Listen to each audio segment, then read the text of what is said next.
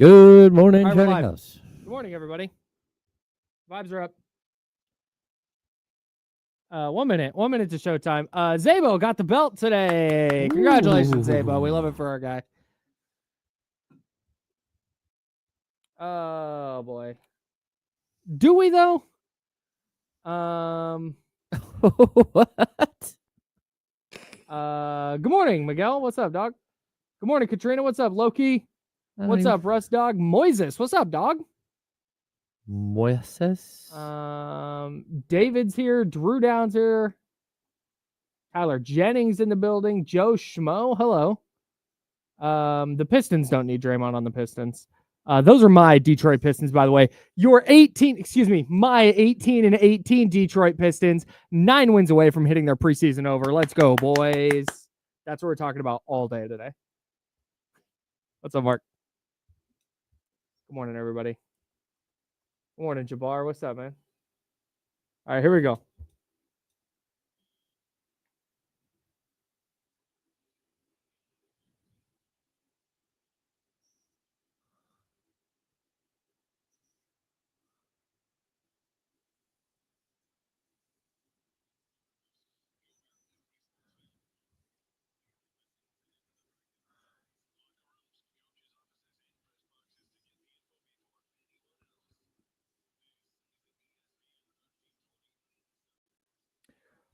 Well, folks, they did it.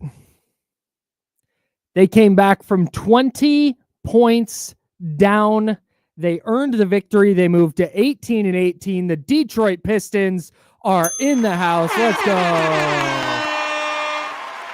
No, I'm joking. No, the Sacramento Kings got a huge win last night, and we're ready to dive all the way in. He's James Ham. I'm Kyle Madsen. Jiffy Lube sponsors the show, and we would love to hear from you today. 916-909-1320.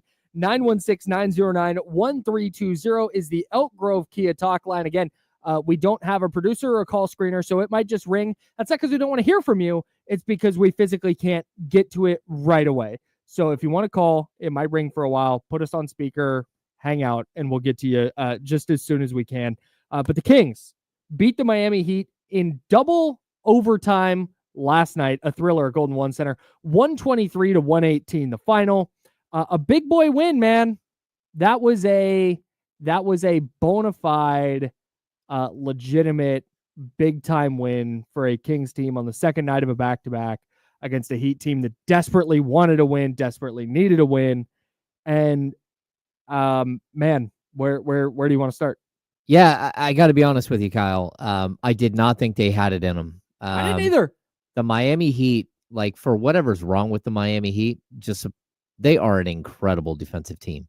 Mm-hmm. They play together. They made things so difficult for the Kings from the opening jump. Like, you could tell, like, from the tip, like, hey, this thing is going to be a knockdown, drag out. Just grimy. But the Kings kept staying in it. And you're like, okay, well, maybe they can match whatever. But to fall down by, what was it, 19? 17, I believe. Yeah, either 17 or 19. I remember looking at it a couple of different times last night, and to fall behind, and it looked like you have no chance. And all of a sudden, here they come. And you're just watching going, okay, they're going to make this at least look reasonable. Mm-hmm. Like, it's not, I don't think they're going to win. I had already written my intro that they had lost. Yep. And you just kind of got the feeling like, okay, they're going to run out of gas. And then they ran out of gas. And you're watching Malik Monk brick shot after shot. And DeMar DeRozan brick shot after shot, like no legs left at all. Mm-hmm. But they just kept fighting. And I think on the defensive end, we saw some incredible things.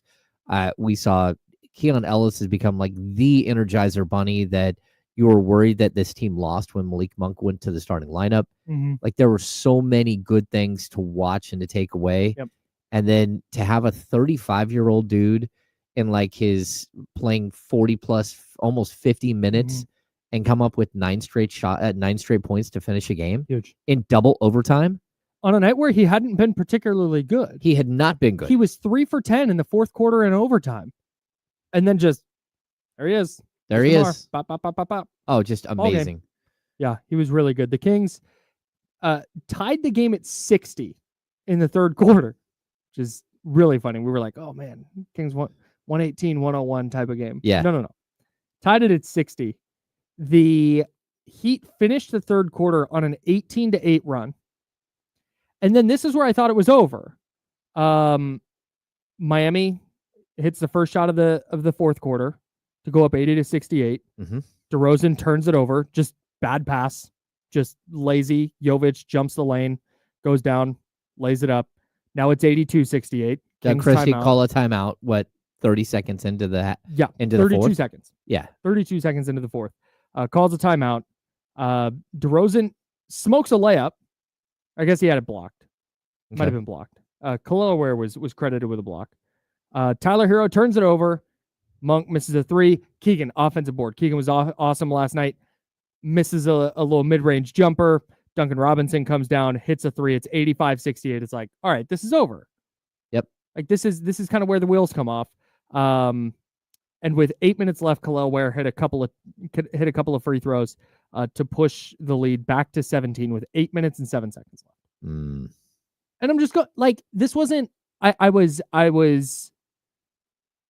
wasn't like, oh man, this is bad. This is so. It was, oh, okay. This turned into a kind of plodding, scrappy game. That's the game the Heat want to play. They're last in the league in pace for a reason. And the Kings just kind of ran out of gas here on the second night of a back-to-back. That's what happens in the NBA. I said it yesterday. Not a loss wouldn't be the end of the world. No. So I was like, okay. But you kind of felt like it's been an emotional week. Mm-hmm. And eventually there was going to come a bubble that burst, Mm-hmm. and that emotion, would kind of like, not that they're going to give in and just go back to who they were, Mm-hmm. but that maybe there would be some regression, especially once you kind of got into a battle where it's like, okay, well, we had a good run. Mm-hmm. We'll get back out here on Friday, although it won't be great. It'll be against a spectacular Boston Celtics team. Mm-hmm. We'll have to figure it out again. But for today, it felt like almost like a deflated, okay, it's been a long week. And all of it's catching up to everybody. And that's what it felt like. Yep. And then all of a sudden it wasn't. Yeah, DeRozan makes a layup. Heat miss a three. Keon hits a three. Heat turnover. Keon hits a three. Now it's a 9-point game with 6:50 to go, and it's like, what just happened? Oh, there's a ball game here. Like, that's not in the modern NBA. 9 with 6:50 left is might as well be tied.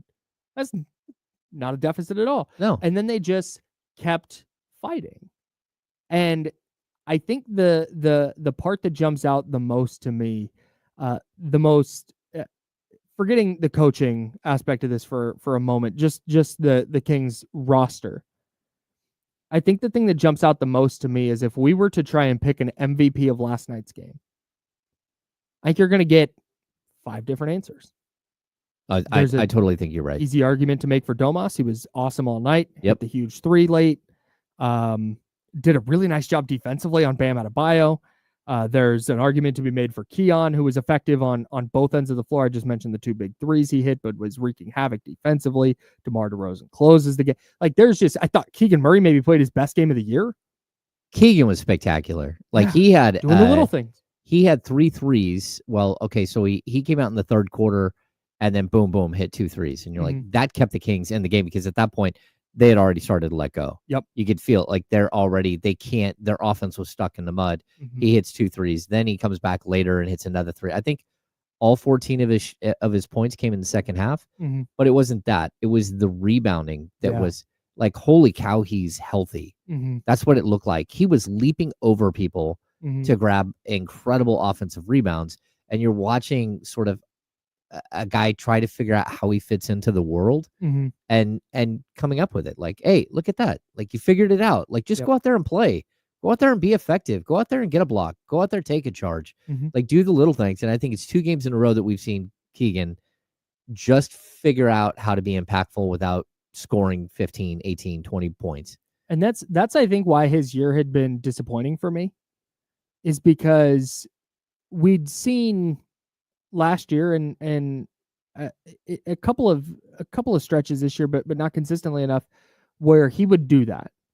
Where Kevin Huerter did this a lot last year too, where, all right, shots not falling, but how else can you be impactful? Can you get a rebound? Can you make a pass? Can you get an extra possession with an offensive board? Can you be a pest defensively? And Keegan hadn't really been doing that. it was almost like his shot not falling was just impacting his game as a whole. Oh yeah. And whatever switch he flipped the last couple of nights was particularly meaningful, I thought. And just like I said, you look at the box score and you're not going to go, wow, Keegan Murray was awesome last night.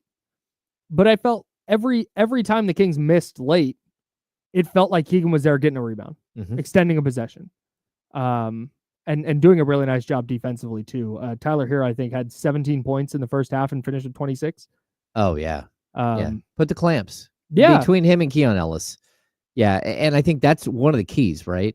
If you're going to try to dig out of this hole, you need to get defensive stops. And this is why I like at the beginning of the season, I kept saying it. Start Keon. Like, you need 2 defenders in the starting unit, especially if you're going to have 3 great offensive players, but a couple of them with limitations defensively. You have got to put guys on the court that can hit threes and that can play defense. And I think what we're seeing right now with Keon Ellis, I mean, and just, I'm going to remind people the same thing I said yesterday. Keon Ellis is playing a ton of minutes, and it's because they're missing a starter. Like, there is going to come a point where Keon Ellis goes back to the bench, and that they're going to have to figure out how to get him in the game.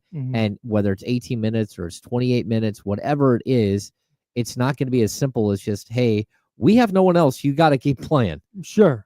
And that's where we're at right now, as far as like the last 3 games, whether it was Keegan or now De'Aaron Fox. 4 games now he started. I think the thing with Keon and his playing time recently was, or is, we're just getting to see the effect he can have on both ends of the court, but particularly defensively. And you hear this all the time in basketball, like, defense leads to offense. I feel like they get a lot of easy buckets because of what Keon Ellis is doing defensively.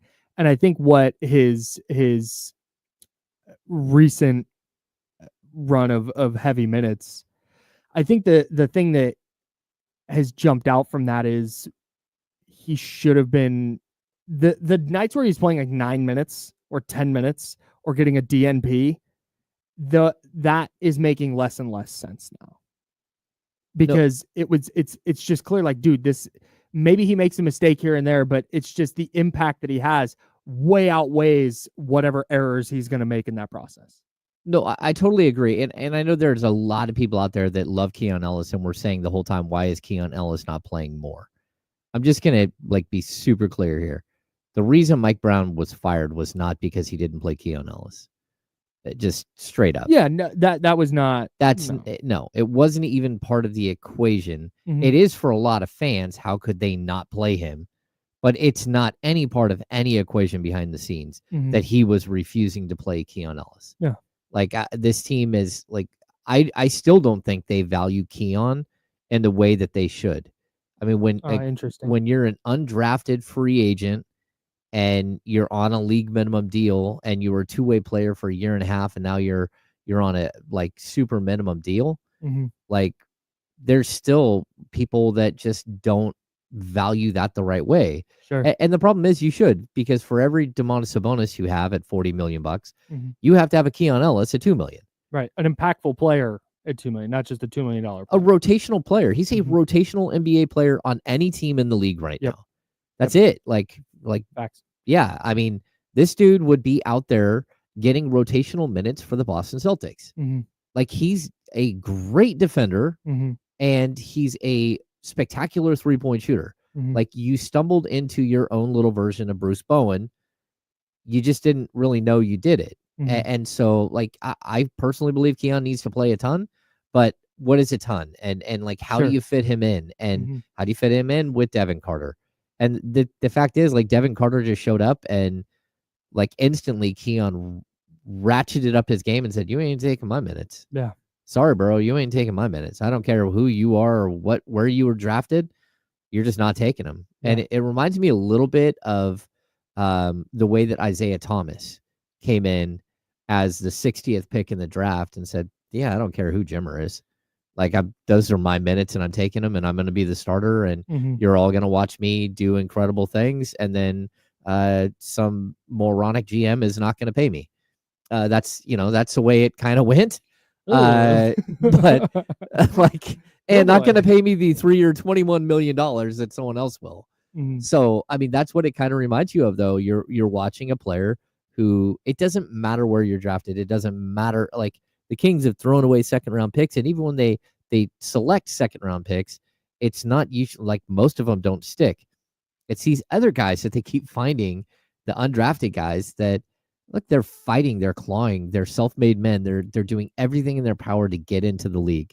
Mhm. And the second that Keon Ellis lets off the gas, he could be out of the league, and he knows it. Mhm. And that's always in the back of his head because of the way he got to the league. Yeah. And so I'm digging the Keon minutes. And, again, there's a joy, there's an energy that he plays with that's totally contagious. And it's contagious in the same way that Malik Monk has always been contagious. It's just one of them's on offense and one of them's on defense. Yeah. And one of the things I loved last night, Damian Barley, D'Lo and Casey coming up here at noon, tweeted last night, Golden One center's back. And I think you talk about that energy being contagious. One of the things I love about Sacramento and basketball fans here is that players like Keon do get appreciated so much. Oh, yeah. Everybody knows what Keon's doing defensively. There's not a person in that building that doesn't recognize what he does on that end of the floor specifically.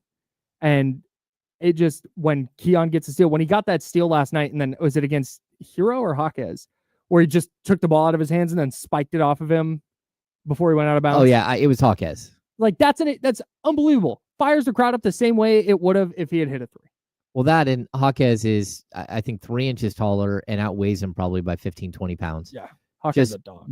Barreling his way to the basket, and he just took the ball from him and then threw it out. See, Jaquez finished with a triple-double and 5 steals last night. Yeah, and he missed dog, 2 free throws that were the biggest misses of all time. Tough for our guy, Jaime. Salute to the Athletics, by the way, who were in the building last night. And when James and I went over to the Sawyer where the A's had some media availability. It was Lawrence Butler and Brent Rooker, who we'll talk about here in a bit. JJ Blade, JP Sears, and then Mark Kotze, the manager. And they were saying, like, oh, yeah, we're going to go to the Kings game tonight. And I'm like, we didn't say this. I was like, uh-oh. Like, this might be kind of a slog. Yeah. It might be a tough one. It was, yeah, that's what the concern was. And then they go down 17, and I'm like, man, this sucks for these guys. Like, it's their first time really in Sacramento. They get to go to a game. They get to sit courtside. None of them had ever sat courtside at a game before. I think JP Sears said he'd never been to an NBA game before. Yeah, it was interesting. We had these conversations with all of them. Yeah. And it was, all of them had like different perspectives. And they're all from like weird, obscure places. It's baseball, baby. Baseball is very different. That, like, I don't. We had Memphis for Rooker. Yeah. South Carolina for Sears. Pittsburgh. Well, no, that was Pittsburgh-ish. That's Blade. Side of the state for Blade. And Atlanta for Butler. Yeah. And then Kotze is a Southern California guy. I know he went to Fullerton. I don't know if he's from Southern California. Yeah, I'm gonna guess he's a Southern California guy. But yeah, and they all, and different. Lawrence Butler, huge basketball fan, big Hawks guy. Whereas a guy like JP Sears, like, never really been to a game. So they got to experience an NBA game courtside and a double overtime game, but to see what Sacramento's like, to see what fans are like. Oh yeah, and that was one of the things that just like sat in the back of my mind as the Kings are going down 17. Like, man, this sucks. This is the game they get. This is the game they go to. Of all the games here lately, this is the one they have to see. But man, what a show! What a show for those guys. Yeah, at halftime they brought out jerseys for all of them. Yeah. Like I think Kotze put his on with their own name on the back and their number and everything else, and it was like this cool moment. And then they're sitting courtside, and you're like, "Holy cow! They're getting to watch something crazy." And they were totally in it. Yeah. They were like, this is standing up. This is wild. Are you kidding me? And they're right next to Vivek, and they're like, this is nuts. What is happening? Yeah. Rooker getting after it with the lounge. Oh, yeah. Oh, yeah. Yeah. I think most of them were getting after it from the lounge. Yeah, like, why not? Like, you're here. They're putting you up in a 5-star hotel right next door. Oh, yeah. Someone will lead you through the tunnel and back up to your room. Like, when we were leaving, you left a little before I did, and when we were leaving, we were going to go downstairs, and it was me, somebody from the A's, and a family, like a couple. They were getting on the elevator, and we were going down to the lobby, and Sears is standing there. JP Sears, starting pitcher. He's standing there, and he goes to get on the elevator, and he goes, "Oh, this is going down. No, I got to go up." Like, yeah, I'm sure. Oh, yeah. Sure. I got in the elevator somewhere nice up there. and Nikola Jovic was in the elevator, and it was me and Nikola Jovic like going down to the lobby. Did you talk to him? Yeah, I said, "Hey, how are you, man?" I said, "I'm media here in Sacramento, and I'll see you tonight at tonight's game." He's like, "Oh, cool. You just cover the Kings," with a very thick, like I think Serbian accent. Yeah. And I'm like, yeah. I've covered the Kings for a long time, and we got off the elevator, and he didn't really know where to go. I'm like, "Oh, there goes Kevin Love. Just follow him." He's like, "Oh, got it." Well, the guy that knows where he's going. See ya. It's really funny. I didn't realize at the Sawyer there how many people just hang out there. I didn't either. I had never been in there for like in a pregame situation. Yeah, I've been there after games a couple of times. Yeah, but punch bowl or whatever. Yeah, never been in there, and it's just people just hanging out. Yeah, there's players, like a lot. Coaches, fans. Fans are trying to get autographs. Yeah. Like, so I mean, I think that's only if you're staying at the hotel or something. I don't think that roll in there. They're just going to let everybody hang out in the lobby. They do also, I think, if you stay there, you have access to their free bikes. You can just grab the bikes in the lobby and pedal. What? There was a little placard on the bike said, "Go enjoy like Sacramento." Like the Sacramento, I did not see that. It's a great bike town. Like, go check it out. Yeah. How do we stay there one time? We should go to a concert because it's really pricey. But we should stay there, and then we just separate rooms. Yeah, obviously. Of course. Yeah, we'll I snore. Hang out with the wives.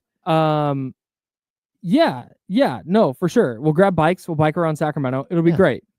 It was really funny when we walked up to because that's a nice ass hotel.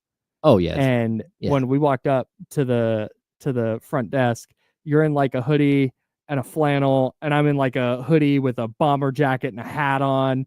Just no bags. Just walk up to the front desk. The scorn on the lady's face at the front desk when we approached. Who are these yahoos? I registered that in my head, dude. Because no, there's people who say usually NBA players, NBA coaches. Yep. Not people cruising in a hoodie and a Sac State hat. She's like, "Can I help you?" Yeah. we were know where the maple room is. We were like, sort it's of upstairs. She was very nice. Sort of shamed. Yeah. We were sort of shamed. Well, that's when she realized we were media, and she's like, "Oh." Well, I bet a bunch of people go in there just, "Hey, can I go to this room or what?" Like, I'm sure people walk in there who aren't supposed to be there. Well, I mean, they do have like you can take the elevator up to Punch Bowl, or they have Echo and Rig right there in the front. Well, I believe. Yeah, like there's a bunch of things that are hanging out there, like a lot of nice ones. Really cool spot. Yeah, like to build a hotel right next to the arena where you literally can look out. There's a tunnel to the arena, right? There's a tunnel that goes underneath straight to the arena. There also is, I think it's a 4th floor pool that like overlooks a gigantic pool that overlooks the front of the arena. That's cool. So yeah, you can just sit there and hang out, like especially if you had like concert tickets and just go hang out, or like in the middle of summer. You gotta worry about driving anywhere. Yeah, that's cool. It's a good spot. We're not here doing good PR work for the Kings. At least we didn't expect to, but yeah, I guess we probably shouldn't. That's fine. He's James. I'm Kyle. Jiffy Lube is the sponsor. Make sure to get to Jiffy Lube today. Find the location nearest you at jiffylube.com. One last thing real quick before we step aside. What did you think of Malik Monk last night? Because I thought he was awesome against Golden State. Like as good as he could be. But he finished with 26 points and 12 assists or whatever it was. He was just outstanding.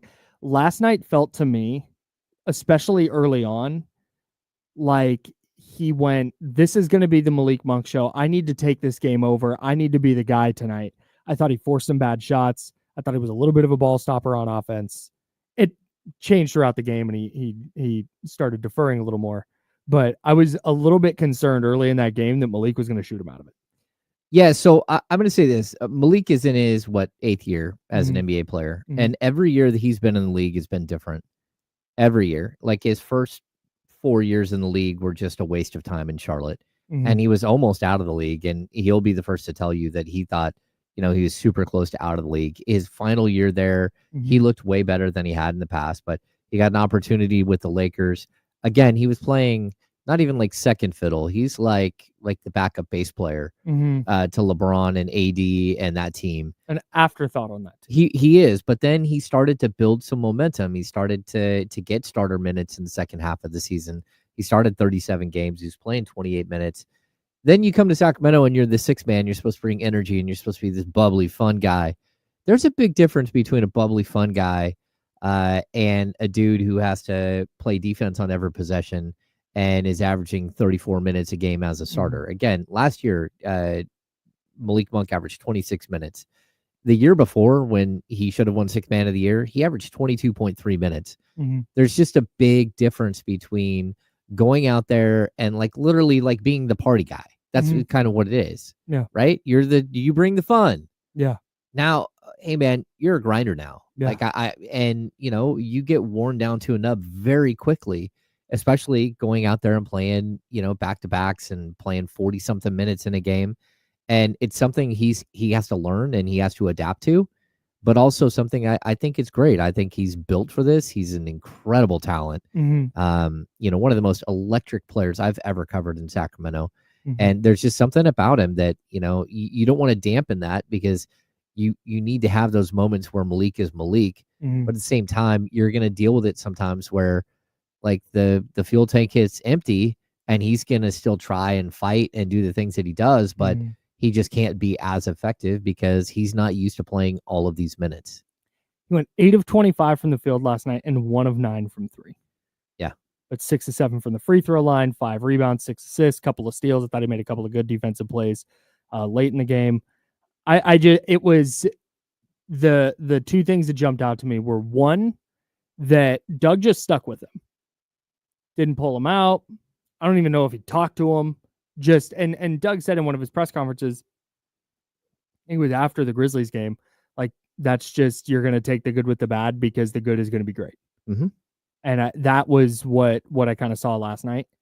And I think the adjustment late in the game too, where he started being more that facilitator, and that's where I think Malik Monk's at his best. Oh, totally. Because he's got the first step and the quickness to kind of just get to the rim whenever he wants. You know, you can hit a shot from anywhere.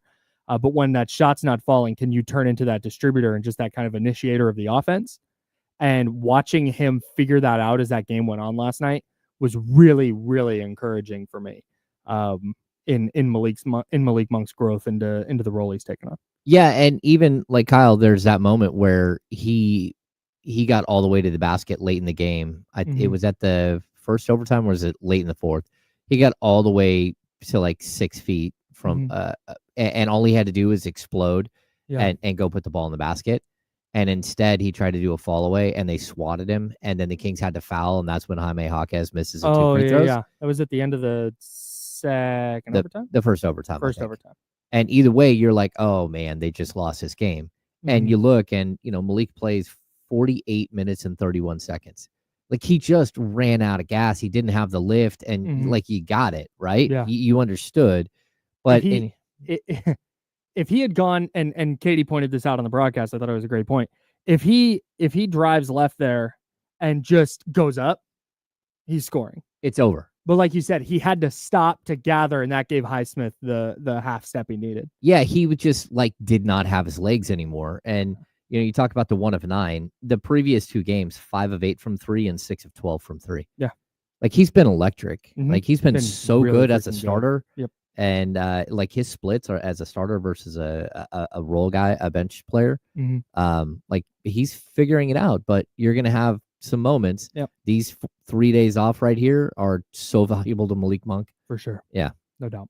All right. We'll have plenty more Kings coming up for you. Caller, I see you on the line, 916-909-1320, 916-909-1320. That's the Elk Grove Kia talk line. We'll hit caller. We'll hit you when we get back. Doug Christie's got a tough decision coming up, man. Really, really tough. We'll talk about that. We'll talk about 49ers locker room cleanout day. And the A's spending spree continues. We'll get to all of that here by noon. That's James. I'm Kyle. We're the Insider, sponsored by Jiffy Lube. This is ESPN 1320, Sacramento Sports Leader.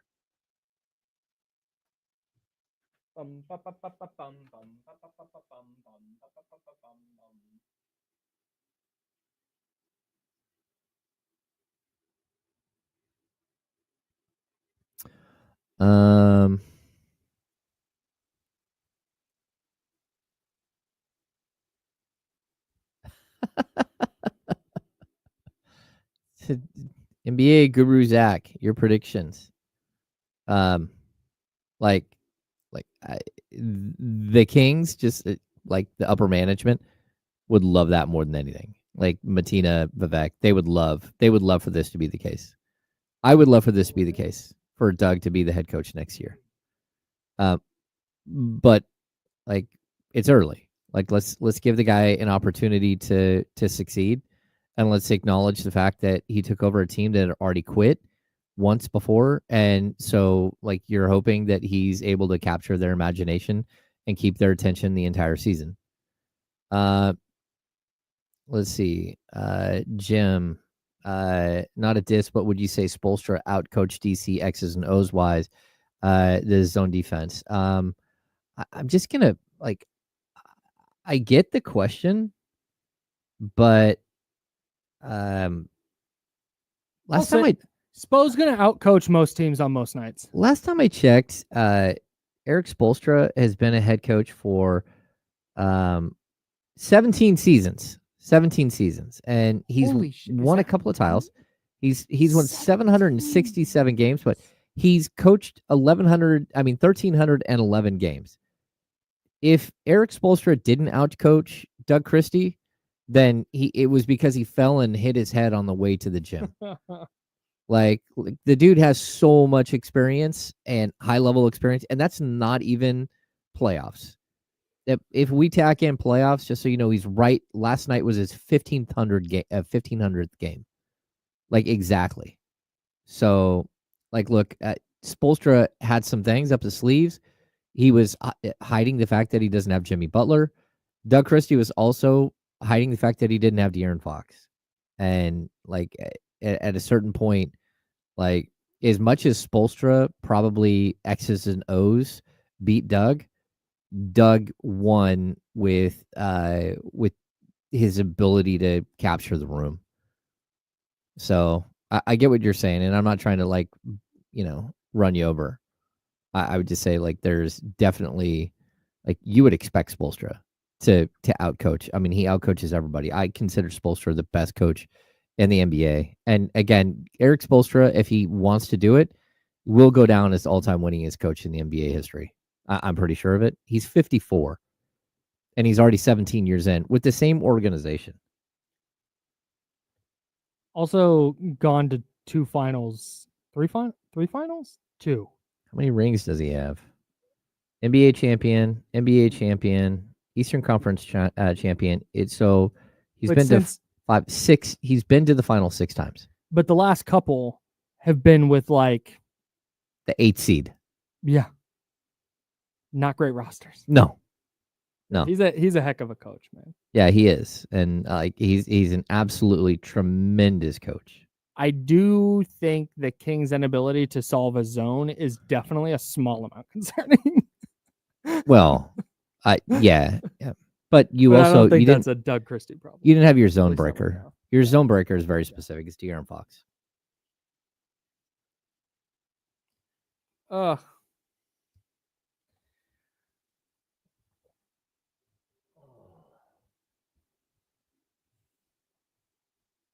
Yep.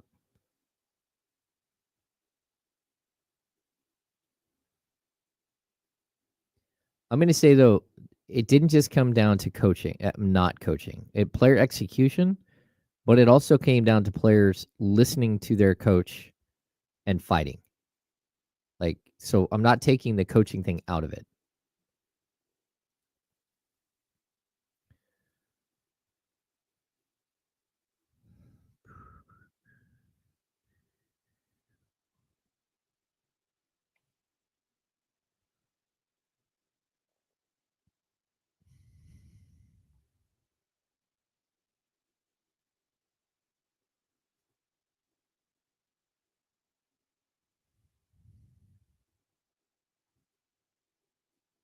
Now, back to the Insiders with James Ham and Kyle Madsen, brought to you by Jiffy Lube on ESPN 1320.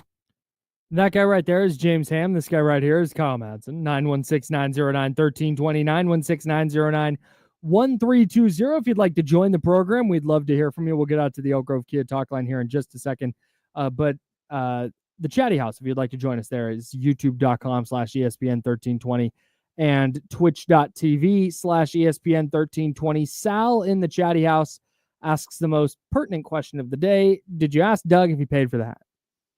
Oh no, we didn't ask Doug. He did get asked about the hat. And Doug had mentioned something about he has not had time to shave.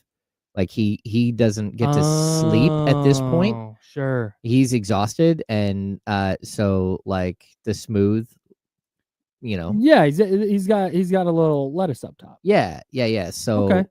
I I think did the same thing. I think that was part of it. I wear hats every day anyway. He also said I'm a hat guy, and he is a hat guy.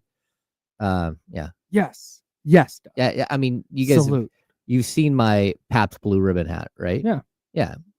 They had a Rainier hat like that because Rainier used to have a beer. I don't know if they still do, which like I got Doug one years ago because he went to like Mount Rainier High. Okay. So he's from Seattle. Yeah. Right. So he's a hat guy. Right. Same. Yeah. Next, I need to. When are they back home? Next week? Yeah. No, it's almost like 10 days. Yeah. Is it really? Yeah, because they play Friday. They don't play until Friday, but then they have a 3-game road trip. It's Boston. Oh, it's 3 games. Chicago. That's right. I thought it was 2. They're not back till January 16th. And then they're only there for 2 games, and then they're gone for 6 or 7. Yeah. So I'm supposed to go to the game on January 16th, but without a credential. Oh. I'm just going with some friends. Maybe I'll try and get out to that January 19th game. So I can ask him. Okay. Yeah. All right. You're gonna ask him about the hat? I could just text him, I guess. Yeah. See if he responds. He's probably busy. Did you pay for your hat?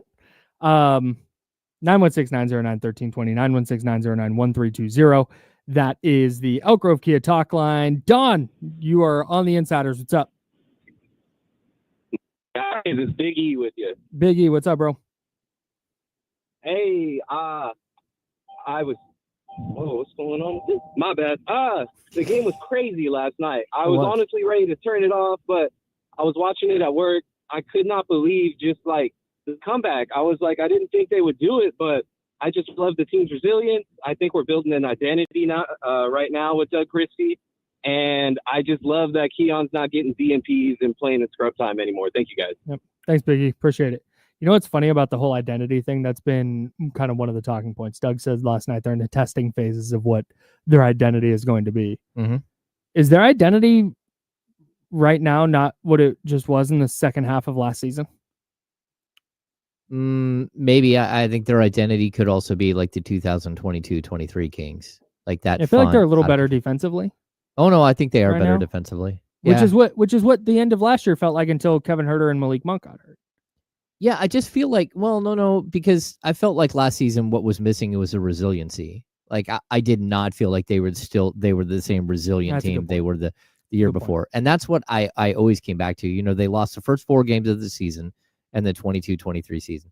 And then they never lost more than 3 again, 3 in a row. And they only did that twice the entire season until you got all the way to the end of the year where they lost 3 in a row. Yeah. They just, every time that you thought that they were going to let off the gas, they didn't. And every time you thought a game was over, it wasn't.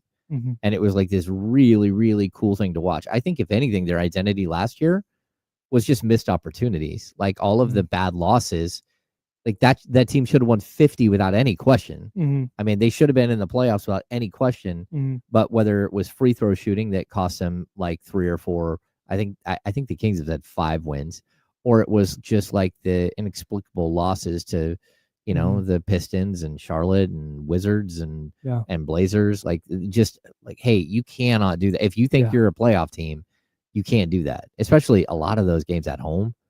And so, like, I felt like last year, the resiliency was totally gone.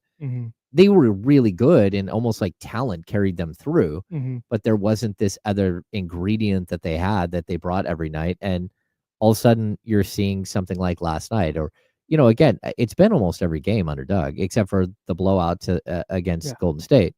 But the other games have all been tight. And the difference between them right now and the difference between them, you know, 2 weeks ago is that, you know, they were 3-11 in games decided by 5 points or less. all of a sudden, what are they 4-0 in games decided by or something like that? That's under Doug. That's one of the things I'm really intrigued to see moving forward. Is how much of this I think a lot of it is Doug. We talked about this yesterday, but the approach he has is just different, and it's more effective than what Mike Brown was doing. Got a hiccup, sorry. But I also think that part of the 5-game winning streak is they're just flat out playing better, playing harder. Just that's the biggest piece of the pie. But I think some of this too is we would discuss this when talking trade stuff during the midst of their 6-game losing streak prior to this. Their metrics weren't bad. All the metrics said they should have been way better than a team that was 6 under 500. Oh yeah. And so there's part of me that wonders, is this just the ascension to the mean now? Where they might not have for the end of the Hawks game when De'Aaron Fox got fouled by Dyson Daniels and they didn't call it. I didn't think that was a foul on Bam Adebayo on Keon at the end of the first overtime last night. I thought Keon leaned into it. They've not called that anymore, but that's, you're going to have bad calls not go your way. You're going to have bad calls go your way. And it's like, that's that evening out. Tyler Hero, maybe 3 weeks ago, maybe he hits that shot where with the Malik contest at the end of that regulation. The end of regulation and the overtimes really got me. But I guess it was at the end of regulation. Maybe that shot goes down 3 weeks ago. But that's the thing I'm intrigued to find out is, does this continue here over the next month? And it's just, this is just the Kings now? Or is there going to be kind of a flattening off because they're just rising back to where, frankly, they should have been? I know it sounds really strange, but I also think just straight up the basketball gods are shining on them. And that it's because when you play hard and you don't give in and you keep fighting the whole time and you lay it all out there, good things usually happen. When you don't do that, when you start to play like you don't care, or you start to, again, this team, they lost 122-95 to the Indiana Pacers on their home floor. 122-95. Yikes. And we're talking about December 22nd. Everyone's excited. Kids got tickets for Christmas. And you go out there and you show that kind of performance in front of your home crowd. And that's not the only one. They lost to Lakers by 13. The Denver loss is tough, 129-130. But this entire season feels like it's been about near misses.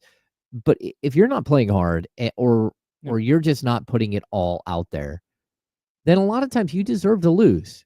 Yeah, for sure. And that's what it came down to. It started to feel like they were just cashing it in, just like going through the motions a little bit, and they're not now. And so that's when a loose ball here or a rebound that you didn't think you were going to get here. That, again, you mentioned the play where Keon strips the ball from Jaime Jaquez, and he should have been out of bounds.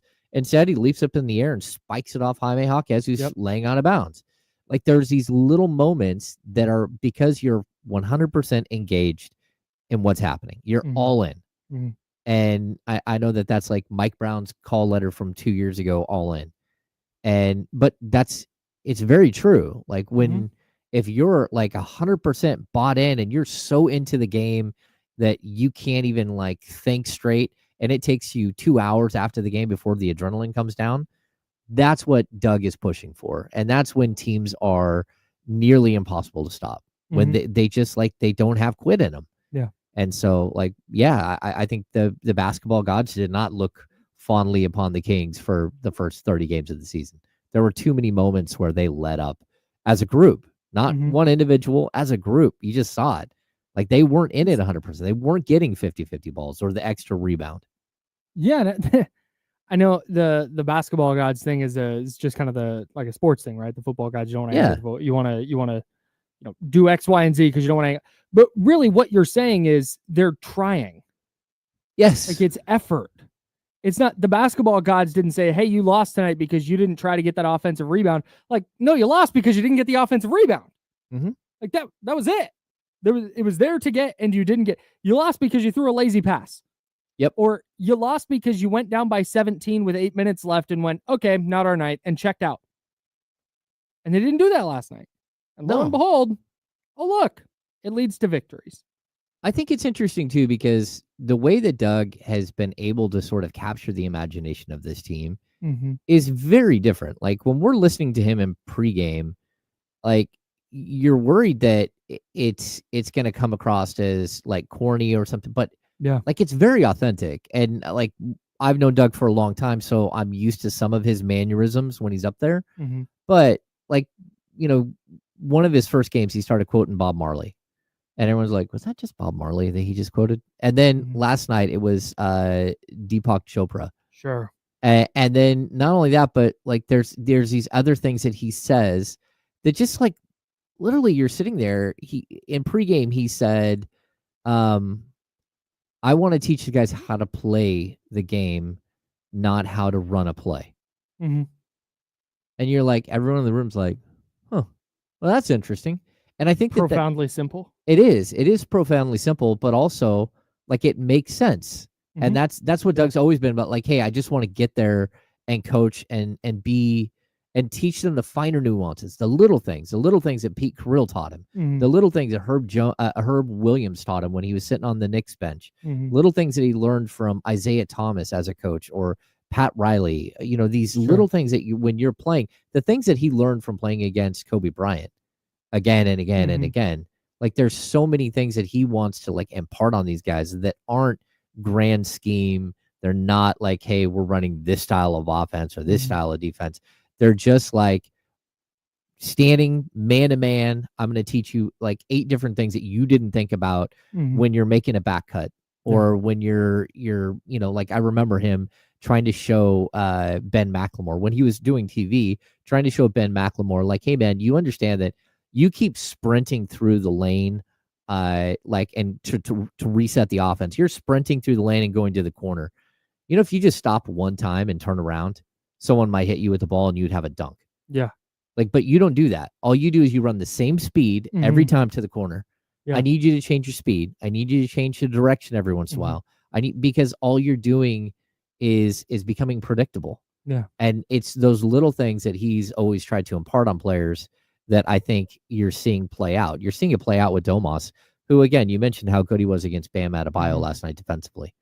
Like, Domas is not going to be an elite shot blocker. He doesn't have, super long arms. It's not his skill set. No, it's not. He doesn't have a massive vertical leap, and he doesn't have long arms.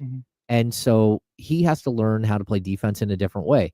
If you're not watching how much better he is defensively over the last 2 years, you're not paying attention. He's gotten significantly better. And a lot of that is because him and Doug work on everything during the offseason. And it's these little conversations that are sort of bleeding into his play. And if, you know, again, look at Sabonis's 3-point shot. Look at like all of the things that he's doing better this year than he has more any confidently. Other year. Oh, yeah. And that's what it is. A lot of it is just that. And that's not to say that other coaches don't do the same thing. But there's a big difference between being able to have those one-on-one conversations and then like being a head coach, which is what Doug has had, which is what Mike had to be, where he's overseeing a group of people doing this. Now, like, how does it transition? How does it translate? How does it translate like 20 games in or 30 or 40 or heaven forbid, like Eric Spoelstra, 1,311 games in, whatever. Like that's where you're going to have to wait and see like what kind of impact can Doug have long term. Can he be the franchise's Eric Spoelstra, where he's here for another, 15 years, or even like Rick Adelman was 8 years with the team? You hope so, but like it's early, and right now he's got the players' attention, and the team's playing better, and that usually helps you get more attention from the team because the results are there. Yep. And so we'll have to wait and see though when it gets tough, and like it's going to get tough on Friday.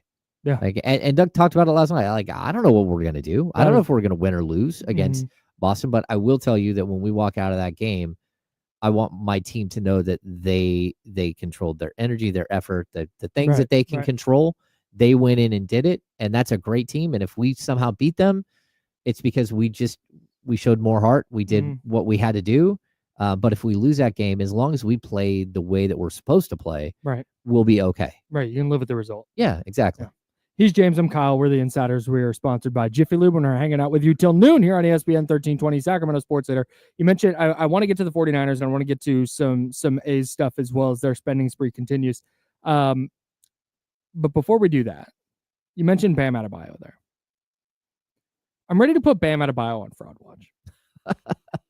I've never and this Triple J. You're gonna Triple J him? Yeah, no. Triple J is not on Fraud Watch. He is a fraud. Okay. I'm out on Jaren Jackson Jr. And this comes from a person who was that 2018 was Jaren Jackson draft? Yeah. 2018? I was like, I think he might be the best player in the draft. I loved Jaren Jackson. I'm out. Fully out. Not a fan. Bam Adebayo just on Fraud Watch for now. Excellent defender. Really awesome defender. Changes the game for Miami on that end of the floor. On the other hand, the amount of times last night, and part of this is Domas. His stat line last night, I'm not talking about his stat line. His stat line was due in part to what the Kings did defensively, what Domas did defensively. They did a really, really nice job on it. But the amount of times he had a lane and then would stop into a turnaround jumper that he left a foot short was insane. What did he do? There was one play late where he had Sabonis. Sabonis kept making a mistake. He kept backing off of him. Yes. And then Bam started running at him. And I thought, okay, here he's just going to do it again and again and again until Domas is out of the game. Yep. He did it one time, picked up Domas's fourth foul. Yep. And then Domas went on to play like another 14 minutes with the overtimes. Never did it again. Maybe 17 minutes with the over. Never did. Every time he started running at him, then he would stop and pull up. And like he had some nice buckets. He did. And that's why he's just on Fraud Watch, because you see it. You see like the skill set and the talent. It's like, man. Mm-hmm. But there was one play where Domas was way out, like above the free throw line. And Bam got in behind him and gets the ball in behind him. Like Domas is playing catch up. Yeah. It's like if you go to the rack, you might get a foul, like at the end one. You're at the very least getting a layup if Domas doesn't try and block the shot. Or contest the shot. Mm-hmm. And then he stops and literally pivots and does like a 10-foot fall away. Yeah. That he missed. And I just, again, the part of it was the defense the Kings were playing last night. I really do think Domas did a really nice job. Yep. But there were so many instances there were probably 5 plays where it's like, hey, do you know you're like a 6'10", 6'11" super athlete that should just be able to go up or through whoever's in front of you? What are you doing? I think and then sort of very, I don't want to kind of Dwight Howard-ish. Yeah, interesting. Where the offensive bag just isn't quite there. Comparing him to Jaren Jackson Jr., I thought watching Jaren, just like, hey man, could you get in shape? You just look like you go hit biceps and triceps. Paul Luca. You go hit biceps and triceps, but have you ever done leg day? Do you work on your core at all? Yeah. Because that's where I'm like, oh, he looks like he's just dragging his lower half around. Oh man, what are you doing? Yeah. When Neemias Queta got to the Kings, same thing. A big guy who didn't have the core strength to move his body the right way. I'm just like, man, you just every single time you touch the ball, you travel 6 times. I'm like, why are they not just blow the whistle every time until he cleans it up, or don't, because it's just was sloppy. With Bam, I don't feel that. And I am going to go here to the chat where I think Scooter said that it looks like he's lost his joy. He's playing without joy. And I totally get that, Scooter. I feel like you're right. And it's because of what's going on there. It's just totally a mess. Mm-hmm. And I also agree with Tyler Jennings in the chat when he says Bam next to Sabonis would be nice. That ain't ever going to be able to happen. But, if you could get the Kentucky connection with Sabonis, Like because all the like Monk and Fox and Bam all played a single year Mhm. together in Kentucky. And then Calipari literally sat them all down as soon as the final game was over in the locker room and said, "All right, you guys know you're not back next year, right?" Mhm. And they're like, "Well, I was thinking, no. I mean, Like, no, you're you out. understand you're not back next You are year. being replaced. I've already replaced you, and you guys are all going to the show." And I was Yeah. like, "Oh, okay, Yeah. yeah, great No, group I of players." I saw John Poles in the chatty house say like the Bam slander is great. It's not slander. I just didn't think you. I thought he could have been better last night. Yeah. And I just that's all. I was very disappointed with the amount of times he settled for a 12-foot jumper or a little push shot or a runner in the lane. I also think there's something like if I'm Bam Adebayo and Domantas Sabonis has beat me out for third team All NBA like 2 years in a row, that you would just think that there would be that extra motivation. And these guys have had battles. Like they typically, like there's been multiple games where both of them had 3 fouls, like with 3 minutes left in the second quarter. And you're like, okay, well, there goes this battle. That was fun until it wasn't. Yeah. But I do think that they're like, he's a little lost in a bad situation. He went 3 for 8 in the first half, 0 for 5 in the second half. And from then, the field? 3 for 6 in the 2 overtimes. Yeah. Yeah. He finished 6 of 19 and 1 of 5 from 3. Yeah. 12 boards, a couple assists, 4 steals, a block. Like you see it. Like this isn't Bam sucks. Oh no. But I just. Well, I mean, I feel like he could. I don't know. I feel like he left himself a little short last night. That's all. Well, yeah, and I also think he's not a franchise player. Like Jimmy Butler has been the franchise player there. And maybe you thought that Bam would take this leap, but Bam hasn't taken that leap. Yeah, like as an all-around game. He's awesome, but there's like another. Yeah. He's really good, but he's really good in the way that Al Horford was really good. And maybe a little bit better, but like there's a way in which he's really good. He just hasn't hit that next step where you thought he might get to early in his career, especially when he became like this incredible passer, which he did not do at Kentucky at all. When they got him into the league, they're like, what in the world? How can this guy pass like this? Yeah. And that's a Kentucky thing. It's the same thing that DeMarcus Cousins, like they're like, DeMarcus Cousins can shoot threes. We'd never seen him at anything but chain to the basket. Yeah. Yeah, it's just like, what in the world? This is crazy. Yeah. Anyway. Also, I like Hillel Ware. Yeah, he's intriguing. Yeah, he is. Just, I think he'd look nice on the bench here. There's a lot of players out there that you just look at and you're like, man, I sure do wish the Kings had someone like that. I think he'd look nice here. That's all. Yeah. I think he needs to play 25 minutes. I think he'd look okay here. Yeah. All right. It was locker cleanout day for the San Francisco 49ers yesterday. Some news coming out of that. We talked to some A's players yesterday, and the Kings have some roster decisions to make today, I believe. Yeah. According to James Ham of the Kings Beat. You can subscribe to kingsbeat.com. We'll talk about that as well in the second hour. He's James. I'm Kyle. Oh, plus your phone calls. The Elk Grove Kia Talk on 916-909-1320, 916-909-1320. Let's try it again. He's James. I'm Kyle. Jiffy Lube's the sponsor, and we are the Insiders here on ESPN 1320, Sacramento Sports Leader. Clear. Soren having a day? Ooh. The all fraud team. I don't know that I'm putting Austin Reeves on the all fraud team. Especially the way yet. He's torn up the Kings. Yeah, I'm not. I don't think Austin Reeves is fraudulent necessarily. I think Austin Reeves is a bigger deal because of the team he plays for.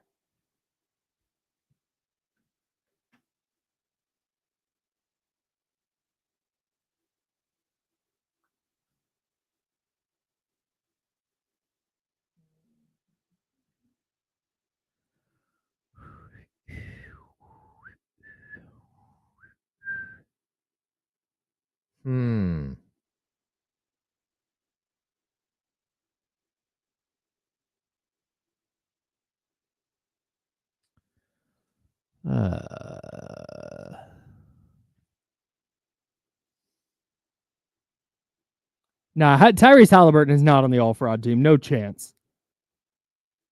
Tyrese is not having a great year, but he's a very good player.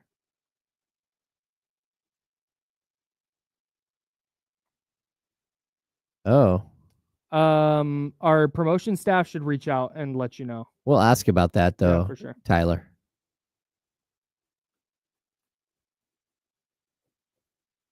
There we go.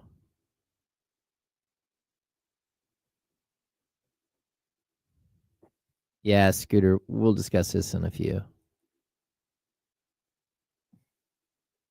Oh yeah. Oop. The heck? I will definitely check in with them. How did I do this?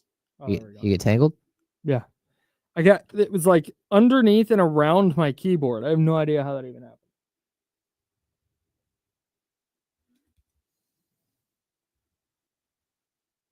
I like Nick Richards' retribution. But I just don't know that, like, Charlotte doesn't have a big reason to get rid of him. Yeah, I like Nick Richards. I think the Kings could use a player like that. I thought Paul Reed would have been a great pickup. Yeah, but they waived him just so he could re-sign there. Yeah. That was weird. That was really strange. Yeah. He was a free agent this offseason, though, right? Yeah.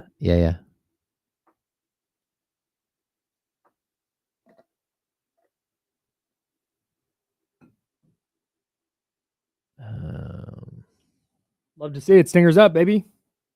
You know, so they got a 4-star guy who is at like Texas and Alabama. Yeah, did they just get all their NIL money or what? I have no idea. Because it seems like Whatever it is, it's working. around the league, people are like, Stingers "Hey, up. Zach Say got some cash. Come on down." Yeah, I would. Robert Williams is really interesting because, like, I see the vision for sure, Mm-hmm. and if you're guaranteeing me he's going to be healthy, then I'm in, like, just all the way. But his injury stuff is. You know who I would take? I would take Isaiah Stewart. Although beef stew, bro. he is not having a good season at all. That's fine. Yeah. And For my okay, Pistons. maybe I wouldn't take him. 15, 15, 15, 15 next 4 years. I could take him. Ooh, that's tough. I thought that was your stomach growling. No, that was me going. That was "Ooh." that was deeply concerning. Oh, hey, we're back.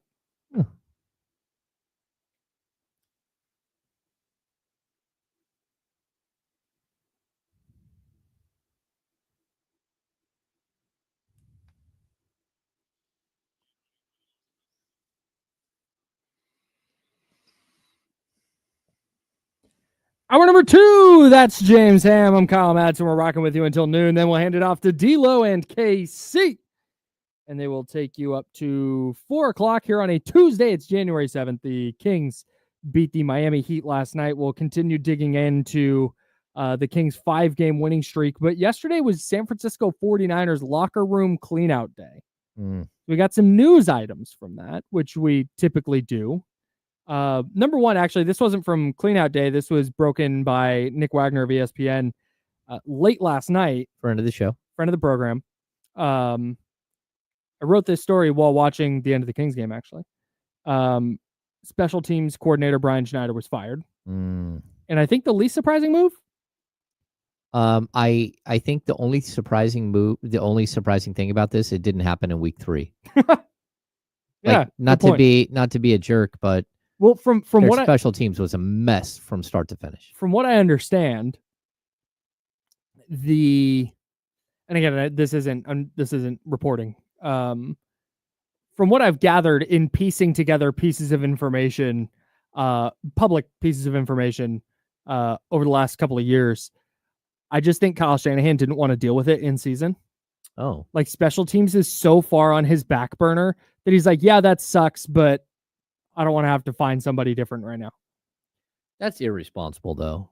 Or he thought there wouldn't be a better, like it would get worse. Oh, all right. That's the other potential. I don't think it could have gotten worse. I just got to be honest. It was so bad, dude. It was so bad. I did not think it could get worse, and it just kept getting worse. And then you kept going, why is he still there? It keeps getting worse. So what's interesting, and David Lombardi of the San Francisco Standard brought this up last night, Brian Schneider's been like a successful special teams coordinator. Mm. So is it something the Niners are doing with their roster? Is it the players? Are they evaluating? Because they've made signings specifically for special teams. Well, I mean, there's certainly the one guy that holds on every single play. Like, even when it's like just a given. Yeah, I mean, there's one guy, I don't even know his name. It like, there was one guy, like early in the season, was it Odom, who held on every... George Odom, signed specifically to play special teams. Yeah, exactly. Been an all-pro as a special teamer. Well, I don't know how, because every time he, like, how many 10-yard penalties did he get this year? And how many runbacks did he cost? Not this year. He has been in the past. Oh, okay. Yeah. But yeah, man, I'm interested to see if they approach this like, because I think the 49ers have a problem here. And this is, again, one of my gripes with Kyle Shanahan is there's an edge to be gained in special teams. Mm-hmm. I know it's the phase of the game we talk about the very least, but Bill Belichick was obsessed with special teams and how to gain an edge on special teams. You watch college games, and it's a little easier in college because the players are a little bit less disciplined, and typically the guys on special teams aren't going to go to the NFL. But you watch college games, and it's like, man, there's a lot of creativity here, and a lot of teams doing interesting things to gain an edge. When you have Kyle Shanahan's approach, where it's like, don't care about special teams, just don't lose us the game. Mm-hmm. When your goal is to play to a tie, you're in that phase. Your margin for error is super slim because anything that goes wrong is now magnified because you're not trying to do anything to counteract it. Does that make sense? Yeah. So I hope they approach it differently. I don't think he will, but I mean, we joke around it all the time. You got to win all three phases of the game: offense, defense, special teams. Yeah. It's one of my joking keys. The Niners got their ass kicked on special teams. They have a horrible kicker that they wasted a high pick on. Mm-hmm. They made so many errors, mm-hmm. and it almost felt like forever that they didn't trust Cowing to do his job. And then all of a sudden, late in the year, you're like, oh, he does have skills as a special teams guy. Mm-hmm. Like, he just started taking off, and it's like, okay, why did we have the Ronnie Bell experience? Not sure. Should have let this kid like return kicks and punts all season long. Mm-hmm. So, like, the self-inflicted wounds of this season, it's not one thing. The injuries hurt, the holdouts hurt. Like, there are too many things that they did, but it's also the little self-inflicted wounds, like missing field goals, like making mistakes, costing your team like massive amounts of field possession with gaffes on special teams. Just horrible. Yeah. So Brian Schneider fired as the 49ers special teams coordinator. The Niners are going to need to hire a new one of those in the offseason. And they may need to make additional changes. Brian Griese, their quarterbacks coach, was tapped to be the Jets head coach, or at least to interview for that job. Mm-hmm. So that's something to keep an eye on. Brock Purdy also hinted yesterday. He danced around it when asked directly, but hinted yesterday that he would hold out. Just because? So here's two separate quotes. Again, our buddy Nick Wagner, friend of the program, tweeted out this quote. I want to obviously get it done. If that's an opportunity to be able to get that done quick, that'd be great, just so we can get back for phase one. Phase one of the offseason. That implies that if there's no contract, he won't be in the building for phase one. Yeah, phase one, his elbow still hurts. Yeah, that's what that sounds like. Yeah. A little nerve Phase damage. one, I still have a little tingly feeling. But he later got asked if he didn't have a deal by OTAs or minicamp, would he be there? Just direct. And he said, I'm not really sure as of now. But like I said before, I want to get back to work as soon as I can with the guys. So hopefully something would get done sooner rather than later. Oh. All of that points to me, like, if Brock Purdy doesn't have a contract by OTAs or by training camp, he's not showing up. Yeah. And I don't know how you as an organization saw how this year went, saw how last year went with Nick Bosa, who didn't sign until the week the season started, was not in camp until the week the season started. Trent Williams, you didn't get your deal done until the week the season started. Brandon Ayuk, you didn't get your deal done until I think the week before the season started. Maybe 2 weeks before. Very, very late. Missed all of training camp and all of the preseason. Yeah. And you see how those seasons went for those guys. Well, especially a quarterback. And especially the quarterback. I mean, you should be working with Ricky Pearsall the entire summer, and like immediately. And Juwan Jennings, you need to those dudes are going to be your guys. You need to start working with them, especially if there's potential for no Debo. Yeah, man. I don't even think that's potential for no Debo. There's no Debo. What message does that send? You finally, every player yesterday who talked in the 49ers locker room mentioned how Brock Purdy and the growth he'd taken as a leader, and how maybe, the numbers weren't there, but he took huge strides as the guy in the huddle. And then if you back that up by not having him there throughout the entire offseason program into training camp, I get the negotiation is going to be tough. Get to the table every day until you figure it out. It's worth a couple extra $1 million annually to make sure he's in the building, because that just sends a terrible, terrible message. If you're coming off this horrendous year where everything went sideways, it went about as bad as it could have possibly gone. And this guy who has earned a contract extension, whether it's for $45 million or $50 million or $60 million, we'll see. But if you're just playing hardball again and going, yeah, no, he's not going to be here, we'll figure it out. Always do. But you don't. Well, you know what that does, Kyle? It takes the onus off of the front office and the mistakes they've made in the last couple of years. It's saying, hey, it's not us, it's you. We didn't do anything wrong here. Players held out. What are we supposed to do? Right. No, you're supposed to get the contract done. You have months. 49ers won't play again until when? August? They're not playing again for 7 months. 7 months. Get the deal done now, so you have all of that time to develop and build and building block stuff. And establish that whether you think Brock Purdy is good or bad, forget that for a second. The 49ers very clearly believe he's good. The 49ers very clearly want him to be their franchise quarterback.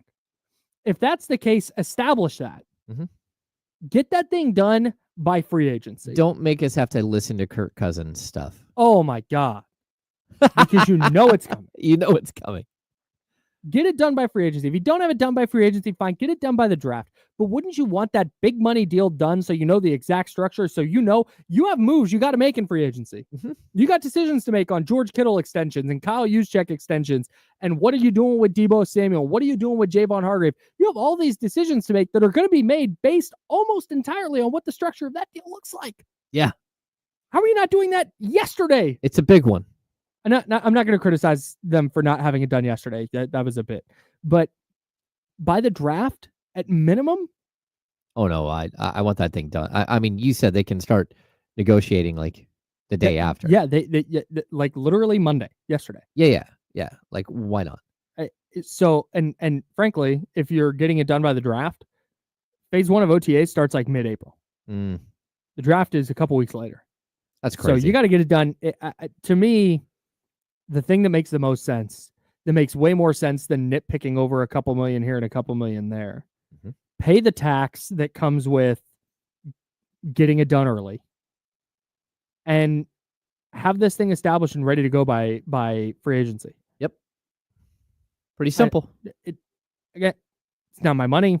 I'm not the one looking at the salary cap numbers. I don't know what their plan is for some of their veterans, but to me, if you're trying to establish this guy as your franchise quarterback, don't mess around with it. Don't leave. Because the other thing, forget the Kirk Cousins thing for a minute. If you let this thing bleed into July, now is he your franchise quarterback? Oh, yeah. Do you want him? You want him, but not really. And can you find another one of those guys in the draft like you did last time? Right. Probably not. No, but I mean, that's what's going to start happening. You're going to start. Well, hearing they did it once. They did it once. You can do it again. So I get all the arguments and the discussions about what his contract, and we'll continue. We'll have discussions about what that contract should look like. Not necessarily today because we got a huge Kings win to talk about. But to me, if you're trying to send the message that this is your franchise quarterback, if you're trying to eliminate questions, Jimmy Garoppolo made 5 starts for the 49ers. He went 5-0. They made him the highest paid quarterback in the league at the time. To me, maybe you're not going to make him the highest paid quarterback in the league, No, maybe you're trying to avoid that. Yeah, which is fine. But Yeah. can you throw the Tua deal on the table off the rip? Be willing to go up to the Trevor Lawrence deal if you have to. It's 55 a year. And get it done, man. Yeah, You've known this is coming. I don't want to see them play in this like we're hoping for 45 and he wants 60. Oh, and you're God. like, oh no, that's a gigantic, that's a huge gap. Yeah, in conversation. Yeah, content wise would be phenomenal. But for the 49ers specifically, I don't think that's the route they should go as an organization. Couple more things here from 49ers locker room cleanout day, and then Doug Christie's got a really tough decision to make. And we'll talk about that as well as some of the roster decisions the Kings have to make as of today. Christian McCaffrey had some good news yesterday. Said that if the 49ers were playing this weekend, they're not, FYI, in case you missed it. Yeah. They stink. He said he would be playing this weekend. So his knee injury, certainly by OTAs, will be a thing of the past. Okay. And then he also said that his Achilles stuff has calmed down entirely. Calmed down 100%, I believe was the quote. Okay. Interested to see if that's still the case come April. I'm interested to see if that's still the case once he's working out, doing football stuff every day. But it's at least a good sign for now, I think. You think? Unless he's lying his ass off. Yeah. Well, I mean, he did just like basically not play for an entire season. So, I mean, he should be fresh for next year. A lot of time to let that Achilles injury calm down. Yeah. So if you're a Christian McCaffrey, if you have Christian McCaffrey and if you're in a like dynasty fantasy league, just hang on. Signs are pointing up.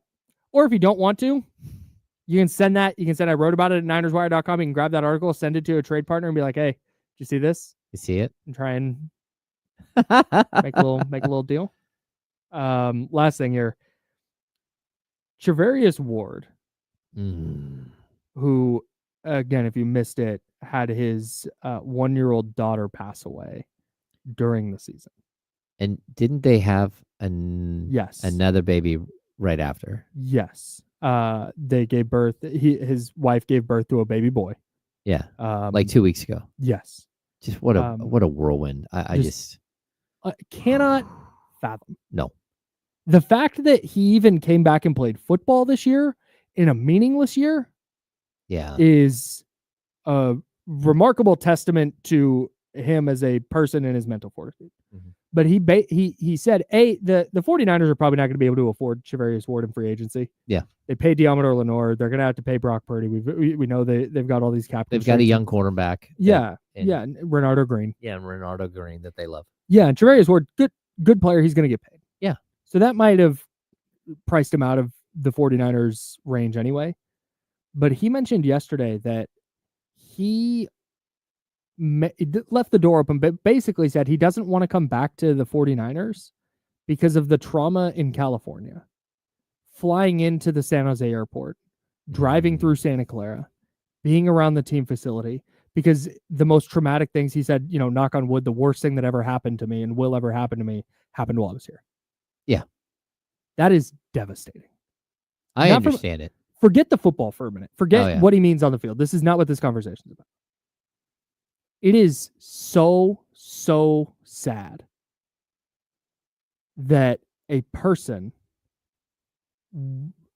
very publicly went through that.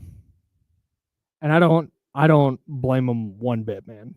Well, and it's not just a person, it's a whole family. Yeah. And I think that's like, because the NFL, like basketball, I mean, like the little kids that are around the team all the time. I mean, we see little Rain and we see Domas's 2 little like cherub babies. They're the cutest. Tiger and 11. Yeah, they are the cutest little things ever. Like that's part of the atmosphere of a team. And when you see something like this going, and it wasn't just him, it was Trent Williams as well. Yeah. It's just really like, I don't blame him at all for just not wanting to be anywhere near. I don't blame him if he just says, hey, I've had enough and I need to just go be a family guy from here on out. Like, it's okay. It's okay to do that, to just walk away. I mean, he's been through a major trauma. Him and his whole entire family, just major trauma. And like the dynamics of not only losing one, but having one, just like I just can't even imagine. I don't know that there's a bigger emotional roller coaster that you can be on. No. I just, I don't think so. I cannot especially hearing him talk yesterday. The clips are everywhere. I'm not going to play it here because it's a little bit long, but just him talking about what he's gone through since then and like the grieving process. Mm-hmm. It's like, yeah, it makes sense that you wouldn't. I go to a restaurant and have a bad experience and don't want to go back. I can't fathom what he's been through personally, what his wife has been through, what they've been through together. So, salute to Javarius Ward. Wherever he winds up, he has a fan here, and I believe he will have fans here for as long as he plays football and for the rest of his life. Salute to Javarius Ward, man. So, yeah. Anyways, that's James. I'm Kyle. We're sponsored by Jiffy Lube. We're the Insiders. We're hanging out with you until noon. If you want to hit the Elk Grove Kia Talk line, please do. 916-909-1320, 916-909-1320 as we shift gears back to the Kings following their 123-118 win over the Miami Heat in double overtime last night. Real quick, before we get to the decision Doug Christie has ahead of him, which I do not envy, the Kings have to make some decisions on their roster today? Yeah. Yeah. So January 10th is the day that NBA contracts are guaranteed, right? So we're looking at 3 days, right? But in order for a player to clear waivers by January 10th, they have to be waived by January 7th because there's a 48-hour waiver window, right? And so the Kings have to make decisions on whether they're going to keep all 15 of these guys on the roster or not. And they have 2 non-guaranteed contracts in Orlando Robinson and Doug McDermott. Okay. I think McDermott's at like $750,000 and Orlando's at $500,000 that they're guaranteed for the season. But this is a team that historically likes roster flexibility going into the trade deadline. Sure. Right. February 6th. Yeah. So you've got basically a month here. And if you can drop down to 14-man roster, it kind of clears everything up and it gives you this flexibility. If you have to make a 3-for-2 trade, you're sending out 2 players and you're taking back 3, right? And now you're going to have to waive somebody, but you already guaranteed their money. And now you just kind of squandered, whether it's like 1.5 million or 2 point whatever million. Like this is just a moment where you have to shore up your roster for right now. And with tax thresholds and aprons and hard caps, that 1.5 million, 2 million could be a lot. Could be tremendous. So I haven't heard anything yet. I would not be surprised if they made at least one cut today. And like the Jay Crowder, they signed him to a rest of the season deal at like 1.6, 1.7 million. So that's fully guaranteed. It's fully guaranteed, but they can waive him if they needed to at a different junction. This is just a moment where you have guys who don't have fully guaranteed money. And, again, a guy like Doug McDermott, years of service, we're talking about like $3.3, $3.4 million. Of that, only like 2.1 counts against the luxury tax, but that's still money that's going out the door one way or another. So you have to make a decision there. You have to make a decision on Orlando, which is probably like $2.3 million, whether you're going to pay him as just the $500,000 or you're going to continue to pay him the like 1.8 million that he'd make on the rest of the season. But also like you're going to come to a point later on. I checked last night and I think Isaac Jones has been he's suited up for 32 games already and he only gets 50. Ooh. So and that's just worn a uniform. That's not even getting on the court. No, Jesus. there's I think one game where he got a DMP CD where he was in uniform, maybe 2.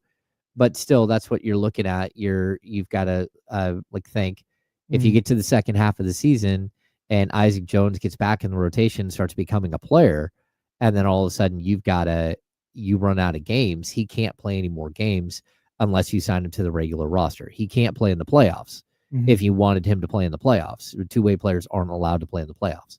So you have to sign him to a regular season roster.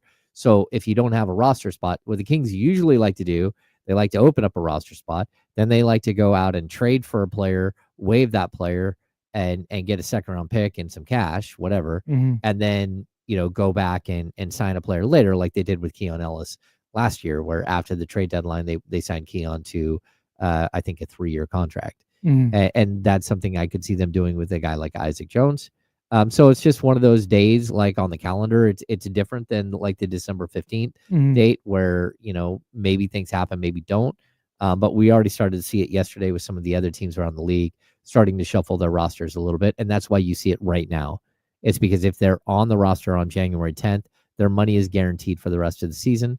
And again, you can like keep a guy and then like 3 weeks from now waive him. Mhm. That's not it. That's Doesn't still mean they're something that locked into the happens. roster. The money just gets locked. It just in. means that the money for the season Right. is locked in. And Got it. so a little complicated, but I definitely think that there could be some movement today. Sure. And we'll just have to wait and see what happens.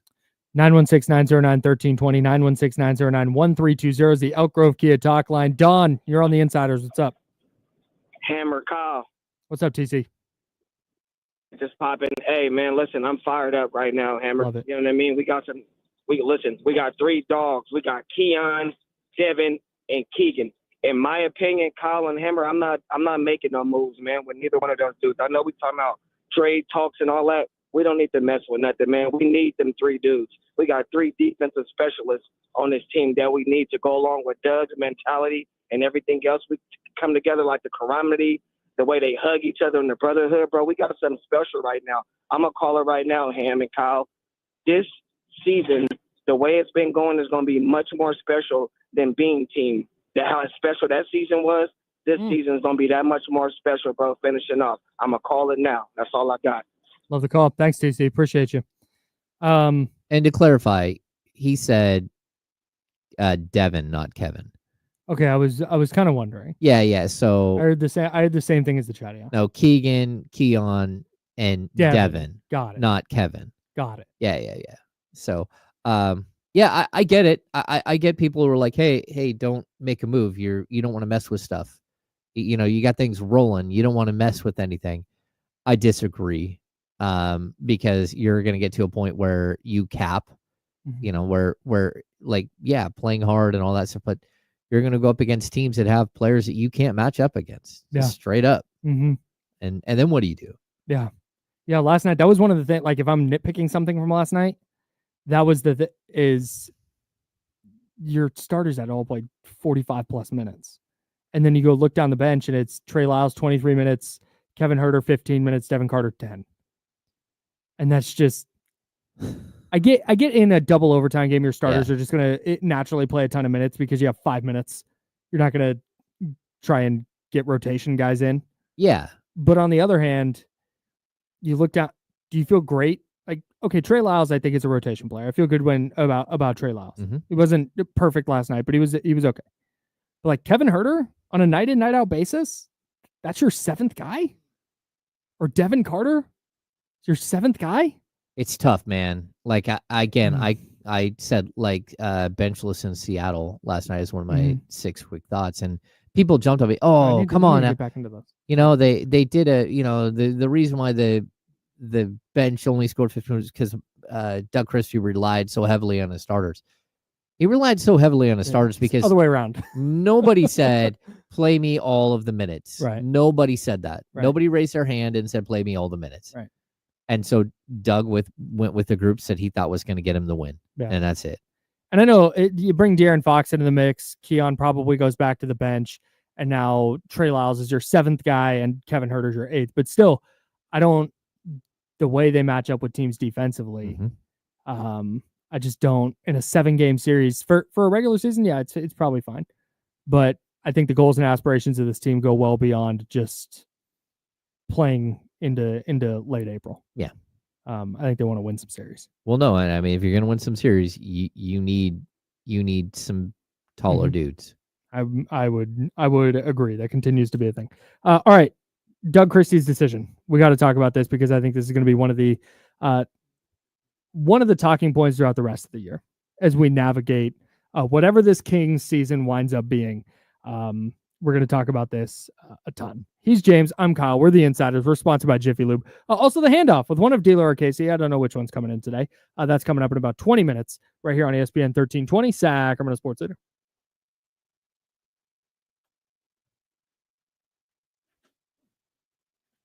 We're clear. Clear. Yep. going on, everybody?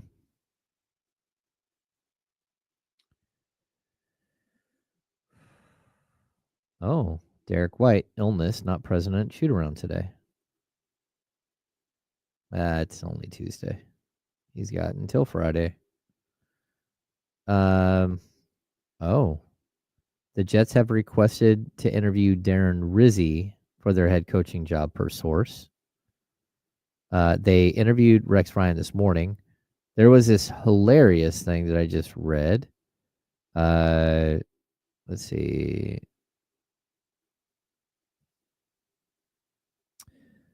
That the Cowboys have not responded to the Bears' request to interview Mike McCarthy.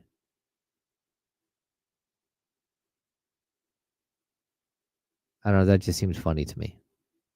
It seems funny that the Bears want Mike McCarthy because, of course, they would. And it's funny that the Cowboys can't figure out how to manage this situation, whether they're going to let him go interview or not.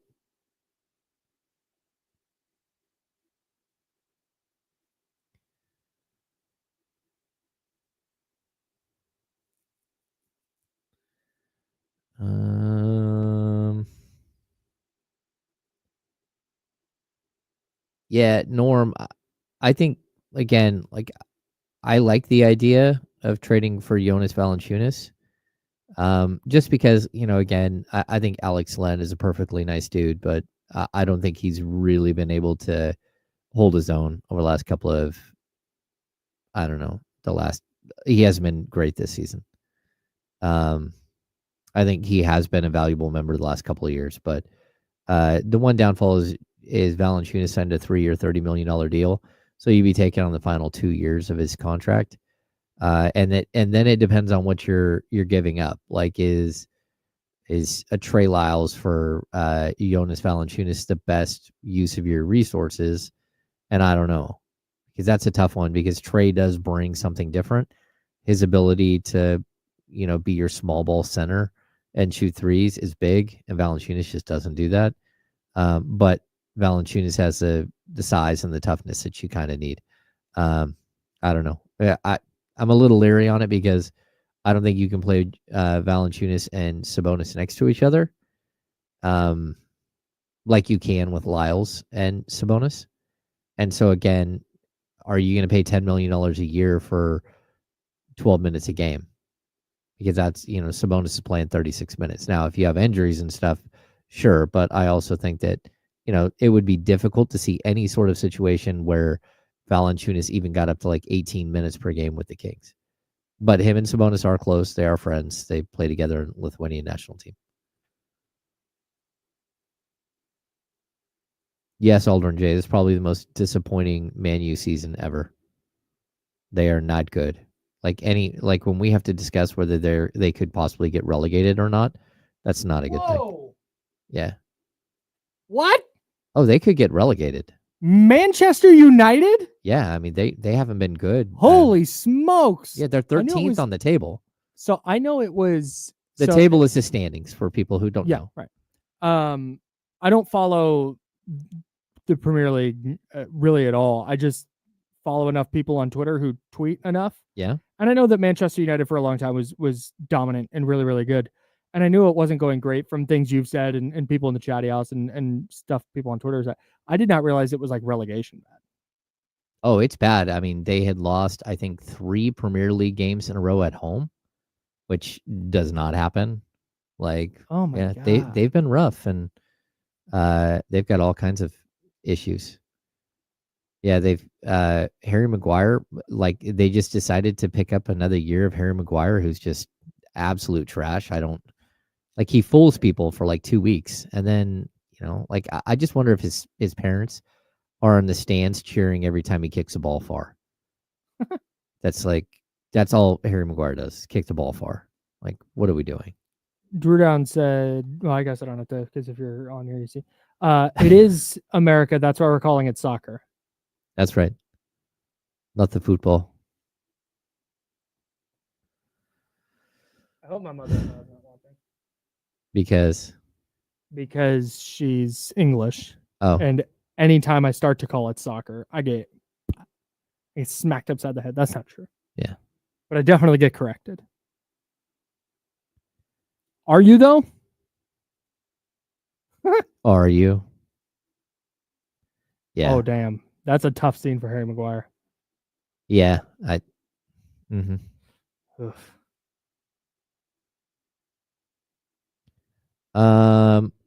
Thomas, thoughts on going after Pirtle? Jakob Pirtle, like. Oh, hey, hang on. Okay.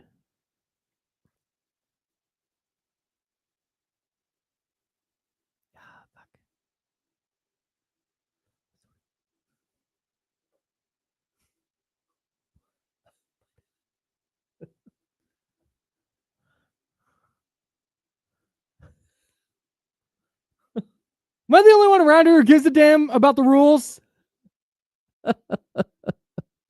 Now, back to the Insiders with James Ham and Kyle Madsen, brought to you by Jiffy Lube on ESPN 1320. Unreal.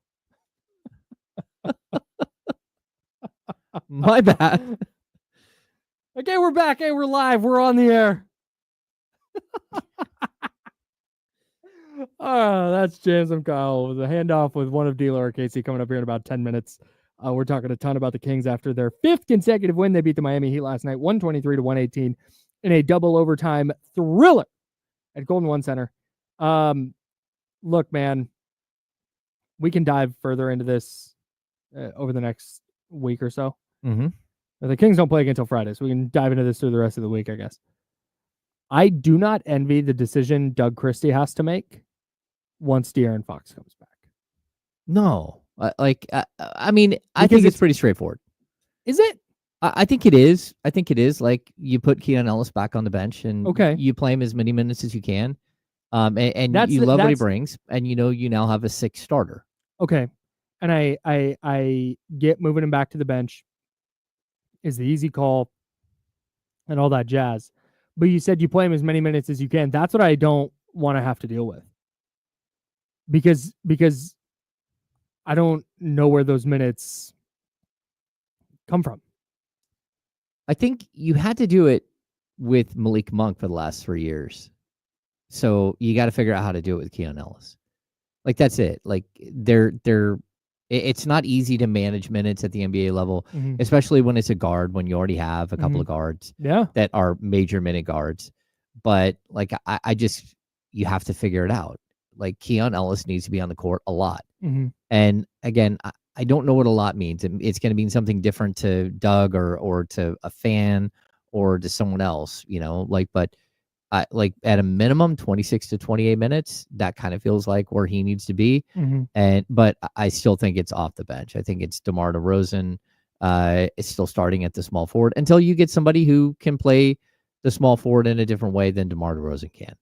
And I mean, there's value in DeMar, but again, if you had Cam Johnson and now you have a real decision between, like, do I play Cam Johnson or DeMar DeRozan at the starting small forward spot or Malik Monk? Yeah. So, I mean, that's the thing. Like, do you put DeMar at the 2, Malik back on the bench, Cam Johnson at the 3, not Cam Johnson over Malik Monk? Oh, yeah. Now I get what you're saying. No, I mean, I think that's always going to be like some sort of conversation, but I also think, hey, you throw Cam Johnson in and he's now your 7th best player, your 8th best player, and you keep rolling. Okay. And people are like, oh, you gave up way too much for that player in your rotation. It's like, well, not really. Like, I mean, if you're only really playing 7 or 8 guys, those players have to have tremendous amount of value. They've got to be good players, and you've got to spend money to go get them. Yeah. Spend money, spend draft capital, spend whatever it takes to go get them. So, yeah. The decision I'm more leaning toward, though, because I think you're right. I think it's a proverbial layup to put Keon back on the bench. You roll with the starting 5 of Fox, Monk, DeRozan, Murray, and Sabonis. What about closing games? Because to me, and I said this last night on the internet during the game, and then DeMar DeRozan goes 4 for 4 in double overtime and closes the game, scores the final 9 points, and puts the Heat away. Yeah. But I said when De'Aaron Fox gets back, I think I'd want Keon in the closing lineup over DeRozan. Because you needed him last night, no doubt, without question. No De'Aaron, you need him on the floor. But with De'Aaron on the court with Malik Monk, DeRozan starts to get a little bit redundant. And when you watch what Keon Ellis is doing specifically defensively, because in clutch games, you got to get stops, man. Oh, no. I know you need to score the ball. Scoring the ball, you got to score too. But we've seen this is how they've won the last couple of close games. Correct. The 15-0 run. That's why it even occurred to me last night.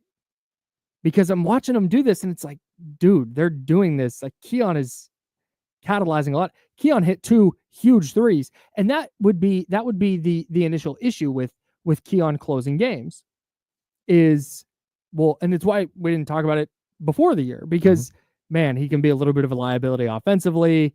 You don't want to be playing 4-on-5, and that just can't happen. So, you take the defensive downgrade with DeMar and for the offensive upgrade. But if he's going to be a reliable 3-point shooter, he's going to be a pull-up 3-point shooter like he was last night. Now you feel way differently about what Keon Ellis can do closing games.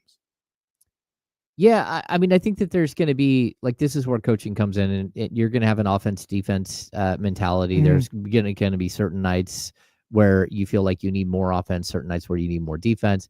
There's going to be nights where you can switch them out from one possession to the next. As far as like major possessions, you're going to get Keon out there. Then on the defensive side, you'll bring DeMar back in on the offensive side.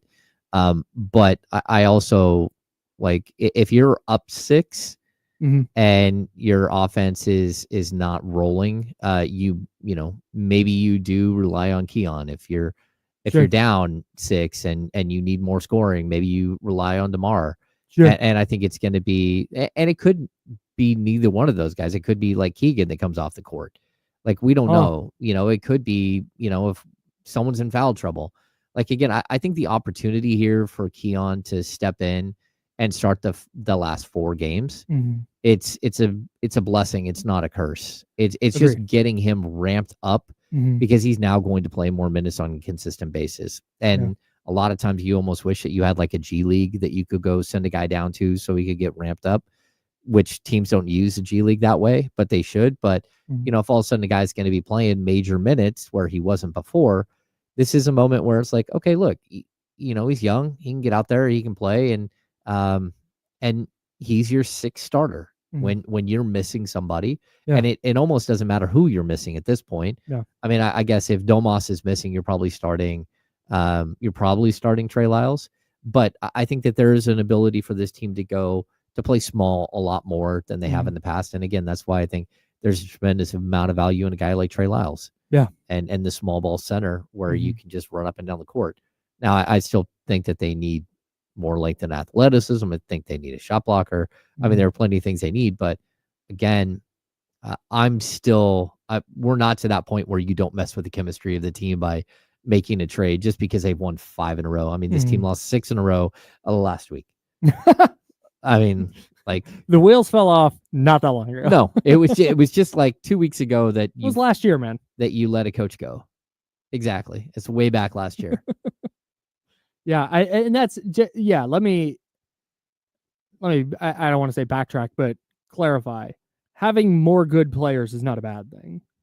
I say I don't envy Doug because, like, man, that's tough. Yeah. You got to go to DeMar DeRozan potentially and go, hey, you're not going to close games anymore. Or there are going to be some nights where you don't close games. Like, that's tough. That's a tough conversation to have. Now, it's one you have to have. Yeah.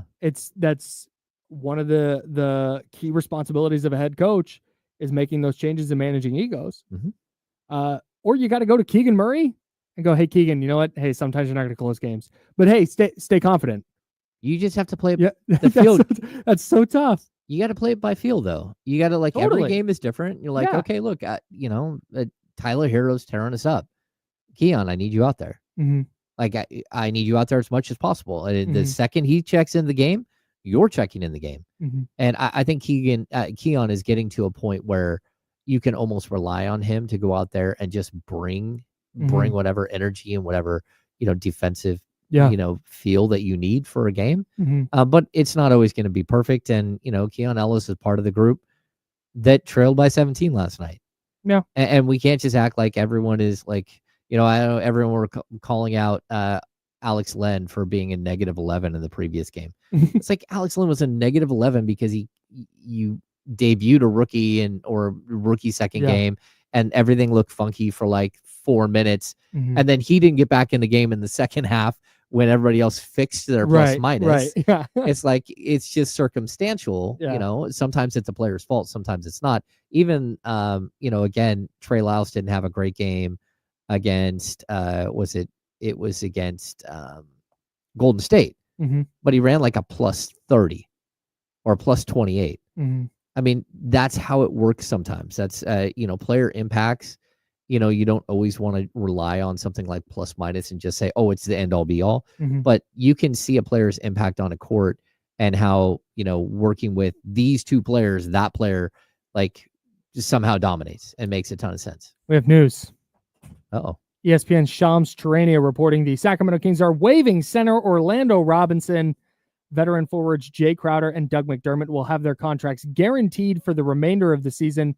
This move also opens up a roster spot for the Kings. So there you go. What we just talked about, the roster moves the Kings had to make by today. They have made them, or I guess made one, by waiving Orlando Robinson. Yeah. That's it's tough, but yeah. That it's kind of what we expected. Yeah. So Jay Crowder and Doug McDermott, their money is guaranteed for the rest of the year now. Well, Jay Crowder's already guaranteed, right? Yeah, his is already guaranteed. Okay. Doug McDermott, though, at least guaranteed that's for the rest of the year. And now the Kings have a little roster flexibility with that open spot. Yeah, that's at least what most like things that I've read about his contract. He got a rest of the season contract. Okay. Kenny Caraway is here for the handoff. Kenny Caraway, D'Lo, and KC. Going to be a fun start to the show today. Oh man, it's going to be good times. Young Zell, can't wait. Good times. Great. 2 verses, man. We're 2 verses. Yeah, today. I'm saying it right now. One man. per 2 overtime. verses. Nice.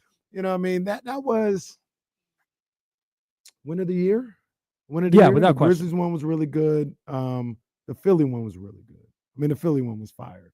15-0 run to end the game. But last night was crazy. Salute to the Golden One Center crowd. I mean, it was movie status in the G1C last night. What a night. What a night. Yeah, man. That was they went down. We talked about this earlier, but man, they go down 17 with 8 minutes to go on the second night of a back-to-back. And this wasn't even, for me watching, it wasn't even like, oh God, classic Kangs. It wasn't, in fact, hang on. I think I've got Kangs. It wasn't that. But it was just, oh, this is a team on the second night of a back-to-back, and they got sloppy here, and they've gone down 17. This game's over. No, I was watching the game with my homie.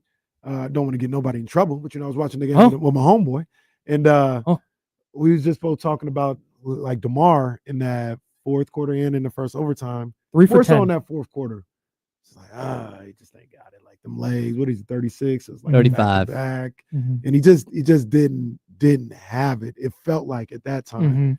And then he ducked down deep in that second overtime. 9 points in that second overtime. Big time shot after big time shot. And they all just kind of found a way. You know what I mean? Because I agree with you guys. They didn't look sharp for most of that game. That game was played at a Miami Heat pace for most of that game. And they just found a way to keep chipping away, man. Keegan Murray on the boards. Keon Ellis was fantastic. Keon Ellis was fantastic, really good in that game. And then my boy Malik Monk, he's a leader. Yeah. He's a leader. Like Malik is that dude. Yeah, figuring out ways to have an impact without when you don't have your shot. What do you go? 8 for 25 last night? I think him and DeMar were. I think he was 7 for 24, 7 for 25, and DeMar was like 8 for 24. I mean, woof. Yeah, he finished. Malik 8 for 25. Yeah, and DeMar 12 for 26. 12 for 26. Yeah, he finished 12. And that's right. He hit a bunch of shots late. Yeah. That's what I'm saying. Like in that second overtime, he just went crazy. But coming into that, it was like, the legs ain't there or whatever. He's just not making shots tonight or something like that. That's why you asked if it was the win of the year. That's why it's a hard yes for me, because they were awesome defensively. They figured out a way down. We know this team can score, but hey, they didn't. DeMar DeRozan and Malik Monk didn't have it shooting the ball last night. No. And they still figured out a way to scratch and claw and go get a win. And I don't know that you can pick, like, if you were going, hey, who's the game MVP?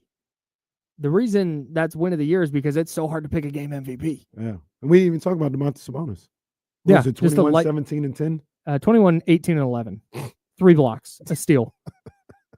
2 for 2 from 3. On that 3-pointer he hit in the second overtime or first overtime, I think it was. That was crazy. I want to run this by you because I respect your basketball opinion. Thank you. Sometimes. No. I don't want to take. You mentioned Domas, and that's what brought this up for me. I don't want to take away from what Domas did defensively. I thought he was awesome defensively last night. Really, both ends of the floor. He was very, very good. Bam Adebayo's on fraud watch for me. I heard you talking about that earlier.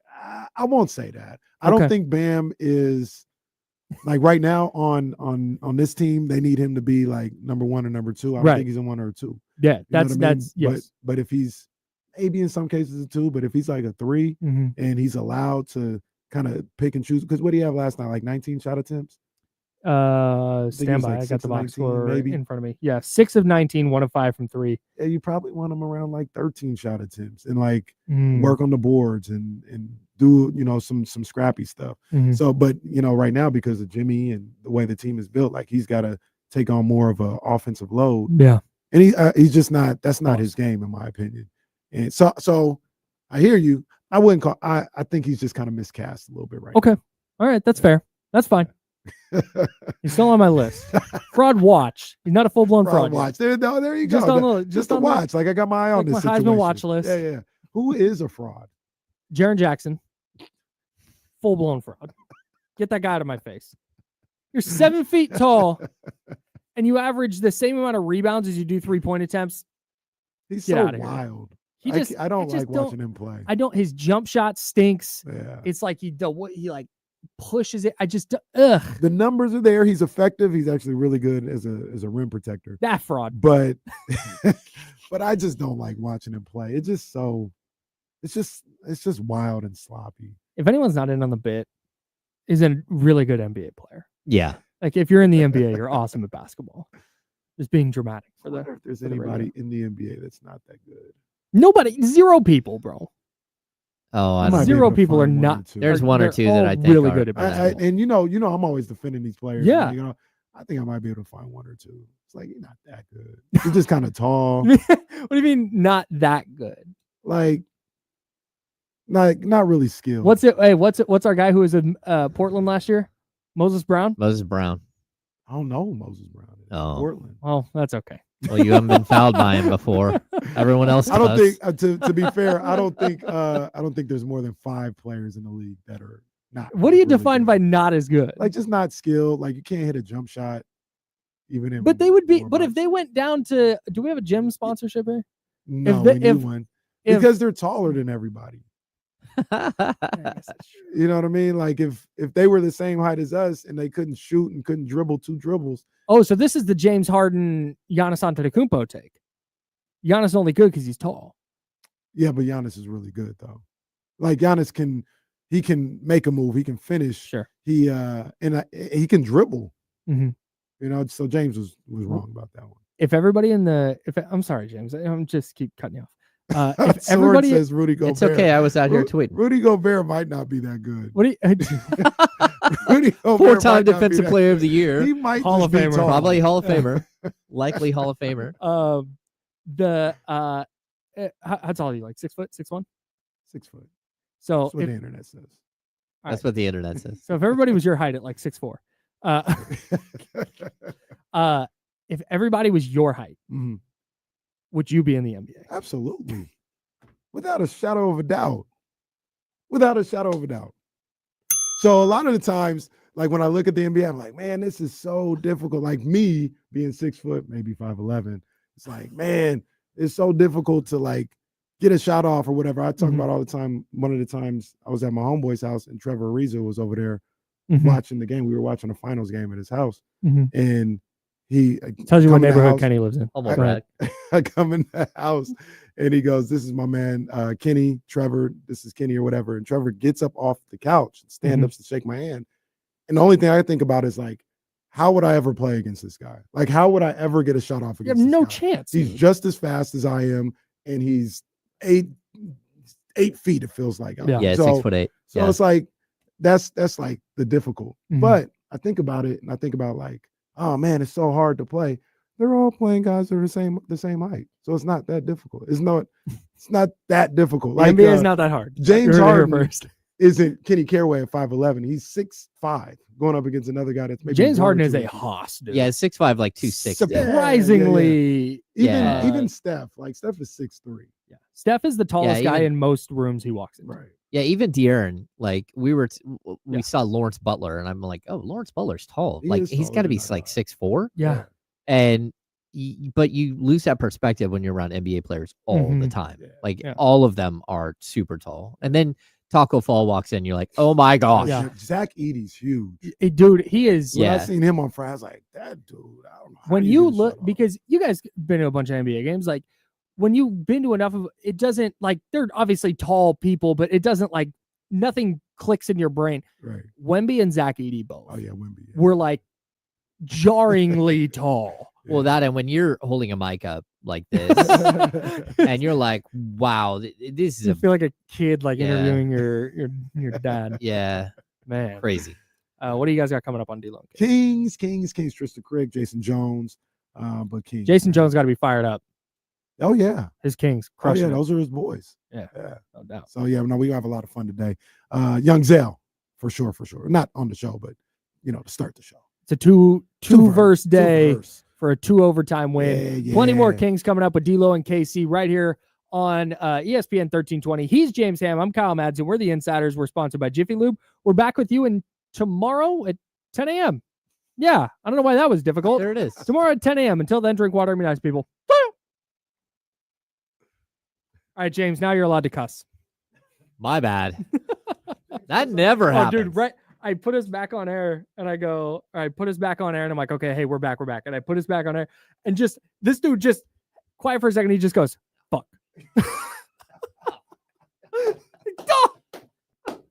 I got the email about the NBA All-Star Weekend credentials. I'm like, Oh, fuck. and How I'm did you like, I don't know. Did you dump it or no? Well, I dumped it. Oh, good. I wasn't 100% sure if you'd said it and I started to reach yeah, and then yeah. your face went You like looked this. at me, I'm You like- went. I'm like, oh no. All right, chatty house. Appreciate y'all. Enjoy the next show. Should be a good one.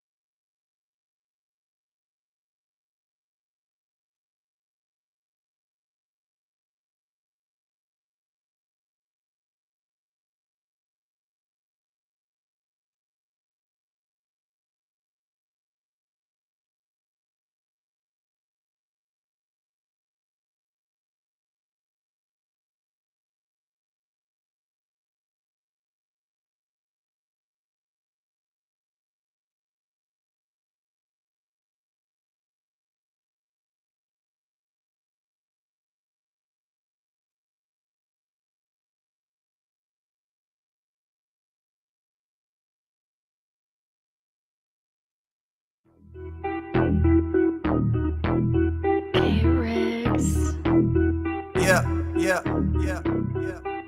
We got them screaming D-Lo, KC, D-Lo, KC, D-Lo, KC, D-Lo. We got them screaming D-Lo, KC, D-Lo, KC, D-Lo, D-Lo.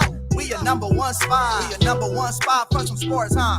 Got the city going crazy when we work, huh? We top 2, but we ain't 2, we in first, huh? And when you need the real, we is who you search, huh?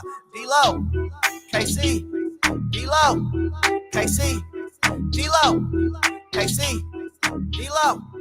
We your number one spot. What y'all want to do, baby? What y'all want to do? Hey! Let's get it. 2 days in a row. Young Zell, it's 5 straight for the Sacramento Kings. Let's go. They do not know what Sacktown brings. When on the low, that's a Sacktown thing. Talking about us, it's a bounce out thing. Must they forgot we some Sacramento Kings. Whole squad going crazy, yeah, we back with it. Northern Cali going crazy, one sack winning. If you doubted us, then ain't no back spinning. This is real right here, ain't no catfishing. So tell me what you see now. Coming down the lane off the rebound. It's 9-16 now. Look towards the sky like the beam now. Tell them like the beam, like the beam now. You can tell them like the beam now. Tell them like the beam now. You can tell them like the beam now. Tell them like the beam, like the beam now. You can tell them like the beam now. Tell them like the beam now. 5 straight wins. We going verse 2, 2 days straight. Let's go. Sack crowd, make sure everyone knows. Let me tell you how this thing really goes. Yeah, we travel deep, whether we home or on the road, we lit. You don't want that smoke with the team of the year. We shaking things over here, don't doubt. We believe over here, we don't bleed over here. And let me just speak real clear. I only deal with real kings over here. So tell me what you see now. Coming down the lane off the rebound. It's 9-16 now.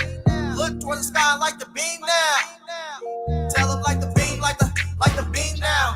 You can tell them like the beam now. Let's go. Hey, let's go. Yeah, Kings gonna swerve and bend on that corner. Whoa. Yes, sir. Yes, sir. We welcome you in here to the Tuesday, January 7th edition of D-Lo and KC. I'm Damian Borland. The ultimate needle mover in God mode himself. He's Kenny Caraway. Yes, sir. Acknowledge me. And we are live. From the worst slums of But them slums looking real nice Come on, today. man. Come on. We living good now. They looking real nice today. 5 straight wins for the Sacramento Kings.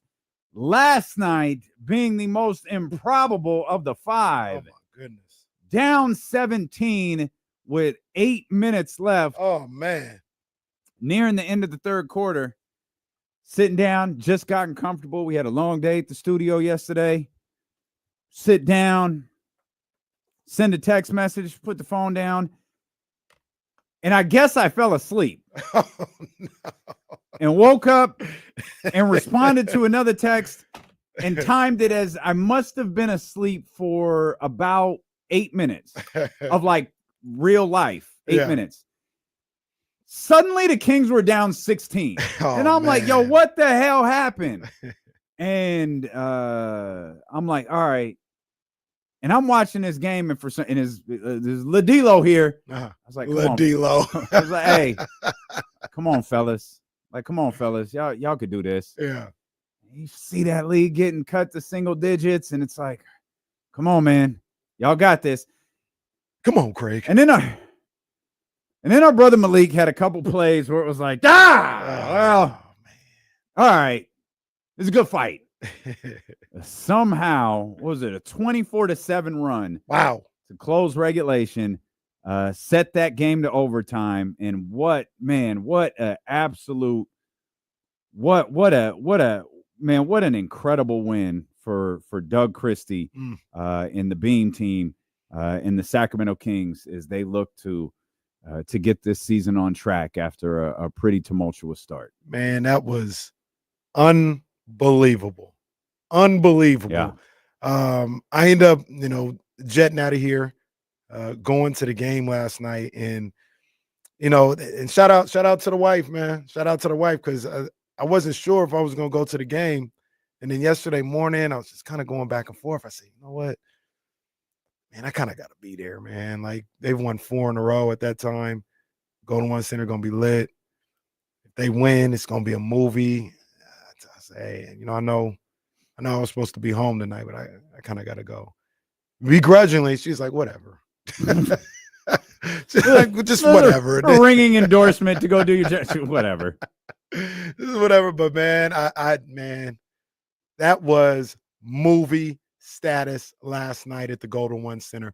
When that comeback started to happen, Keon hitting those 2 threes to get it to 9. Yeah. And then another underrated one was DeMar had almost turned it over. Keon tips the ball out, gets it to Keegan in the corner. They're down 5 with about a minute to go.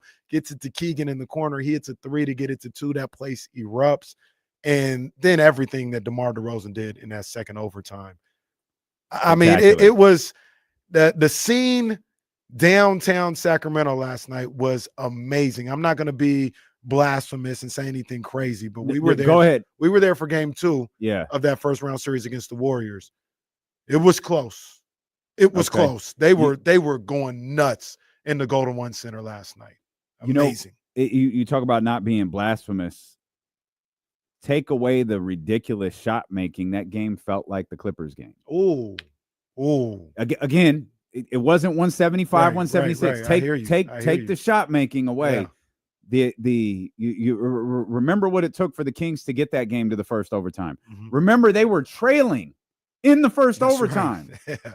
And then I think the Clippers one went 3, right? Or was it 2? It was 2. two. It did go 2. 2. Okay. Yep. Yeah, I kept watching this like, man, this is like this is ridiculous. This feels a lot like the Clippers game. Then when the Kings won, I'm like, man, this is just like the Clippers game. They just didn't hit shots at the rate that they did, 2 years ago. Yeah. But the way they battled, the way they had to fight, the way that they had to work to get the amount of times it felt like the game was over. Oh. In the wrong way. And then you get to the second overtime and the Kings are at 5. 5 felt like an insurmountable deficit. Like, we did it.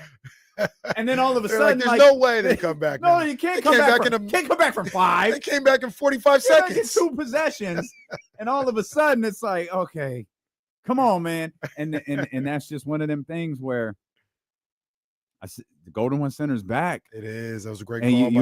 You heard it wasn't Domas. Doug talked about it. And I can't remember who else was on the podium. It wasn't Domas. Someone else was on the podium. Was it DeMar? Yeah. And the home crowd, that was important. Oh, it was Keon after the games. We had to do this in front of the home crowd. Like, they helped. Yeah. They helped us. We had to close this out in front of them. And got to salute Kings fans everywhere. Salute the crowd at the Golden One. Because hold on, just real quick. I want you to put the word out there. Hey, come on now. We back up. Come on now. Understand me? You understand me? Talk to me. Back up. We back up. Yes, sir. Yes, sir. Stop playing with us. We back up. Let them know, Stringer. Let them know, baby. But we were all frustrated. Regardless of why we thought something happened or should have happened or whatever, we were all frustrated. Losing 5 in a row. Mike Brown gets fired. We were all upset. And I'm not going to sit up here and say that wasn't real. That frustration wasn't real.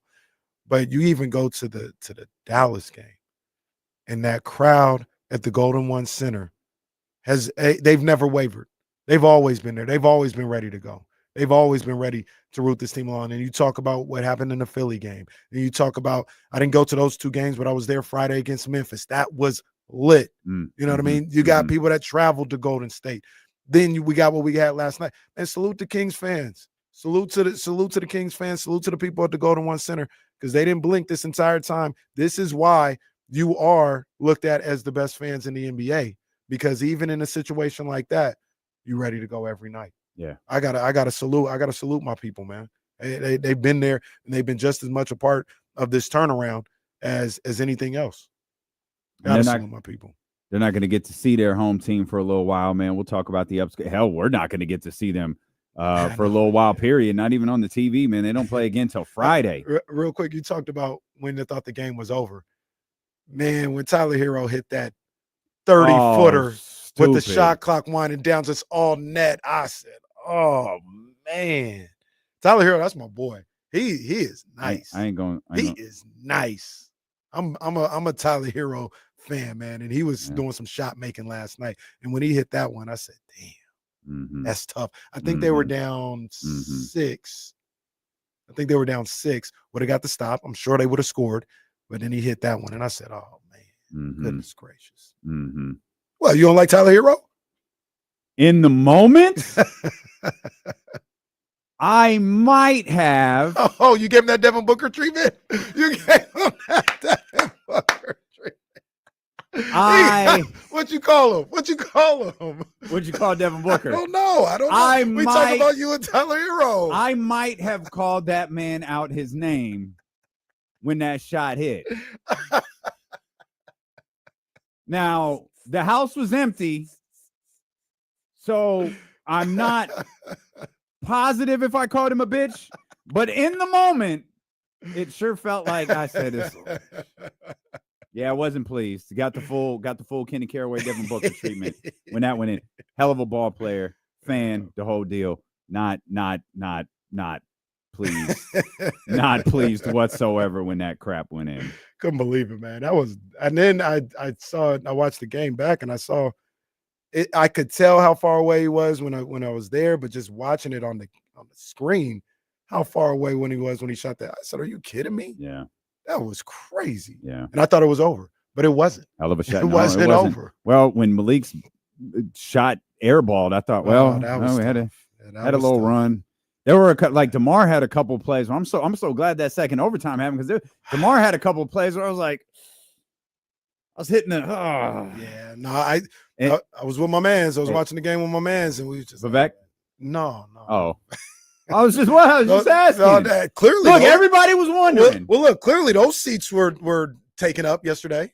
I saw that. Yeah, I saw that. Hayes were in the building, but I was just, no names. But we were just sitting there like in the third, fourth quarter. Lamar ain't got it, man. That second night of the back-to-back, he just ain't got it. He ain't got it, man. And then that second overtime happened. And he went crazy. He went crazy in that second overtime. DeMar, hey, I'm glad he with us. Give him the ball. Yeah, that's what I've been saying. Give him the ball. Well, look, we're not going to do this for a second straight day. And another thing. Man, we're going to do this for a second straight day.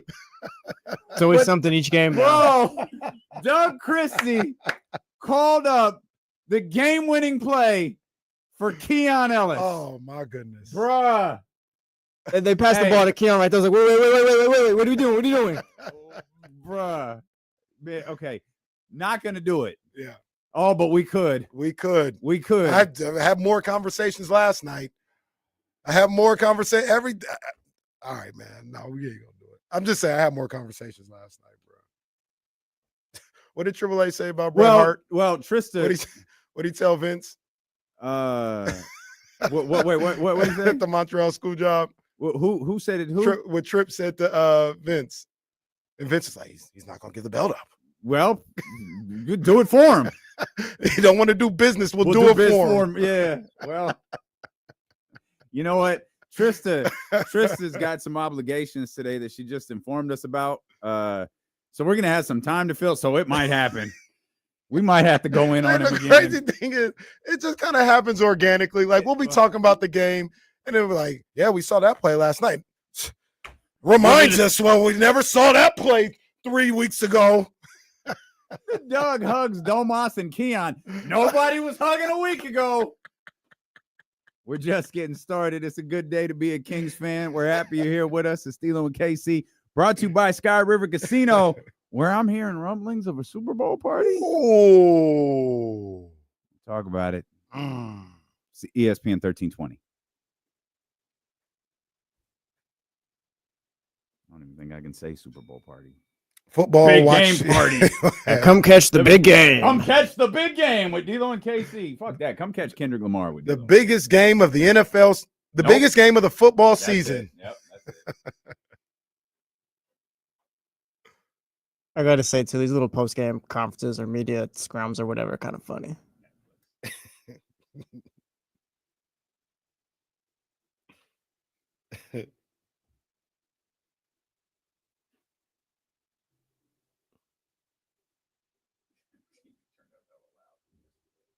Oh, it was turned up in here. We were watching that in Dolby Digital, as Jeezy would say. I didn't finish it though. I didn't go back and watch the rest of it. I know what happened, but I didn't. You know what? I want to go watch it. I have my take on it.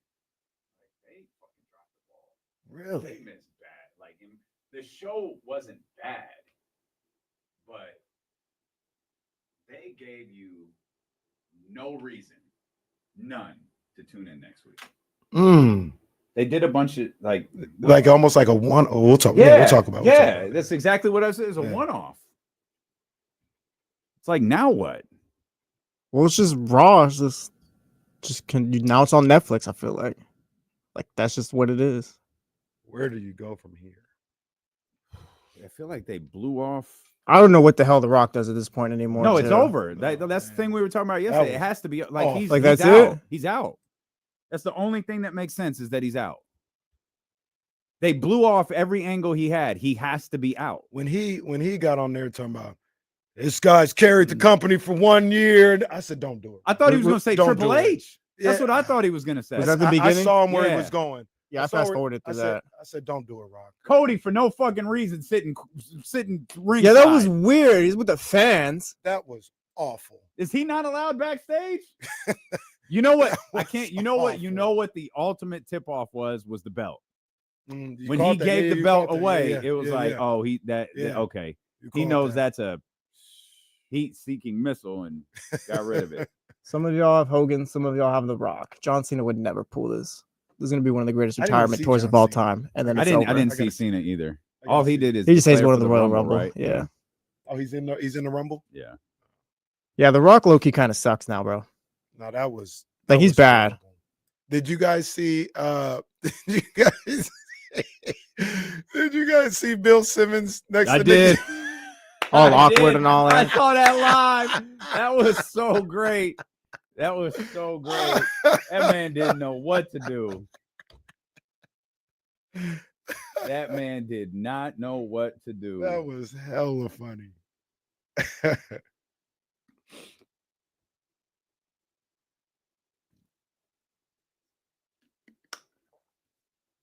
I must swerve in that corner. Whoa. Kobe Jones, Kobe White, that was crazy. That's your boy. Yeah. That dunk was nasty. Oh, yeah. Shout out to The Rock, too, taking a swig out of the tequila bottle and hopping behind the wheel right after that. What? On IG Live. All right, man. All right, man. Come on. Yeah, that's a good call, John Bull. Shout out to the Intuit Dome crowd. They let that little bitch have it. So did he not think that was a possibility? I don't know what he thought. I don't think he did because he was. I just want to thank the fans who have always been behind me. Boo!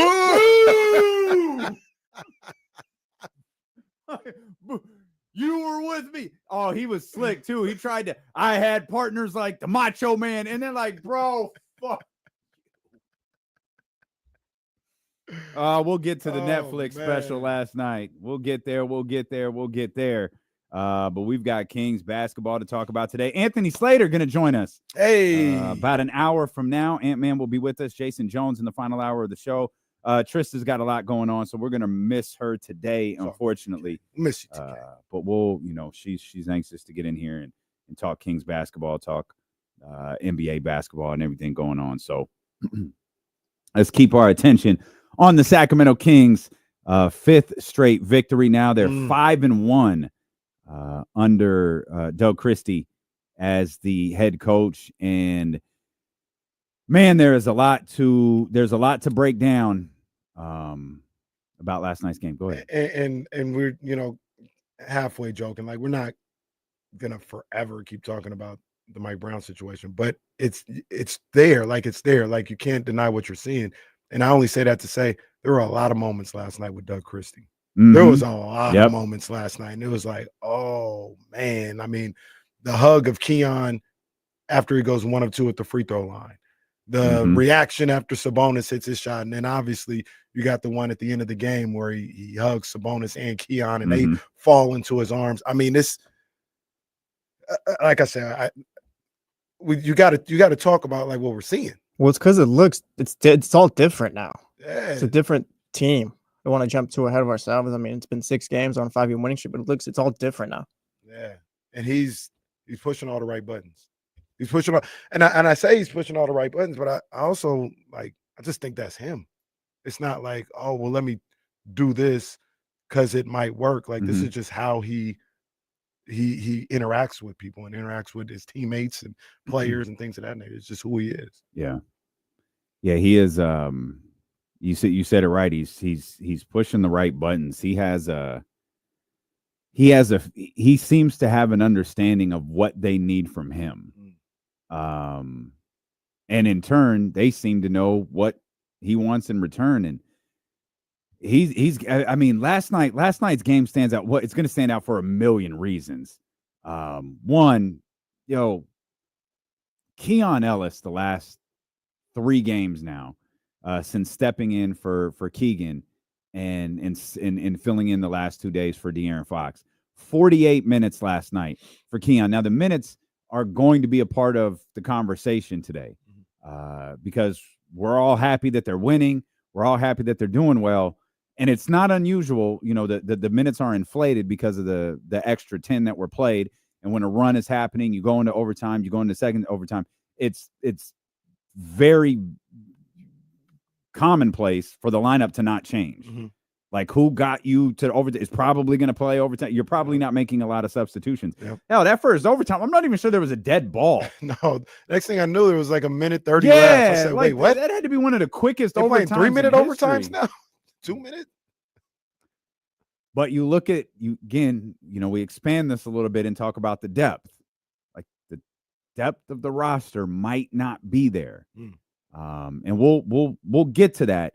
But I want to focus on Keon and how spectacular I think he's been. And I think it was Domas that said last night at the podium, we can't win without him. The way that I mean, you got to. This is a young man who was situational role player. He was, with all due respect, he was treated like he was Alex Lynn or Orlando Robinson, who was just cut. Right. Like in every Kings fan was like, how is he a situational role player? Like, what is he doing that we're not seeing? Now you're shifting the eyes of the people who matter the most that are looking at him. And the coach is trusting him to win games. The players are trusting him to win games, and he is rewarding them. He is rewarding them every time he's out on the court. It's becoming clearer and clearer why Mike's not here. And I was wrong. I thought he was the one. He wasn't. I was wrong. I thought the firing was a bad move. I love that they gave the reins to Doug Christie. But, man, like, Keon is an important contributor on this team. And here's the other thing that is being clear for me when I see this. They knew. And when I talk about they, I'm talking about the players. When you hear Domas say something like, man, we can't win without him. They knew.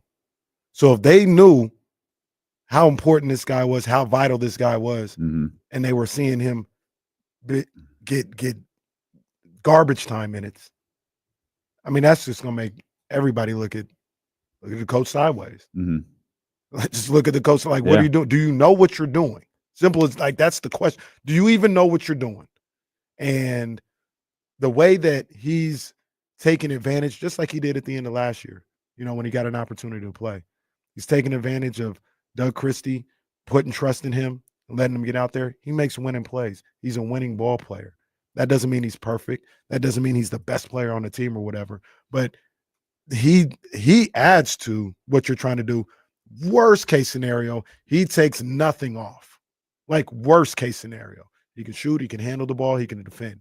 So you're not going to go out there and have somebody that like, we're putting him out there, but now we got a non-shooter, or he can't dribble the ball 2 times. Like he takes nothing off the table. Worst case scenario. Best case scenario, he's adding to not only his game and what he's doing, but he's helping everybody else out. Like it's clear as day. he should be out there on the court. Mm-hmm. Clear as day. Even better, they found a different way to win last night. Yes. They found a grimy way to win. Not 139, not 133. I mean, they wound up scoring a bunch of points because they played an extra 10 minutes. What'd they get to? 123, which looks good. That's 2 overtimes. Mm-hmm. But it wasn't a shootout. It wasn't the 3 dropping at a crazy pace. It wasn't shooting 60-something% from the field or anything like that. They fought. Mm-hmm. They were getting, they were kind of hanging around, getting roughed up a little bit. Then they got their ass kicked through the third quarter and found a way, with 8 minutes or so, 8 and some change left in that game to shut down a notoriously very well disciplined team. Yeah. And man, that is just I feel like I said it a couple of days ago. Well, this is the new most important win of the season. It was the Philadelphia one. Now it might be this one. Now this is the one right here. That was special. I think the Philadelphia one set a lot of things into motion, but last night's game was special. Mm-hmm. Last night's game is going to be something you point to if this thing really gets turned around, where we're talking about this team competing for a playoff spot at the end of the season, or actually being in the playoffs. You're going to obviously go back to Doug Christie taking over and the Mike Brown firing, and you might be able to remember the Philadelphia game. You're going to remember this game against the Miami Heat last night. Mm-hmm. You're going to remember that game. Yeah. The fact that, and I drew comparisons to the Clippers game. That game was on the road. Yeah. This game was in Sacramento. This game was at home. In the middle of July or August, when we're doing the top 25 Mm-hmm. Kings games of the season, I can't imagine this being any lower than 7. Sure.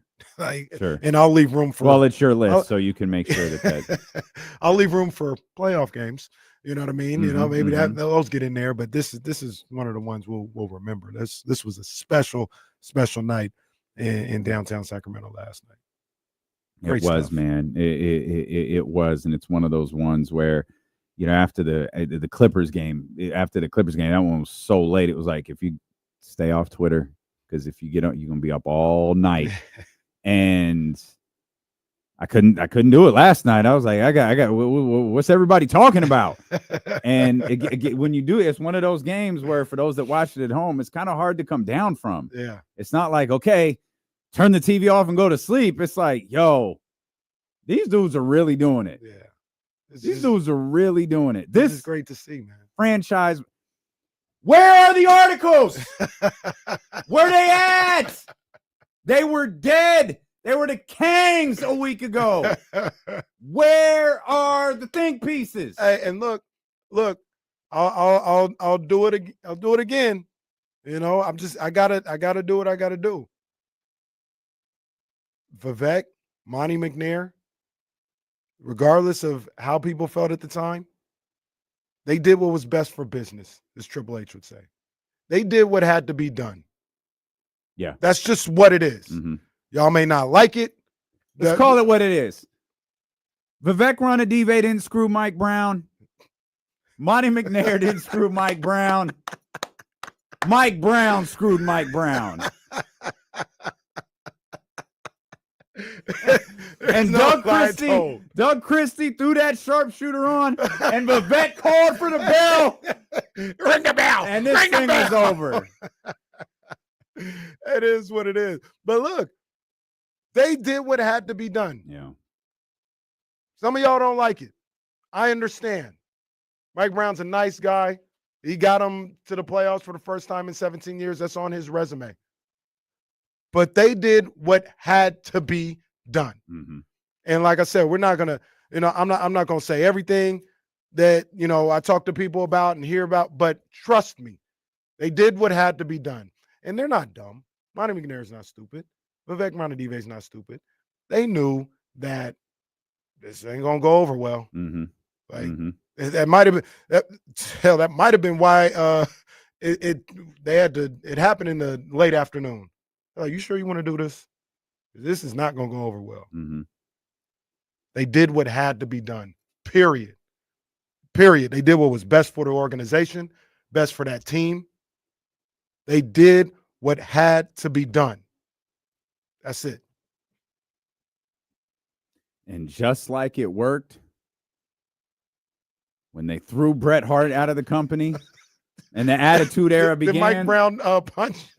Vivek walking down the hallway with a black eye. Doug Christie gonna walk out to when they get back on the homestand with a little Mike Brown. with a little version of Mike Brown out there on the I'm telling you, life is better when you put it in terms of professional wrestling. It's just so much better. That would be hilarious. That really is so much better. Get out of here, pal. Goodness gracious. Man, but yes, it was Doug Christie is our Stone Cold Steve Austin who's going to turn the whole company around. Right. We didn't see it coming. No. We just stumbled across it. Man. That's where it's at, man. But man, great game last night. Great performances. I want to talk a little bit about DeMar DeRozan. Yeah. Because he was I thought he was finished, you know, as far as like last night. Like I was like, he just don't have it. Wrote him off in that fourth quarter. And the shots that he made in that second overtime. Oh man, those were vintage DeMar DeRozan. And I keep talking about the crowd and all this other stuff, but I see people, I forgot who it was. I'm sorry for not mentioning you. But somebody is like, yo, when DeMar hit the final shot over Hero, was that the loudest pop at the G1C since Herder shot? It might have been. Yeah. I mean, you look at the visuals and you look at the crowd. I mean, it was there, yeah. It was crazy. And he had 9 points in that second overtime and hit big shot after big shot after big shot. And this is why he's here. This is why you go get a DeMar DeRozan for moments like that. And he came through.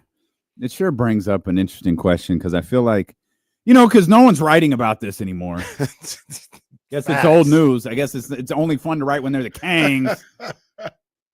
But these coaches need to shut the hell up too. The coaches, that's a good point. The coaches ain't circle back around and said nothing either. And then when they do, they say, "How about this, Coach Spo, Coach Mike Malone, Coach Bickerstaff, Steve Kerr? How about, you know what? That's none of my business. You ain't even gotta applaud nobody. But somebody asks you the question. This question got to be asked. It's fine. I don't have nobody asking a question. You know what? I don't know the inner workings of what goes on in that organization. And be honest with you, it's none of my business. So just leave it at that. You see Spoelstra yesterday after the game? No, I didn't see him after the game. I think it might have been after. I saw him before. I don't know when this quote was, but yeah, it was just kind of like, they're 5-1 and all that, winning all these games now. But like, where was this energy when Mike was there? All right. Like, that's what I was talking about. So, what's funny about that? Like, isn't Doug a coach too? Is this about a coaching fraternity? Because Doug is a first-time coach. Don't you want to support him too? Mm-hmm. Or no, it's too easy. See, this is what it is. This is when these bitches aren't creative. This is just low-hanging fruit. You know what? I can't say anything about Doug Christie, mainly because I don't have the balls to do it. 2, it's easier to pick on Vivek. Let's go at Vivek. Because again, no one said anything about Vivek in the last couple of days. Nothing. Everybody was on his ass a couple of days ago. First it was Monty's call. Then it was Vivek's call. All of this is written and documented. You can read it if you find it in the right places. No one has anything to say anymore. Oh, the Kings looking good. They turned it around. Oh, Doug Christie. All of these glowing stuff written about Doug Christie. No one has anything to say about who made the call. Nothing. Hell, Monty, I apologize. If it was your call, good call. You know more about what's going on in the organization than I do. Monty and Wes. If it was your guys' Monty call, and Wes Wilcox. Salute. The tag team general managers of the world. Got it. Tag team general You managers. guys were right.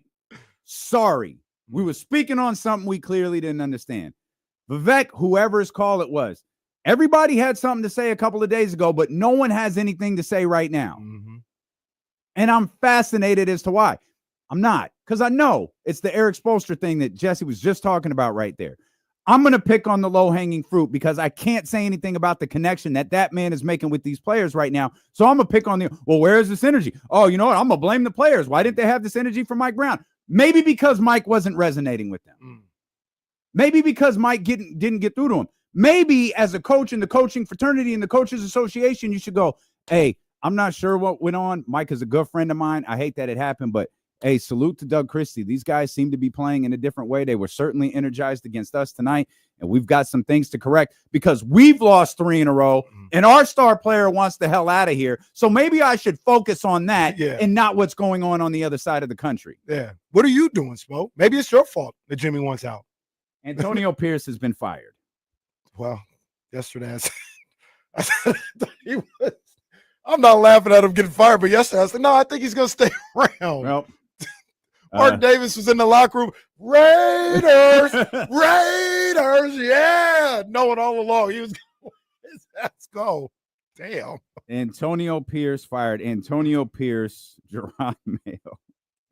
I'm laughing to keep from crying.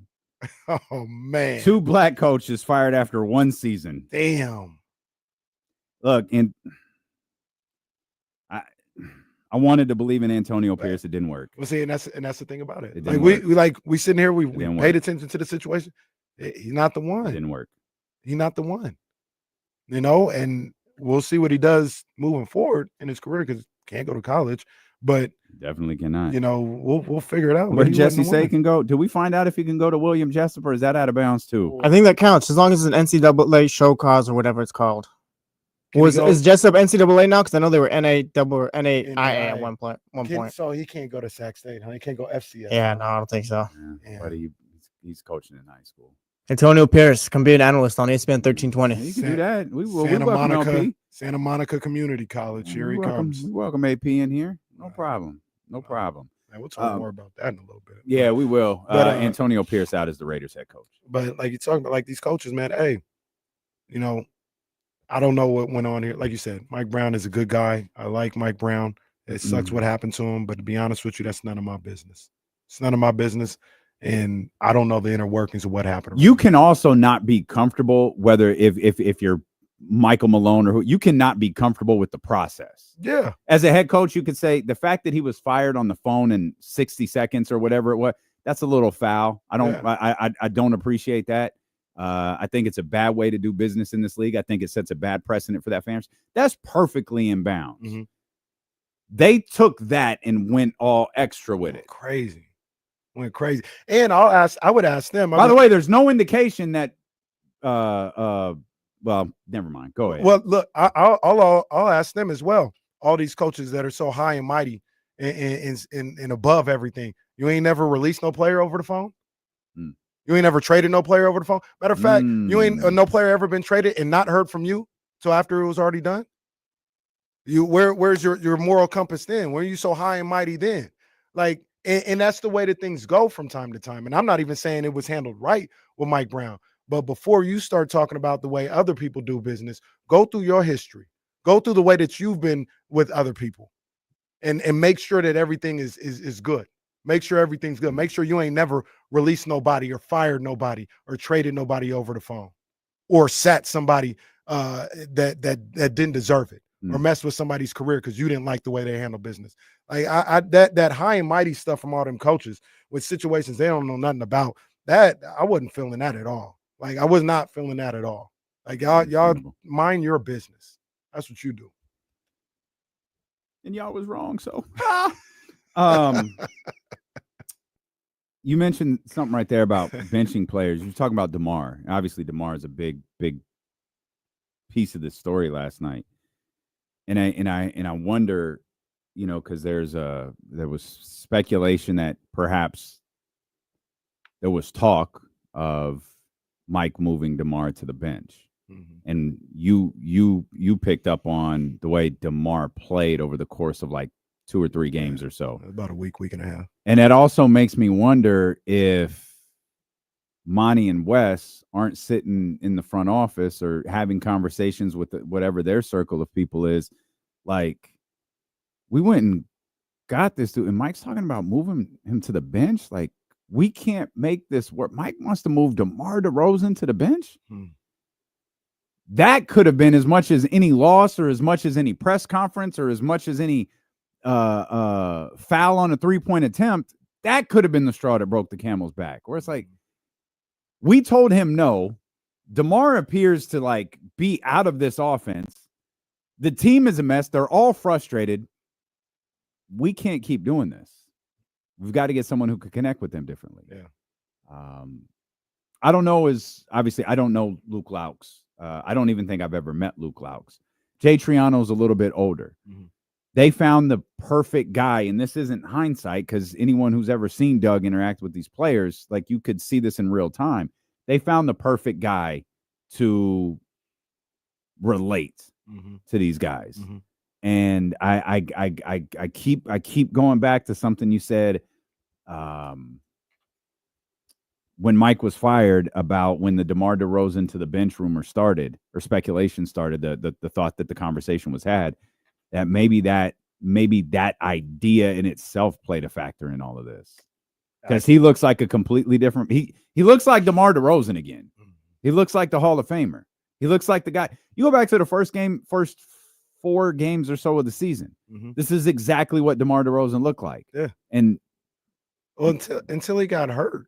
Until he had the back spasm thing, he was just fine. Like, I'm sure some people were talking about and there were some issues, but it wasn't this big issue about fit. Like, the Kings were around 500. DeMar was closing out games sometimes. Fox was closing out games sometimes.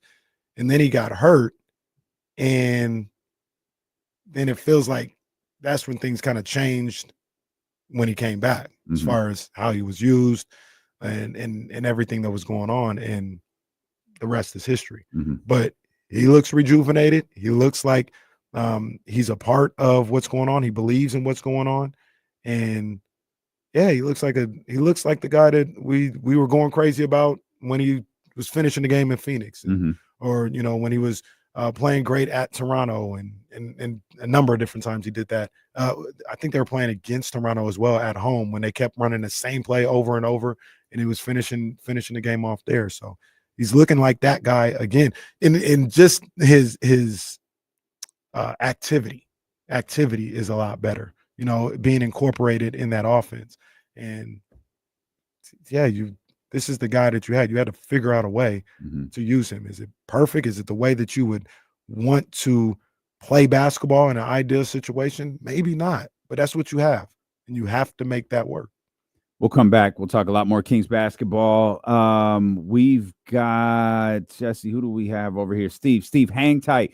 We're going to get to you right out of the break. You want to get in on the Elk Grove Kia talk line? You most definitely can. 916-909-1320. It's D'Lo and KC here on Sacramento Sports Leader ESPN 1320.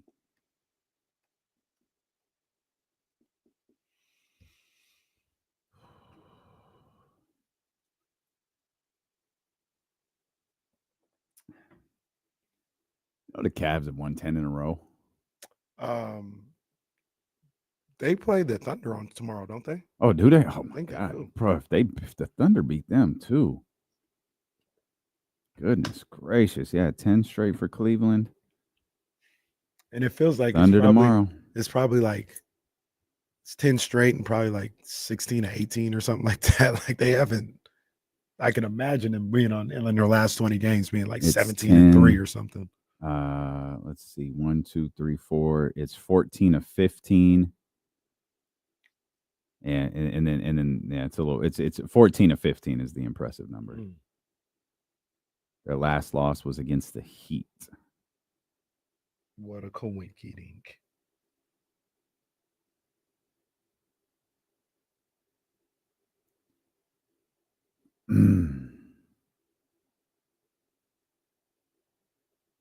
Scrolling to the chat house is an odd question.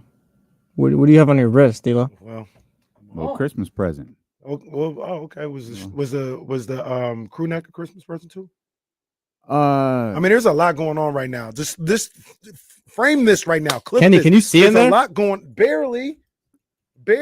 I'm glad this is double glass right between us and the studio. You can't even see the highlight. There's a lot. You can't even see what I'm most proud of. I showed it to Kyle earlier. No, it ain't the shoes. I told you I was gonna find this. What's popping?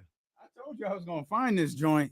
Oh, if I'm gonna lean in, I'm gonna lean all the way in, baby. Snap. Yo, lean all the way in. You see, home? You see this? I'm a Disney adult. I'm a Disney adult. Don't play with me. Disney Damien. I mean, hold on. You're burying the lead, though. It's not just Disney. It's not like, I went to the Disney store and got that. Like, come on now. Bring it back up here. Bring it closer to the class. We don't have to do all that. Bring it closer to the class. You just needed to see that Huey, Dewey, and Louie were Come on, man. And who else? Donald. No, who else? There's Donald. Huey, yeah. That's what I thought. Who's G? Who's who's GG?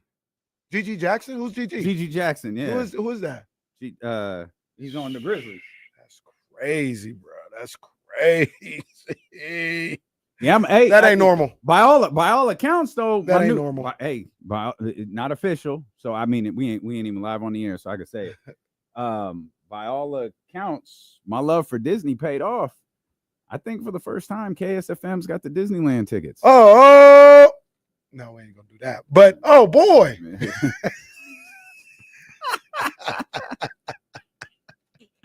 You know, the funny thing is, me and my homeboy, we used to do that all the time in high school. Like, we do it so, oh boy, like all the time. But yeah, let's go. Yeah, I think that starts in February. I'll find out more after this show.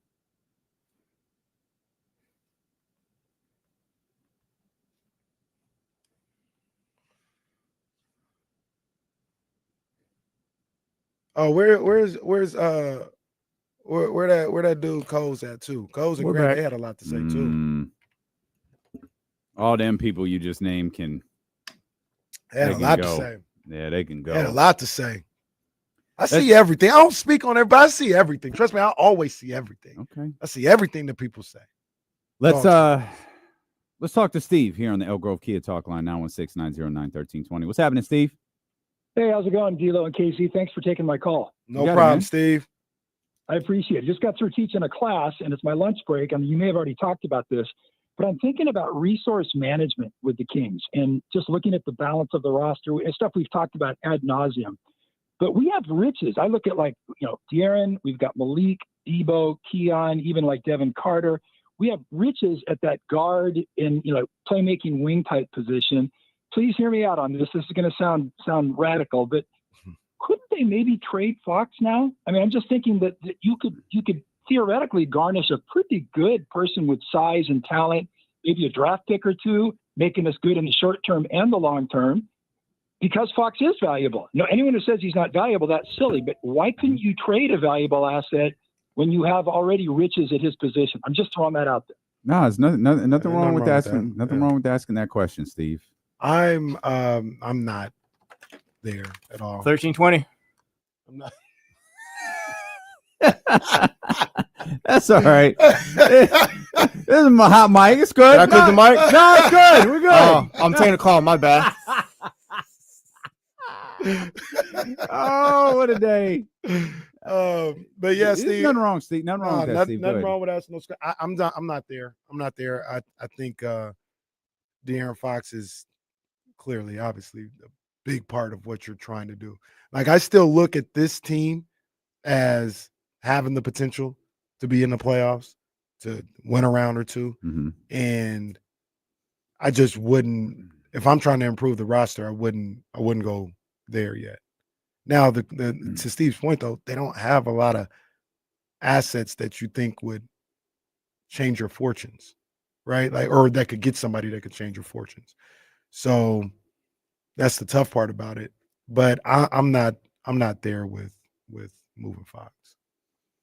My whole thing with always with trading Fox, I think, was if he don't want to be here. Well, if he don't want to be here, like, because he talked about, winning, and it didn't look like we were going to be doing any winning, 2 weeks ago. So you had to plan. That was just my thought. All right, well, if he's not going to be here, we got to figure out what we can get for him, what we could do to add to, like, what can we do? That's what it was. But if he would have said, hey, even if we finish 12th, I still want to sign that extension. All right, let's sign the extension and let's figure out what we need to do around that. So my number one thing, if De'Aaron doesn't want to be here, is this team is good enough to where they're not dead if you trade him. They're not even remotely close. That's the argument that I was trying to make to Eddie on Friday. Like, you're not, the season's not a wash. You're not, none of that. Like, you have a roster that is good enough, plus the pieces that you would add in a De'Aaron Fox trade is good enough.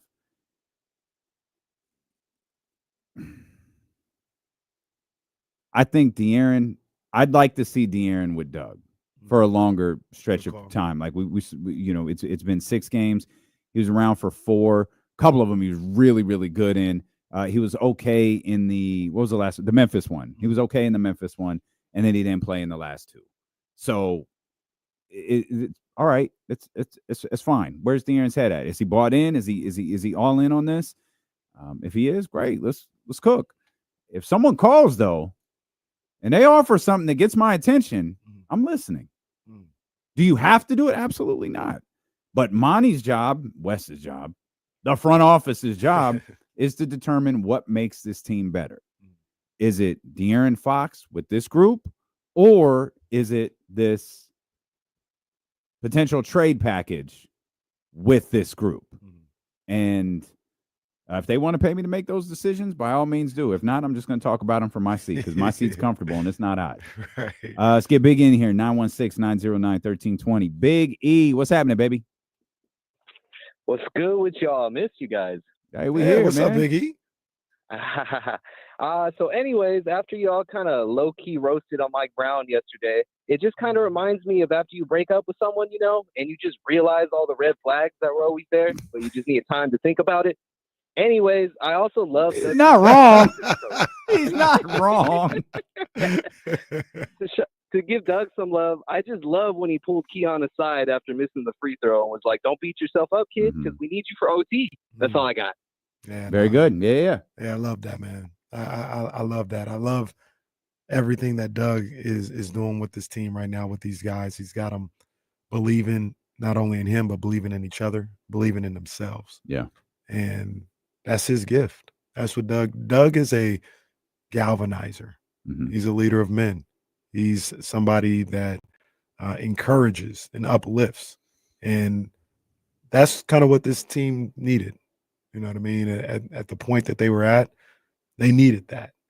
And who knows if Doug isn't the coach or years later it doesn't work, maybe that group will need something else. They'll need a drill sergeant type guy, but this team right now needs and needed a Doug Christie, and he's been perfect for him. Yeah, you say it's what someone to kind of uplift. It makes me wonder, man, was they getting beat down? Yes. Yeah, that's kind of what it feels like, right? Like, I mean, I don't know. I mean, it kind of feels like they might have been. Somebody say like, "Hey, you're not." Just because none of you have won a championship doesn't mean you don't know what to do or you're not capable. You know what I mean? Like, all right, we know championships are in the building, but you're good enough. You're good enough. Like you're good. You know what I mean? And play like it, perform like it, believe in yourself like it. And they've done that. And the other thing that I'll also say, we talk a lot about Doug Christie and he's been great, but I salute these players. I salute them for doing the work, doing the things to kind of get their season back on track-ish. You know what I mean? Because it's the same thing when things are going bad and people are talking about the coaches and stuff like that. I'm always looking at the players and be like, what can you do better? Same thing applies when things are going good and understandably so people are looking at the coaches and giving them credit for it. Got to say the players are the one out there doing it. They're the ones getting it done. They're the ones getting in a defensive stance. They're the one communicating, making the passes, making the shots, giving the extra effort. And they need to be saluted for that. They've done a great job in these 6 games. Like I said, I thought they did some okay stuff in the Lakers game. It wasn't all bad. They had a really, really nasty quarter that was inexcusable, but I saw some things in that game that I thought they did pretty good as well. And I just, the fight that they've showed, the character they've showed in the last 6 games, I salute them for that. What do you think about the production or lack thereof from the second unit? Again, context is important. Kings went on a run with like 7 minutes left. Once you get into the final crunch time minutes, if you will, of games that go into overtime, you don't see a lot of lineup switches after that. It's very common, for the guys, the 5 guys who ended the game, or usually the 10 guys that ended the game to be the 10 or ended regulation to be the 10 guys that ended the game, whether it's 1 overtime or 2.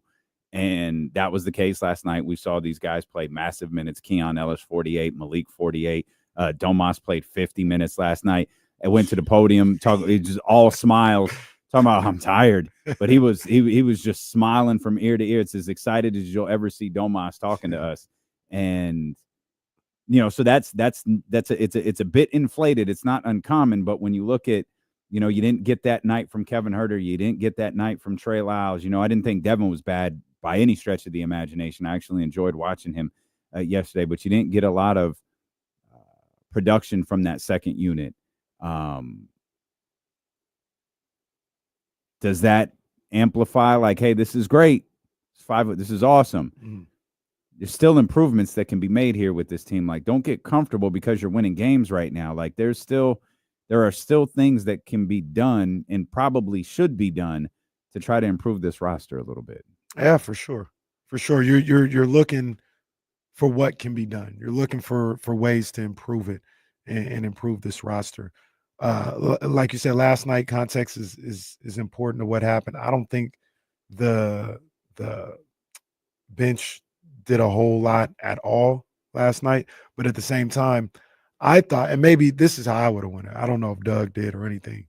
I would have said, look, we got about 3-4 days off. These 6 that are playing well, like, I'm just going to lean on you. Like, the other guys that get in there, if they don't show me enough early enough, I'm going to go right back to the starters, and we'll get our rest later. And then, like you said, once you got to the 7-minute mark and you were just, trying to get to the finish line, there wasn't room for subs unless it was something situational, like Alex Lindgard, an inbounder or something like that. But you would want a little bit more production, obviously, from Kevin Huerter. Devin Carter, like you said, he played well, but he only played 9 minutes. It's the trick or treat nature of this bench that doesn't make anybody feel comfortable. That shouldn't make anybody feel comfortable. It's like, no, we got to keep looking because we don't know what we're going to get. We don't know if we're going to get the Kevin Huerter who's, I think he was 5 of 7 or 6 of 4 or 6 from beyond the arc against Golden State. And then the very next night, he's not able to hit and he's not able to create. So you need something a little more solid that you can rely on coming off the bench. The key, though, to me, and I don't know how you get this done, and I keep talking about it, is you want to get something in addition on that bench. Yeah. I know you don't want to lose Trey Lyles, basically. No. Trey Lyles. No, don't say it. Don't say it. Don't say it. I'm not including him in a Cam Johnson deal. Really? No. Because number one, I don't have a forward, a power forward, or a center at that point. Mm-hmm. So I just can't. Like, at the very least, like, worst crazy case scenario, I can keep Trey Lyles and just kind of, patchwork. There's almost no chance that can happen. Trey's expiring. Yeah, that's why I'm not doing it. I'm not doing it because I can patchwork Devin Carter and Keon Ellis guarding wings. Are they undersized? Yes. I'm not disputing that. What am I going to patchwork if Trey Lyles ain't there? Now, you may be getting something back as well. I understand that. Maybe you're getting Nick Richards back in a deal or something. So you're able, maybe if you're telling me that, then maybe. But Trey Lyles also spreads the floor. He's also a guy that, like, he doesn't guard wings, but he's not completely incapable on a switch or something like that. I don't think this team is in a position to be able to move Trey Lyles because they got nothing on the wing. Trey Lyles is off this team. They have nothing at the backup 4 and 5. Like, nobody even put in the game. Dre Crowder, Doug McDermott, I guess. Yeah, your boy. That's my boy. Both of my boys. Yeah, 40% from the. Let's see. January's a new month. He's gonna shoot 40%. He's not even gonna shoot. Let's get Paul in here. Elk Grove Kid Talk Line 916-909-1320. What's happening, Paul? What's going on, fellas? How we doing today? Good, man. Good. What's going on with you? Hey, I just wanted to drop a little dime about Mike Brown real quick. So, in my opinion, Mike Brown is not a bad coach at all. Some coaches work better with different players, different coaching staffs, things like that. Mm-hmm. So, he just wasn't the right coach for this team. Yeah. Doug Christie has come in, and he is, man, I think Doug is like, he's going to be like, kind of like Rick Adelman 2.0 in a way. He's going to pull a lot from what he learned from Adelman, from the other coaches that he played under, from the other coaches that he worked with. So I am over the moon excited about this team right now. And absolutely, you know, like I said, my point was Mike Brown is not a bad coach at all. He just wasn't the right coach for us. I'm with you, Paul. Like, doesn't feel like it after the last 24 hours or so, but I'm still a fan of Mike Brown. I do think Mike Brown is a really good coach. I do too. He just may not be a good head coach. Yeah, he might not be. You know, and there's nothing wrong with that. Like, that doesn't mean he don't know basketball or anything like that. But there's so many other things that encompass being a coach when you're the head guy. Now you're talking about relationships. Now you're talking about, you know, egos and in the way, like when you're just a assistant coach or a specialty coach, so to speak, and the buck doesn't stop with you, you can have a different type of relationship with each and every individual. You don't have to make the hard decisions and realize the way you say it. And like, there's so many things that go into it, and that may not be a specialty for him. Like you said, that doesn't mean he doesn't know the game. That doesn't mean he's not a good coach. That doesn't mean he's not a good teacher of all this stuff. I think all those things of Mike Brown, but as a head guy, that just may not be what he's best for. There's too many other variables there that maybe aren't his strong suit. Hasn't been able to really stick around anywhere since that first Cavs job. Yeah, it's been a tough go for him. Outside of his stint as an assistant with the Warriors. Anthony Slater is going to join us coming up in about 15 minutes or so. We'll talk to him about the Kings and what's going on here in Sacramento, what's going on around the NBA as well. Shout out to everybody watching on YouTube. If you're new here, hit the thumbs up. We appreciate you. If you're listening on ESPN 1320, 98.5 FM, HD2, if you're listening on the Odyssey app, wherever we are, wherever you are, know that we appreciate you here for tuning in, as things are obviously pretty exciting here as it pertains to the Sacramento Kings, who get their 5th straight win last night. This one being the craziest, being this one being the most improbable. Kings come back from 17 down with 7 minutes left in the game to force 2 overtimes before DeMar DeRozan puts that thing away there. And the clip of the jump shot is just absolutely spectacular, that has been watched over and over and over again. And the Kings did a fantastic job of using their great photographers and video editors and all of that to get that shot, and the encompassing hug with DC afterwards that involved, I think it was Keon and Domas. Yeah. Just terrific. That's great stuff. Absolutely terrific. Great stuff. The hug heard around the world part 2 was the Keon hug. Yeah. I always like to, get your gauge on these things, when we're watching these games. Did you think they were winning that game in the fourth quarter?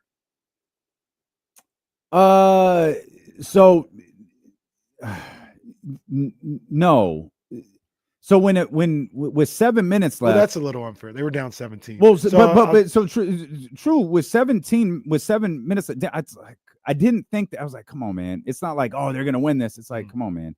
When they cut it to single digits, it's like, come on, man, they could do this. Yeah. I thought they were like, I was like, oh, it was Malik's air ball. Oh, that was tough. That's where I was like, okay, yeah, all right, it's a hell of a run. Like, okay, it's fine. And wasn't the very next play a Malik airball, and then they got a stop, and Malik got the and one? I think that was the very next play. Okay, that works, because someone airballed before Malik the did. Free high Was it Highways? No, it was what's my man's name? Not Highwater. Hightower. Okay. He airballed the free throw. He went 1 and 2 from the line. Okay. Airballed the free throw. Malik airballs the 3. Yeah. And I think they get the stop, and he comes down and he gets the 3-point play to make it at the rim. Yeah. Highsmith. Why do I always want to call him Highwater? I don't know. Haywood Highsmith. Rolls right off the tongue. Yeah. But yeah, that was the only free throw that man missed. Man, he was good too. Yeah, he was a good ball player last night. I thought they were going to get it close. I was confident in that. I felt like we were gonna have a moment. 2 minutes to go. They needed to stop. I didn't think they were gonna win. That's what I kept thinking. They're not gonna get blown out. And I knew one thing. They're not gonna quit. We saw that. They're not gonna quit. Yeah. And man, they sure didn't. I thought didn't. I thought it was over when Hero hit that shot. When you cursed him Oh, out. absolutely. Well, and when you called him out of his name. I did. I might not have been caught. Yeah. Not proud of that. Not proud of that. I was a little frustrated in the It moment. happens. A little frustrated in the most. It's not like I do it every time like some people. Well, and I got love for Devin Booker. I like Devin Booker. Man, what do you call me when I'm not around there? Goodness gracious. D-Book. TC got a residency here on Dealing with KC. Hey. TC, what's happening, baby? TC. Terrence. This lady is crazy. Hey. TC. Yeah. Hey, yo, we're on the Hey, my bad. Listen, my bad, man. Listen, what's up with my two brothers? Hey, I'm so fired up. I sent y'all that picture, man. I'm emotional, man. I'm ready to cry. I'm ready to hug everybody. What you talking about, man? We on one. We one of the scariest teams in the NBA. We finna turn it around. This season finna be more special than Bean Team year. Mark my words right now, bro. On everything, man. I'm fired up right now. My bad, y'all. Jesse, what's up, man? I'm ready to hug everybody. I'm serious.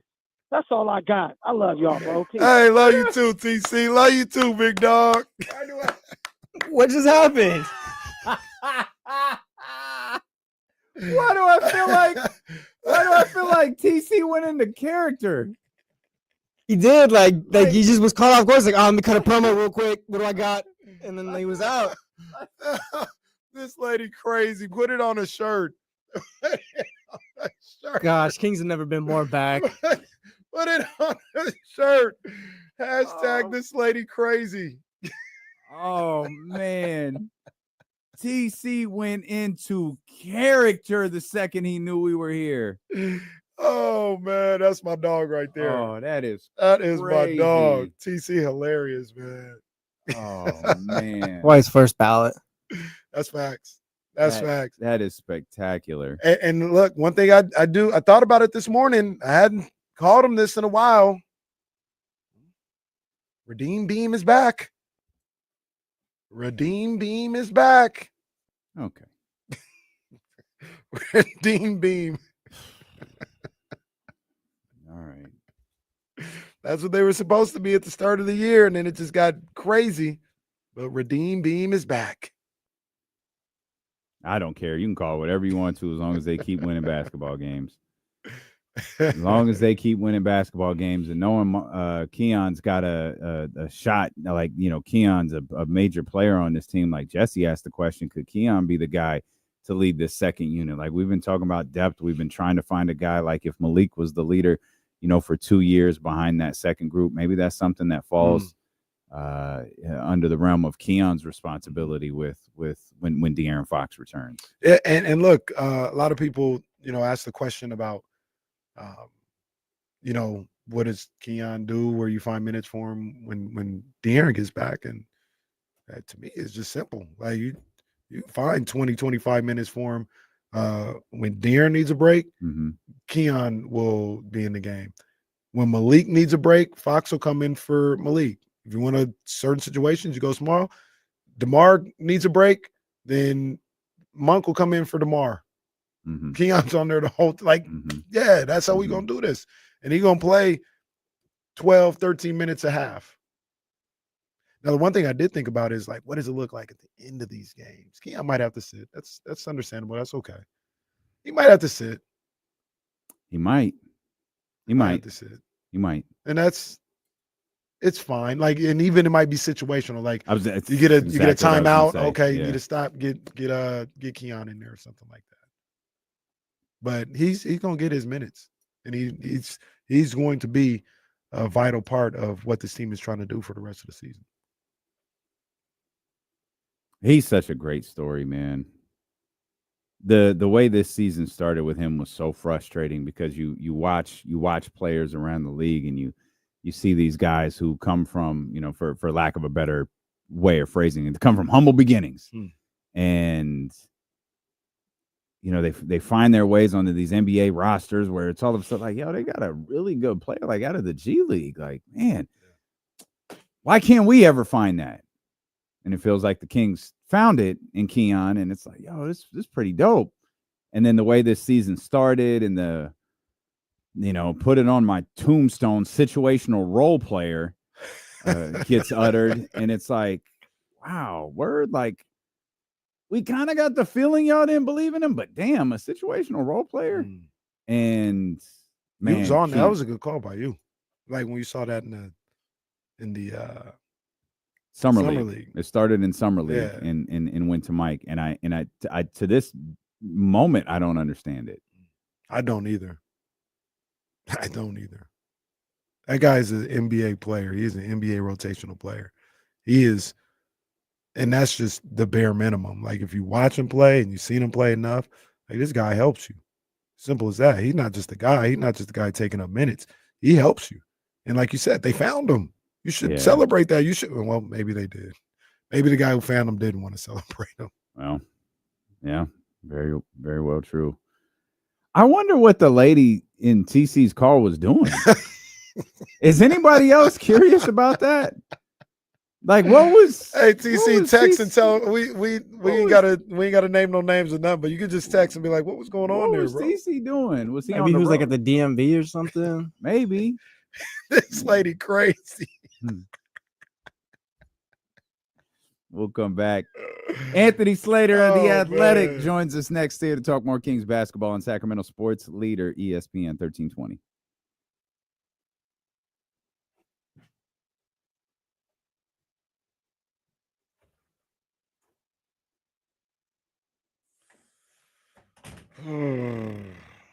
Somebody, I forgot where it was at. Oh, first of all, shout out to my dog.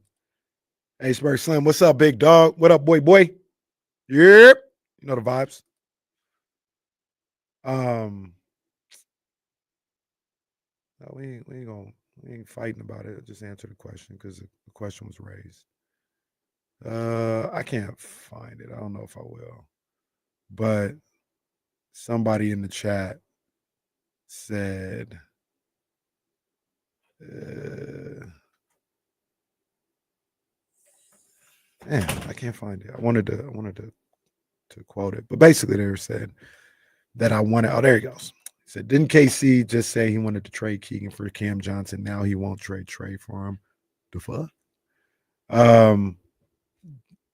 In my mind, number one, I think Cam Johnson is a better player than Keegan Murray. I think Cam Johnson's a better player than Trey Lyles, but I think Cam is a better player than Keegan. And if you trade Keegan for Cam, you're just upgrading at a position. Like you're upgrading at the small forward, the 3-4 position. Like you're just getting a better player. So it's a lateral swap almost. If you trade Trey Lyles for Cam Johnson, I feel you're unbalanced in the front court, even more unbalanced than you already were. Like I said, I don't know who plays the 4 in the stretch 5 at that point. So it's not necessarily I think Cam Johnson is better than Trey Lyles, but who's going to play? Who's going to back up Sabonis? Who's going to play those 4 minutes? I just wouldn't do it. I'd hold on to Trey Lyles because you don't have, and that's Monty's fault, but you don't have anywhere else to turn to at that position. If you traded Keegan for Cam Johnson, you're replacing Keegan with Cam Johnson. And that's all it was. Move some guards for Collins. Yeah. You're talking about 2 guards. And I don't know if they want to move Devin Carter. I don't know if they should move Devin Carter. I don't know. Now that he can actually play, I ain't gonna lie to you, things are different. Like I didn't know when the guy was gonna play, if he was gonna play. But now that he can play, he can help you out. Obviously, people are talking about move Kevin Huerter, but if you don't want Kevin Huerter, why would anybody else want Kevin Huerter? Is what I always say. That's going to be a little more difficult than I think you guys give it credit for.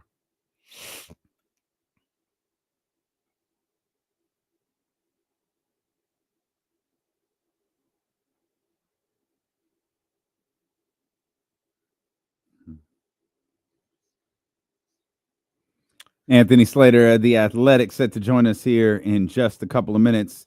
We'll talk Kings basketball with him. We'll talk NBA basketball with him. Can I give a quick shout out as well to my people over at Bancitos? I got me some tacos last night. Oh, there you go. Them tacos was there you go. You got them before or after? Yeah. They were. It was bomb, man. Those tacos are so good. Wow. And then I don't even know like what I got, so I can't even say what I ordered. I know I had some carne asada. I think I got a little bit of everything but avocados. I told her I didn't want no avocados. But they're crazy. Gourmet tacos, right? Psycho. So I was like, they're not just a regular street tacos. So I was like, I don't really know what I want. I want street tacos, but she's like, nah, I got you. Do you want avocados? I said no, but everything else is good. Mm-hmm. And bomb. That's shout out to my man Benzito, man, and Adam. I met Adam. I saw him. I talked to him real quick, man. So very good. Yeah, shout out to Adam and the whole crew, man. They did their thing. Great stuff over there. It's bringing our man Anthony Slater. It's been a while, Anthony. What's up, man? Fellas, how are you? Good, man. How are you, boy? It looks like covering the Warriors is taking a toll on you, man. You look beat, Anthony. It ain't just been the Warriors lately. It's been your home squad has been a little bit draining as well, to be honest. I understand. Well, yeah, it's true. We was laughing yesterday. It's two train wrecks colliding, and I happen to be in the middle of it. We was looking at Steph after the Kings game the other day, like, whoo, we've seen that look before. Many times. Yeah. No, it's they're both quite something right now in various ways. Well, let's start with the one that matters the most, of course, Anthony Slater of The Athletic / New York Times with us here. It's as you noted, it's been eventful for you covering the Sacramento Kings here in recent weeks. We went from a Mike Brown firing to a 5-1 record with a first-time head coach, man. What do you we've been making sense of it live on the air for the last 20 some odd hours. Like, what's your impressions of what's going on with Sacramento and Doug Christie right now? I mean, they're playing harder. They seem to be, they're talking about like the game plan's been simplified. The clutch time stuff has been better. And, some of that obviously, maybe you can coaching, playing, whatever, like the 0-5 homestand that is kind of now known as like this poetic, tragic end to the Mike Brown era. Like those were like 3 of those were very winnable games that they're just momentary screw ups, which we all, remember them in detail, that are now flipping the other way. Right. Like I was at the Sixers game when they came back, they had the 15-0 run late. Like they didn't really play good in that game. They just kind of charged up late and, sprinted past at the finish line. And I'd probably say the same about that Heat game last night, right? It's probably 3.5 quarters of like not great basketball. Understandable, no Fox. You're probably a little tired on a back-to-back, but it's clutch time luck, but it's clearly a different energy. And, some of it maybe, especially with the jolt of the Mike Brown firing and the urgent situation around De'Aaron Fox, I think has created, a needed level of urgency around the team that you feel, right? These feel like huge regular season games that they're almost playing with like fringe playoff level energy and focus. And in the regular season, that's going to lead to a lot of wins typically if you're just playing that hard, right? Yeah, no, for sure. And we love your work. We love your work. And at the beginning of the season, when you were previewing the teams, you said you had a line where it's like, this is going to come down to the clutch record and what they can do in the clutch. And I ain't gonna lie to you, we had a good time with that. And we was like, if the Kings score more points than the other team, they'll win. Yeah, thanks, Anthony, thanks. And lo and behold, you were spot on. Yeah. You were right. You were dead on. I mean, because what was it, 3-12 in clutch games or something like that, before Mike Brown has been fired. And then I think they're either 3-0 or 4-0. I don't know how it gets defined, but since the coaching change, that has changed. Like they've been able to close in these clutch moments. I mean, shout out to you. We were dead wrong. You were spot on with that. Like, what was your thought like when you were thinking about? Yeah, I mean, it's kind of the complex mix, but I thought part of their rationale on the DeMar DeRozan signing was, yeah, the fit seems wonky. We don't know if it'll solve the defense, but clutch player of the year, leads in fourth quarter points. You match that with De'Aaron Fox.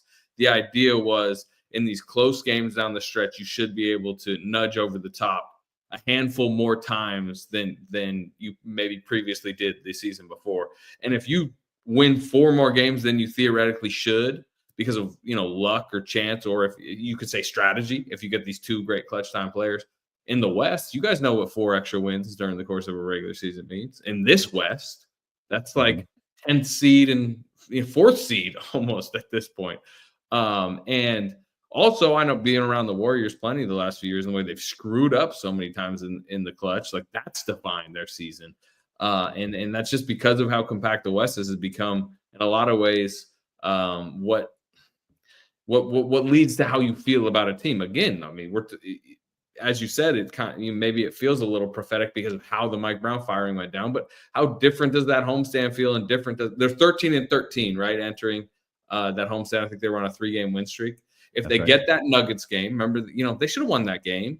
They were leading most of the fourth, and look, this has nothing to do with anybody's job or who's doing well or who is a correct signing. If DeMar DeRozan catches Domantas Sabonis' pass and lays it in, they win that game, right?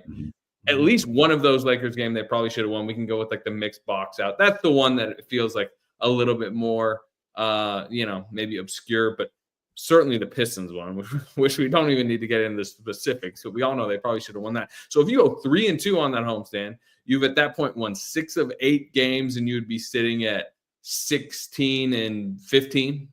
Mike Brown's not getting fired. They're going to LA, with him, and you're going on the radio show after the Pistons game, probably they're gaining a little traction, soft portion of the schedule. It just doesn't feel as panicky. But because they screwed up in these very specific ways, which nobody was trying to screw up, and considering the organization that overrides all this, which, let's be honest, can be a little panicky, they completely flipped the table. And at this point, I mean, at least the jolt of life seems to be working. Yeah. And what do you attribute that to? Is it as simple as Mike Brown's exit and Doug Christie's entrance? Is it desperation? What do you think it is? Yeah, I mean, clearly there's at least a few players that are being subtle with, voicing that, they're ready for a different voice. Mm-hmm. And that, the simplification / what did Malik Monk said something last night about having a player as a coach and the difference, there. I mean, again, these are subtle comments, but it's not hard to read too much into them. They're alive a little bit more. And, I think Devin Carter's coming back as help, but it's not like they haven't had their own injury issues. There's just a level of life in the arena. Now, again, what is it? 14 of 18 on the road coming up. Obviously, they're about to go to Boston. They're going to play at Milwaukee. A lot of tests coming up. And as this Kings season overall has been a great example of 3 games changes the mood at any point, right? Even when Mike Brown was here, they went, I think they lost their first 2. It was uh-oh, what's happening here? Especially after that preseason. Then they went 3-2, and it was okay, never mind, they're all right. And it felt like there's all these back and forth. So look, if they go on the road and they go 0-3 on this road trip, y'all are probably coming in next Monday, Tuesday, Wednesday, uh-oh, it's turning back around. But in general right now, you've got to you guys have been in the building, right? I assume during these homestands. I mean, they're just energy really matters in basketball. And I think they're more committed to playing faster. They're more committed right now to the game plan. And even if you could say, hey, look, Mike Brown is a very sharp tactician. If these guys weren't listening to him as much as they're listening to Doug Christie, they're going to play better with Doug Christie. Anthony Slater of The Athletic here with D-Lo and KC. And I got to ask you a question about my guy.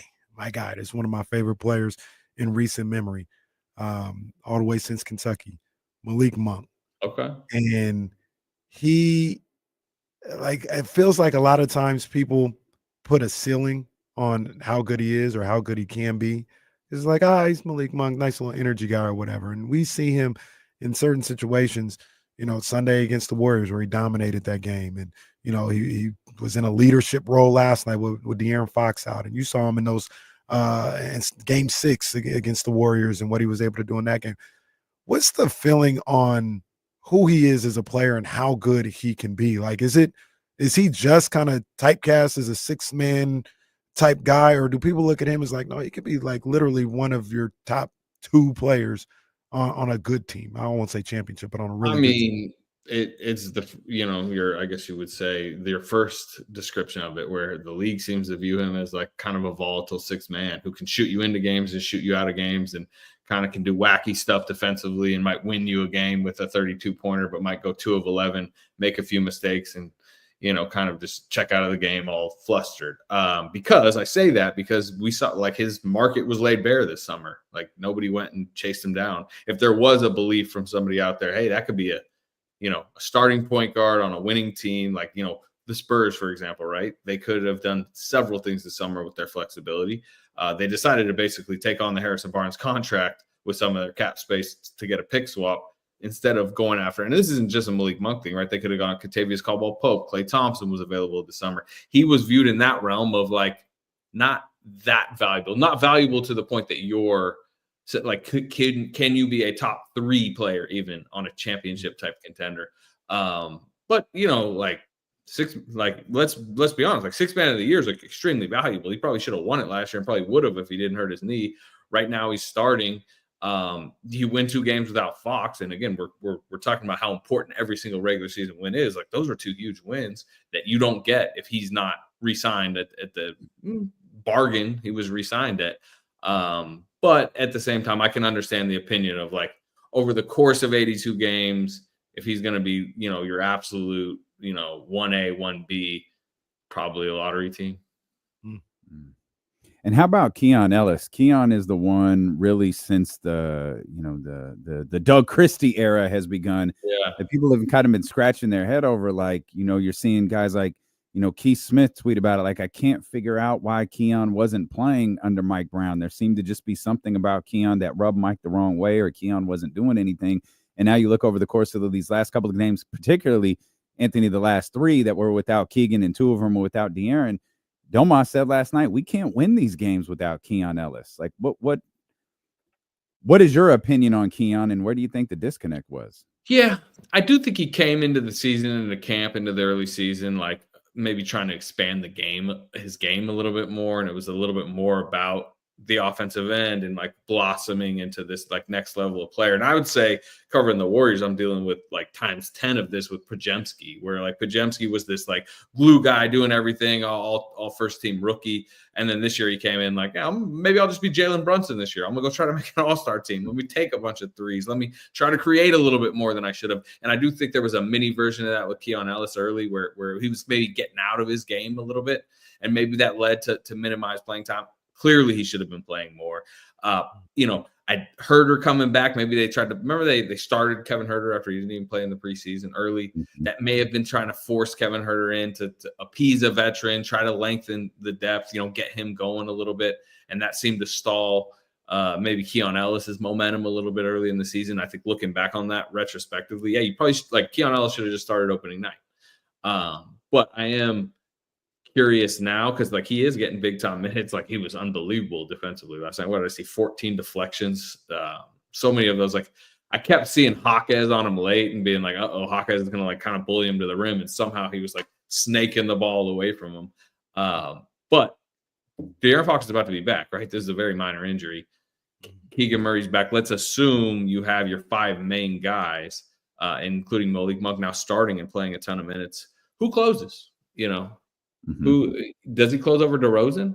DeRozan, who obviously hit a bunch of clutch shots last night, but if you're trying to play 2-way basketball, I am curious, how elevated this Keon Ellis role is, regardless of who's available. I think it's become very clear he is your 6th starter in a sense. De'Aaron Fox is out, he can start in that place. De'Aaron Fox is in, but Keegan Murray's out, he can start in that place and he can close in that place. But with every one of you available, which is expected to be soon, has he played himself, as Sabonis says last night, they don't win without him. Has he played himself into closing every single night? And if he is, who's not? Yeah. the team has played well. They've had new energy with Doug Christie there and putting Keon Ellis in more of a prominent role, and it's been all good. But it doesn't negate the fact that, they may still want to do something with this roster, probably need to do something with this roster in the trade market. My thing, Anthony, has always been, I don't know how they get there. I don't know how you move, what pieces you have to move that would get you what you're looking for, whether it's a Cam Johnson or something like that. Do you think they have the assets to get somebody that, integral into what they want to do? I think they do. I think it's a complicated conversation, but also simple. Like, an unprotected Sacramento Kings future first-round pick is viewed very favorably by the league, right? You right now would want a 2028 Kings first-round pick if you're a rival team, because you're looking at the Kings going, what if De'Aaron Fox asks out? What if they have to blow it up? What if this era of Kings basketball, kind of careens over the next 12 to 18 months? You'd probably, that's why the Spurs were like, yeah, give us Harrison Barnes' contract. We'd love to have a pick swap in 2031 with the Kings. That's no guarantee it's going to end up being a top 10 pick, but there's at least that thought that it could become, like, you could see a situation present itself where it is. So if you attach a very valuable first rounder to the, a Herder contract, Lyles, whatever, builds it up, like, I do think that could get you.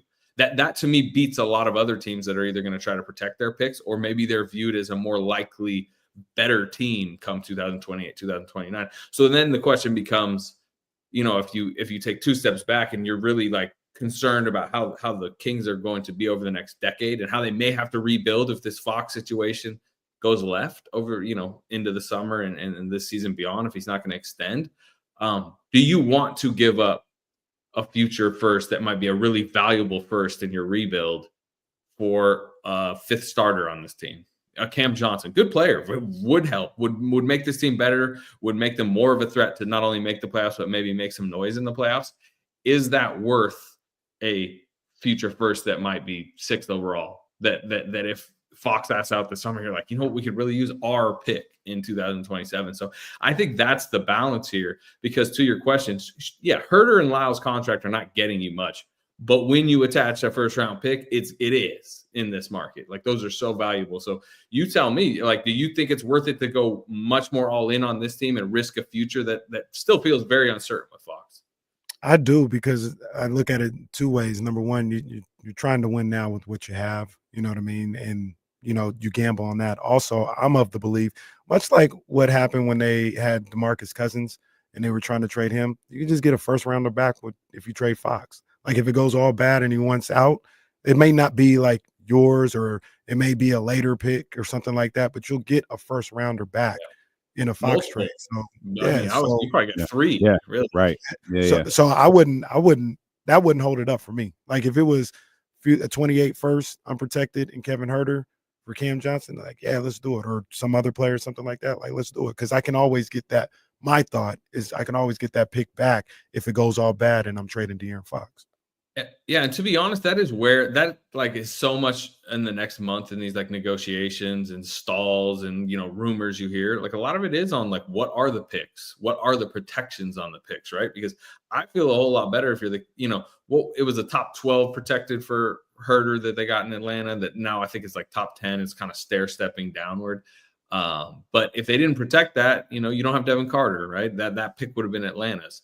So how protected could the Kings make that first round pick? Because I feel a whole lot better about them sending a first round pick out the door if whenever that clock comes up where you want to have that pick, that you're not giving up the third overall pick in a draft that has, like this draft, for example, right? Imagine if you had a top 4 pick in this draft. I mean, that's potentially a franchise pillar. So the more you protect yourself, the better. But also that's why these trades take so long. And a lot of times it comes right down to the deadline because somebody has to budge here.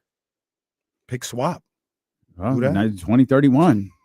Pick swaps are interesting. They're both, they can be more dangerous, right? Because let's take our minds into a 2031 world. I mean, Victor Wembanyama is going to be 7 at that point. I mean, maybe the greatest player ever.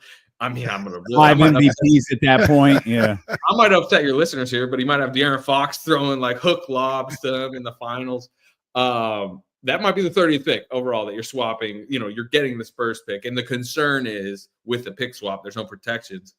Imagine if look, this is too scary of a world probably to live in, but imagine if you're flipping the second pick for the 30th pick come that draft. Listeners on this radio show come 2031 are not going to be pleased. But then the other thing, and this is the point that matters, it matters in all sports.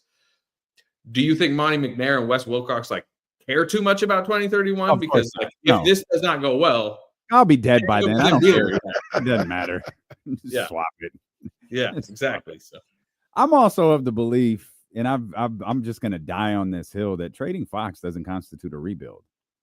Not with this roster. I think this roster is good, and it has to be the right trade, obviously. And if it's loaded with draft picks, that doesn't help you. But if you have to send a player back, like De'Aaron Fox makes a ton of money. A combination of players and the draft pick doesn't really matter in this situation. It doesn't send me to oh, it's over, tear this whole thing down. It's nah, you get the right players back to add to Malik and Domas and Keegan and DeMar, this team could still be good. Yeah, it's just this West is so challenging, right? There's such a threshold. It's I think it's a bunch of good teams, not great teams. I do sit there and look everyone's kind of in disarray. It's sometimes I think we get lost in our little bubbles. I'm around the Warriors and the Kings a bunch, and obviously they've both had a bunch of stuff bubbling up. But it's look at the Suns right now. Are they trying to bully Bradley Beal into giving up his? Yeah, 1,000%. Dallas, everybody's injured in Dallas. The Lakers, they're constantly kind of in this situation of flux. We can go down the list in the West. Denver, the Rockets, Thunder, and Grizzlies are the only teams that haven't really been up and down. They've just kind of been up. The Thunder obviously been way up. The other two teams have been really consistent. It feels like Denver has found some consistency after kind of a weird start. But like you said, everyone else in the conference is whatever. Yeah, it's panic mode at all times. But I think that would be to your point of look, if you just get some veterans, if it's the right mix, and if Devin Carter rises up, and we'll see with him, he's played a couple games. Sure, you could stay competitive, but and that the argument for that is look around the West. It's not anybody, everybody's kind of almost at the same level. But I would say where you're in trouble with no Fox is when you actually get to a potential playoff stage.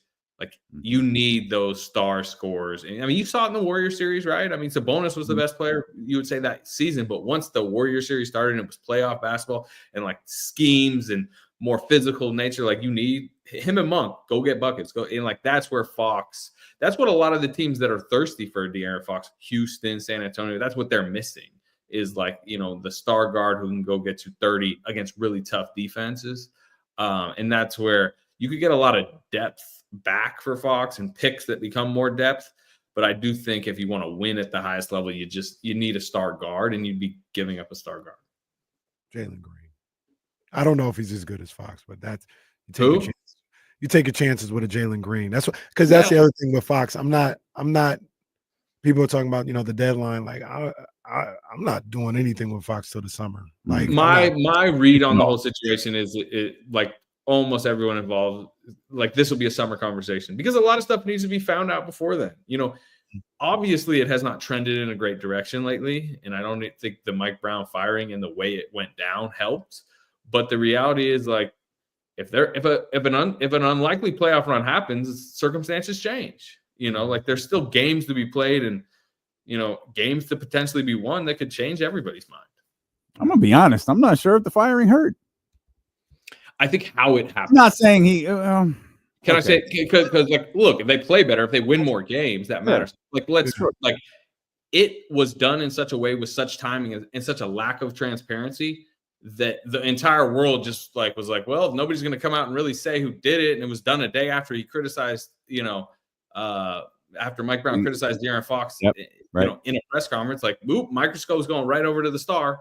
Yep. And it was maybe somebody in leadership should come out and be publicly in a press conference setting and be it wasn't him. Meanwhile, he had to come out in press conferences and let's be honest, he was very clearly frustrated with how much he was getting blamed for it. Mm-hmm. And we haven't heard from them at all. We never will. Fine. It's their choice, but it's going to alienate the star a little bit. You would think. And the way he but again, if they win, and that'll help. Who made the call? Who to fire Mike? I mean, clearly it was cumulative, but let's be honest. I mean, like most people believe it funnels all the way to the top. Okay, that's what I thought you'd say. I'm just saying. There's a lot of people. It has been adamantly relayed to me that De'Aaron Fox was not involved. Right? Like, no, 100%. I think everybody is in agreement that De'Aaron Fox. And I will say this: as we reported in the aftermath, me and Amick, you know, we were being told like Monty McNair made the call, like literally physically made the call, which did happen, and that like you know it's Monty's choice, but you know there are a lot of people who believe whose choice it really was, again, is going further upstairs than that. And I've said it a couple. Damian said he did what needed to be done. People may not like it. People may not. They like Mike Brown. He's nice with the media and all this other stuff. He's a great guy. The move had to be made, period. And it's being proven that that's the right move. Like he had to go. Would you agree that it wasn't done well? Sure. Oh, for sure. Sure, but absolutely he had to go. There's a lot of things he did that weren't done well. It was the right move. It was the right move. I think it's fair, but I also think some of the backlash and some of the people kind of turn their nose down at the Kings a little bit in the aftermath. And again, look, they win, and maybe it'll be proven to be the right move. It was kind of disrespectfully done. Not even just like, oh, they called him on the way to the airport, but like they didn't really even thank him. Like this guy did a lot for the Kings, including he got them back to the playoffs. Like to me, he provided a level of stability and professionalism to the organization that they'd kind of been lacking. And again, I'm not even disputing some of the mistakes and what led to what happened this year, but it felt so coldly done and like you've heard it from a lot of people across the league, and your reputation league wide really matters. So that's what I would say. Again, if you want to argue, like clearly they're playing better right now, I mean, like that's easy to see. And I know Kings fans feel like this is a Kings thing. Who was Chris Finch's predecessor? Minnesota got their ass whooped for the way that they handled. I can't remember who it was. Was it Saunders' son? I thought I was about to say, was it Adelman's son? No, it wasn't Adelman's son. No, I think it was Saunders. Yeah, okay. So because remember they fired him. That's right. And they're like, oh, Chris Finch is our new head coach, and everyone's like, wait, what? Like, how does that happen? Yeah. And so, like, it's not just Sacramento who will get their ass kicked for the way like a firing is handled. Minnesota got they got killed for that one. Yep. Yeah, for sure. And again, the other thing as we take two steps back, it's like if you just win in sports, everything like it's like what do they call it? Like the greatest perfume. People would have still to this day been absolutely roasting what happened with the Kings, but they won 5 in a row. So it's like, I don't know, like what are the radio shows locally today? It's like, it's generally positive because if you win, like it's just going to remain positive. And you can be proven right in any level of sports if like you just end up winning games. Winning 5 in a row is Paco Rabanne. There you go. And man, we appreciate you, man. Good luck covering these two franchises you got on your plate for the next month or so. I got my man working. Well, as we talk about disastrous situations, I'm about to go cover Warriors Heat tonight in the Bay. Like the Heat. Oh, Lord. Talk about a situation. Jeez almighty. People love to kill the NBA. Like, like regular season basketball is not that interesting. I'm like, this is all very like the league is going crazy right now. But I mean, just word of warning: Eric Spoelstra is in a terrible mood. He is in a terrible mood. So everybody's in a terrible. Oh, Doug Christie's not in a terrible mood. But, Doug Christie's feeling good right now. Yeah, a lot of moods in this league, but I think it's been good. I think the theater's been good lately. That's all I'll say. I agree. We appreciate you, Ant-Man. Thank you, brother. All right, fellas. That's our man Anthony Slater. God, that's a hell of a game to cover tonight. Man, Warriors and people just walking around mad. Right. Steve Kerr looking at Eric. Hi.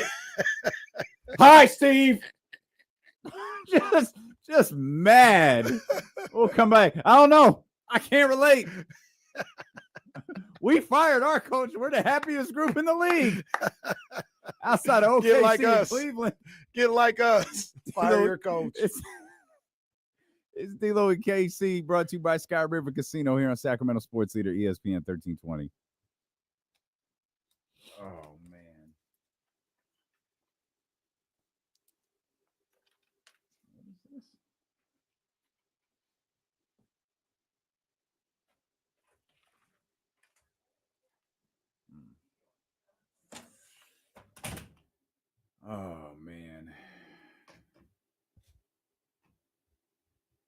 Right.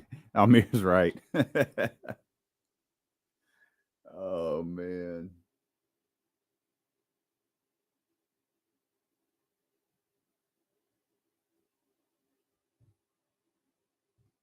That's right, Jordan. We out here living, baby. It's Steve Kerr just throwing oranges at the Chase Center. Oh, that's a good call. Nobody making eye contact tonight. Where'd that one go? Nobody making eye contact tonight. Oh, I love this so much.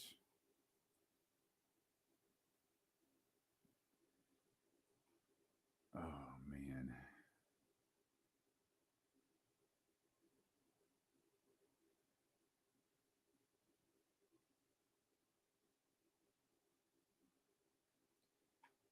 Oh, man.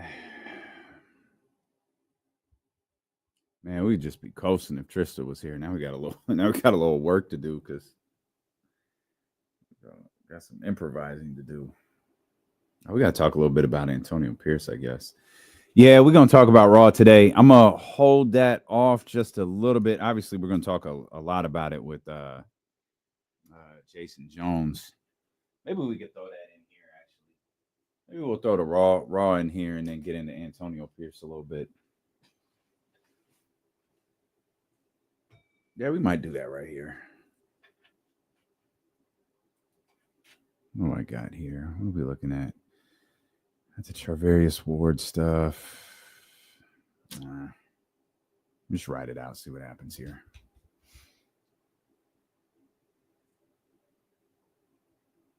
Oh, that's a good call, BS. Spo was like, yeah, no problem. No problem.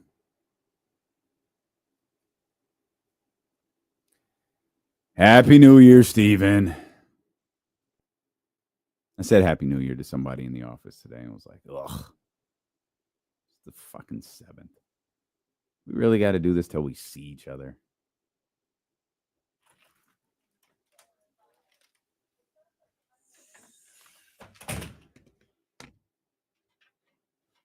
I've gone 4 show days without mini bites, without little bites.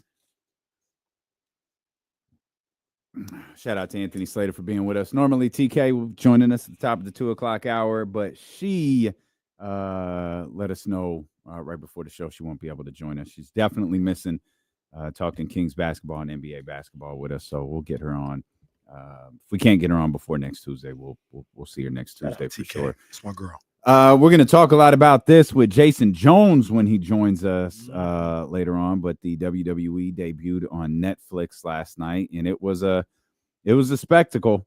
The Intuit Dome is something. It's the first time I've ever seen it for anything other than basketball.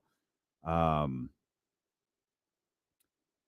lights on the seats are a little distracting for a professional wrestling event. What you think about that? I didn't like it. About just I felt like the energy was a little off. The lights. Well, okay, so I think I can explain that. Go ahead. The lights on the seats show you who's not sitting where. Yeah, what sections are empty. That's it, and that's a terrible, terrible look for a television presentation. The moving forward at the Intuit Dome, you got to turn those off. Well, you talked about the vibes, the feel, the energy. You know what I think it was is, and I caught this late. I think it was during Punk and Seth. I was watching on the iPad. And so I kind of looked over at the screen and noticed it right away. They were doing one of the sweeping camera shots, and they caught the ring where the camera's facing. It's called the hard camera side. Mm-hmm. So a lot of times you'll there's empty seats there because it's not really on camera. Right. But when they did that sweeping view, you saw how many empty seats there were. Those were all of the suits were that we were talking about during the live show. Yeah. So what happened last night is every sponsor that was on the ring, that's a good point. Every Netflix executive, every major partner of the WWE was invited to this big red carpet spectacular, this changing of an era, the Netflix era, as they called it, and they don't care about wrestling. Yeah. It's a lot like when you have events at casinos. Right. The casino buys, like, I'm a high roller here. I'm Kenny Caraway. I'm here to spend, $100,000, $200,000 at the table. and they throw in, some comp tickets to a fight. I don't care about it, but they gave them to me, so I'm going to go. The energy is different. Yeah. I think that's what happened at the Intuit Dome last night. Is there were a lot of people who generally didn't care about what was happening. Right. They just knew it was a big deal. They were part of some company, and they wanted to be there for this big moment. Yeah. It's like Bill Simmons. I told you that Dwayne would be the first one out. What I didn't predict was the babyface turn for no reason. The Rock comes out and he's The Rock, but then he hands that stupid ass belt to what I think is his daughters. I think. Yeah. And then he goes in the ring and he starts cutting this promo, which Kenny and I were able to listen to because it took so long. We did like 4 breaks over at KSFM as he was walking out to the ring. And we turned the volume up and it's like, okay, all right, he's being a baby face. All right, it's fine. But we're gonna do something here. Mm-hmm. And you caught it before I did. He does. The guy who's been carrying the company for the last year, and in my head, I'm thinking that's Triple H. He's going, the new leader, like figurative. I got it. Cody Rhodes. I said, wait a minute. And then out of nowhere, Cody's ringside. And Cody, sir, at him. Why are you behind Pat McAfee? and so he does this whole thing, and I'm like, okay. He's gonna say something. Nope. Ends the promo. If you smell with The Rock, crowd's going crazy, by the way. They're loving all of this. Walks out of the ring, and I see him walk over to Pat McAfee, and I'm like, he's not going to Cody, is he? Walks over to Cody and hugs him, and I'm like, what the hell is this? Oh, man. And I was so like, upset. Okay, all right. Let's see what happens. Because again, I was right, but I was wrong. You had just said, do you think they lead off with the tribal chief? I'm like, no, you're going to close with that. Here comes Solo. All right. What do I know? So the match goes, I think, as everybody expects. Roman gets the pin, and then great camera work. Yeah, they killed that. You see Roman waiting to get the I forgot what they call it, the beads over his neck. Yeah. And the camera catches The Rock. The Rock comes out, puts the beads on, and you're like, okay. They hug. Mm-hmm. Then he takes a step back. Goes and stands in the corner. Watch your back. Watch your back, Roman. Nope. Just nothing. And I said, as this started to take place, I told Ken, The Rock's not doing WrestleMania. This was their way of blowing everything off. The Cody thing is dead. The Roman thing is dead. I guess we're never getting Roman versus Rock. The Rock can't do WrestleMania, so this was their way of ending everything and essentially turning The Rock babyface, and all of that stuff is over. I think, yeah, and also, which leads me to the question. What the hell was he doing at Bad Blood a couple of months ago? Was that when he just pulled up, didn't say anything, just stood there, and then that's it? All right, yeah, I was gonna ask too. Like, what was the point of that? You didn't know 2 months ago you weren't going to be a part of this? What are we doing, Moana? What are we doing? Moana 2 was Hobbs and Shaw. That was a good movie too. I don't know. I don't know. But there's like you just deaded the 2 storylines, so it's over. I'm really upset we never got Rock versus Roman. Yeah, me too. That's the one that really bothers me. Yeah, that sucks. Like that, it was right there for him. Yep. And I think we've had this discussion before, and I'll ask you again. Do you think they really pivoted? Yes. Last year? Yeah. Yeah. I think they wanted to do Rock versus Roman last year. Do you think it would have? You think that was the right decision? Yes. It's bad timing. You waited too long to get The Rock back involved. So let me ask you another question. Okay. If you would have known then, if we can't do Rock versus Roman, we'll never do it. Would you still do the same thing? Yeah. You couldn't do it then. You would have what you killed the match, right? Roman is fine. Rock is fine. Cody would have been dead. Like, what do you do at that point? Especially the way that they did it with the Royal Rumble and everything involved. I don't blame Triple H for booking the Royal Rumble the way that he did, because how many times have we heard about Rock Roman at WrestleMania and The Rock goes, sorry, guys, I can't do it. Yeah. He had to have his plan in place. Yeah. I think they did pivot, and I don't think they had much of a choice. And I'm sorry, I can't remember exactly, but they also, when they probably made the storyline, they thought they had Punk, right? Because Punk got hurt at the Royal Rumble. Punk got hurt at the Royal Rumble, yeah. And they thought they had him. Maybe he would have jumped in and faced Cody or something like that, huh? Well, by all accounts, he was going to face Seth. I don't know what Cody was doing. I have no idea. Yeah. But by all accounts, it was Seth and Punk. Yeah. And yeah, losing Punk probably threw a lot of things into disarray. Damn. When we left here, I went straight to the arena and I got home and I watched the game again. Mm-hmm. So I haven't seen the rest of the Broncos. I saw like what happened on some stuff. Yeah, so here's ultimately here's why last night was a really good night. They put on a really good show. Mm-hmm.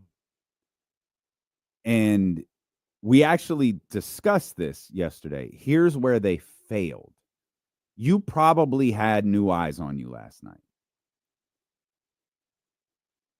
You gave no one, other than wrestling fans, who are going to tune in anyway, any reason to tune in next week. There was no cliffhanger with Roman and Solo. That story is over.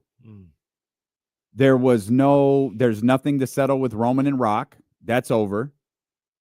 Cody and Rock is over. Rhea and Liv, that was the blow off. It's over.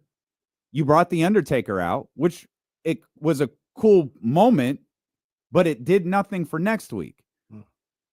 I told you they were going to boo the hell out of that red and yellow idiot. And God bless that crowd at the Intuit Dome, because they let his stupid ass have it. We talked about this during the break, though. Do you think he knew that was going to happen? I don't think he did. Because he's an egotistical POS and he didn't know it. And that's why he said, I've had great tag team partners like the Macho Man, and they're boo. And I've had the fans on my side. Boo! Hated that man. Poor Jimmy Hart out there just getting booed all to hell. In the end, that stupid ass appearance from that idiot did nothing. Now, maybe you're tuning in to see what John Cena does next, but then you have Punk and Drew, one of the biggest, Punk and Seth, one of the biggest storylines. And shout out to Seth, who might be the damn MVP of the company. Put Punk over, set Punk over for whatever is coming up next, because I think Punk is headlining WrestleMania somewhere. Yeah, once again, man, they got to give my man Seth a win. Seth took L's for a decade now. He has, especially at WrestleMania. But then it just goes off the air.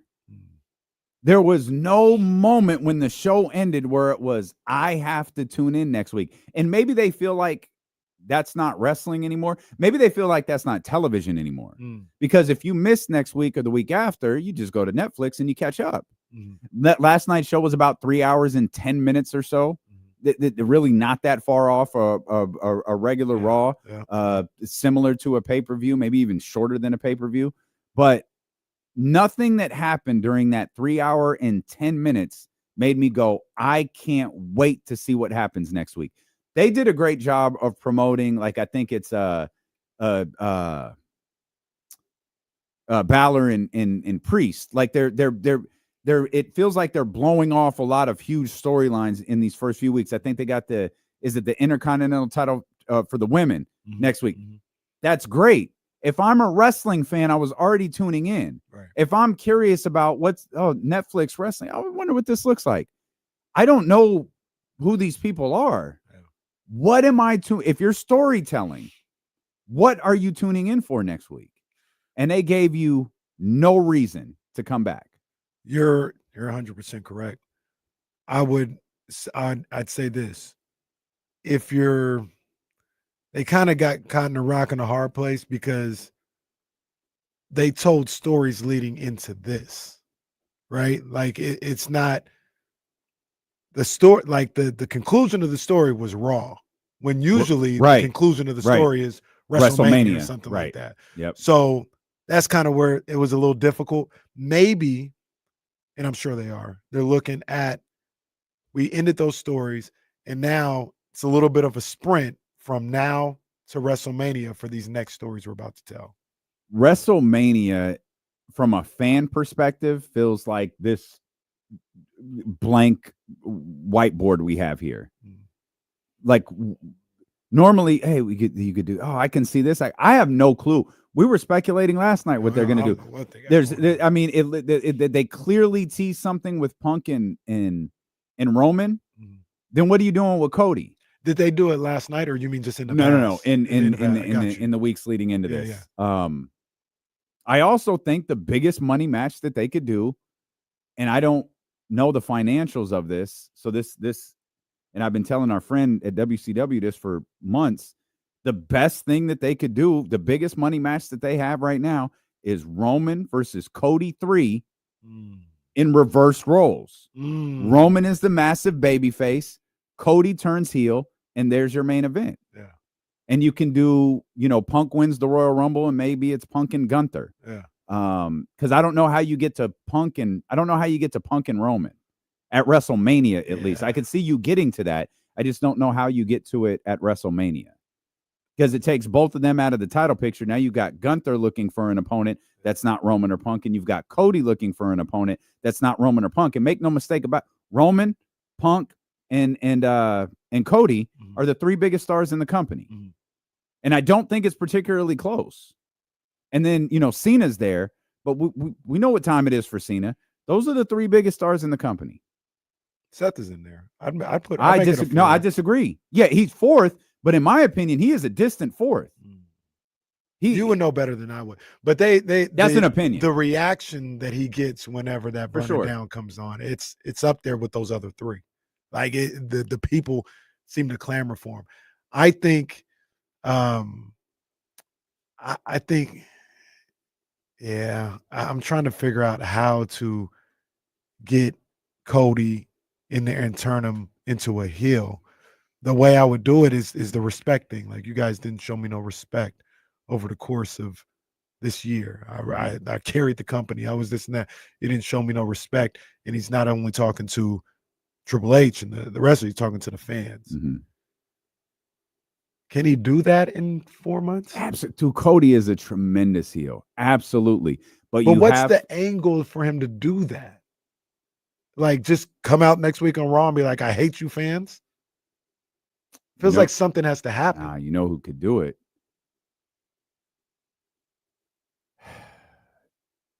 You have to flip this whole thing on its head a little bit. And there's a way you could do this. I don't know what the moment is that sets this off, but you've planted the seeds for Cody aligning with Paul.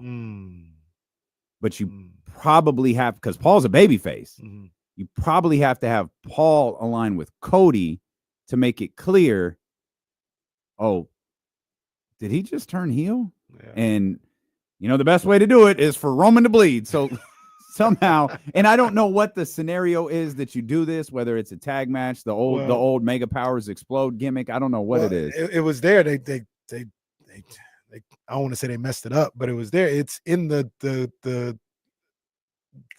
Tribal Chief match. That's when it could happen. You could, for That's sure. when it could happen. Like, because they've had this thing the whole time, and then all of a sudden Jacob comes out and all these other guys, and they're beating up, Roman, and Cody comes out to help, except he doesn't. And he turns heel, and then Paul gets in there and he just laughs and he's smiling, and they walk off together, and boom, you have it. Now, maybe you run them. And then he comes out and he says, when my dad was on hard times, there was one guy that took care of us. When my dad was on hard times, it wasn't Vince McMahon that called Dusty Rhodes. It was Paul Heyman that called Dusty Rhodes. And it wasn't Vince McMahon that called me back here. It was me that called me back here. Because Hunter knew I'm best for business. He could steal that old line. Yeah. They knew I'm the one, not him. But now, how do you do that? Well, you could do it. But how do you do it now? Because you already had the Tribal Chief match. You can run it back, I guess. Well, no, the tribal chief match is over. Oh, you mean how do you get to the point where I don't know. I don't know. You could have him, you could have him fight Jacob at Royal Rumble. Roman. Mm-hmm. You could do that. It don't feel like the same yet, though. Yeah, I don't think. I think that's one thing they're going to hold off on is Jacob. Like I think they want Jacob to elevate a little bit. Jacob came in doing his thing last night. Jacob's bad. Oh man, Jacob is bad. Cold. I got to go back and watch it though, man. I got to check it out. In the way they go about some things, they had the press conference, they had the post fight. Yeah, I did watch a little bit of that. CM Punk, mm-hmm. like by the ring and stuff. So yep. You know, they did a good job. Noticed. The presentation was 5-star. Yeah. It was perfect. I thought it was perfect. We'll talk. KO came out there. Okay. Well, it's KO and Cody at Mania at Royal Rumble. Yeah. Which I think is in February. Yeah, February 1st. We'll talk more about Raw's move to Netflix last night and see if Jason Jones wants to book this thing in the final hour of the show. Let's get Justin in here to talk Kings basketball. 916-909-1320. Justin, what's happening? Hey, how you guys doing? Good, man. How you doing, bro? Pretty good, pretty good. I just want to bring up one point. I haven't really heard many people talk about it on Twitter or X, I guess you would say. Did you guys happen to catch NBA Today yesterday when Mark Spears talked about the firing? Did you guys catch that at all? You know, I saw it was on, but the show was on, so I didn't hear what he said. But they spent about 5 minutes on the whole thing. I didn't catch it though. What did he say? So basically, what he said is that the decision to fire Mike Brown, it came from the front office. He said that basically it was an emotional decision that was made to let Mike Brown go after the losses. And it did not come from the front office. It came from ownership and management. And he takes it that the GM hasn't spoke about it because it wasn't his decision and it was ownership's decision. I just want to know what your thought is on that. I mean, you guys can always go back and listen to it, but I mean, that's basically in a nutshell what he said. And if so, that's pretty scary if we're at these times. I mean, the decision looks good now, but the way it went, the way the firing went down, and then also if it wasn't Monty's decision, I just think that's a little bit scary coming from the organization. I hear you, Justin. Appreciate you, man. Thank you for listening and thank you for the call. We'll obviously trust Mark Spears very much on this. If that's why Monty and West didn't talk, that's perfectly fine. Vivek should have. Yeah. And Vivek should have. I can just imagine him in his little voice. Yeah, I did it. He wasn't winning, and these guys don't like him. What's your question? Of course, he would never do anything like that. But I don't. It's not scary to me. He owns. It's like if I think sometimes stop calling it a team. Okay, just for 1 second, stop calling the Sacramento Kings a team and call it a company. That man runs a company, and he felt like one of his high-level employees wasn't doing what's right for the company. Then he has to make the move to fire him. I didn't agree with it either. I was wrong. Clearly, it is so crystal clear, 4K obvious. There was a disconnect between the players and Mike Brown. And that's the word I'm going to continue to use until someone tells me they hated each other or someone tells me they didn't get along. The only word that I feel like I can appropriately use is disconnect, because with Doug and those players, there is a connection. Nothing else has changed. Luke is there. Jay is there. The rest of the staff is there. Doug is the change. Mike is out. Doug is in. There seems to be a connection with this group. That makes me feel like there was a disconnect with the old one. I don't like the way that Mike was fired. I didn't agree with the decision. I don't care who made it. I was wrong.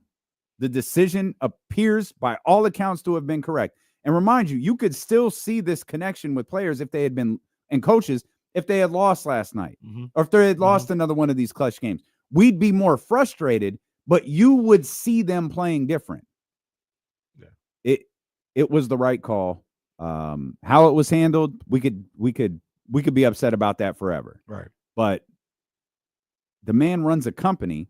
If what Mark is reporting is correct, and I trust Mark Spears with this, Vivek made the call. Fine. He saw someone in his company who wasn't doing what he thought was in the best interest of his company and decided a change needed to be made. If Monty had an issue with it, if Monty and Wet quit, Mm-hmm. If it's that big of a problem for you, then quit. Mm-hmm. They didn't. They called Mike and fired him. Yep. I think this happens far more than people realize it happens. Yeah. But it's Vivek, so he's an idiot. Right. It's the Kings. It's the Kings, so they're dysfunctional. It's what it comes down to, right? Like, look. I swear to God, don't let the Kings beat Boston on Friday. I swear to God, Jesse. You damn right it's our NBA Finals. It comes down to this for me as well. You look at Vivek making that decision. Number one, when in the Hall of Famer, Mark Spears, he's sourced out. So I'm not here to challenge him and what he heard or anything else like that. But saying it's an emotional decision flies in the face of the report that came out the day afterwards from Ramona Shelburne. Yeah. Because in that article, she says they thought about this and they agreed on this on Thursday night. And Vivek was the one that said, let's sleep on it. Let's sleep on it and reconvene in the morning. And they reconvened brunch time. I don't know why they slept in, but they reconvened around there. Well, talked about it some more. Remember, Vivek was running This routes. is true. He had a flag football championship. Yeah. I got 7 and 7s at 9. Can we do 12? This is true.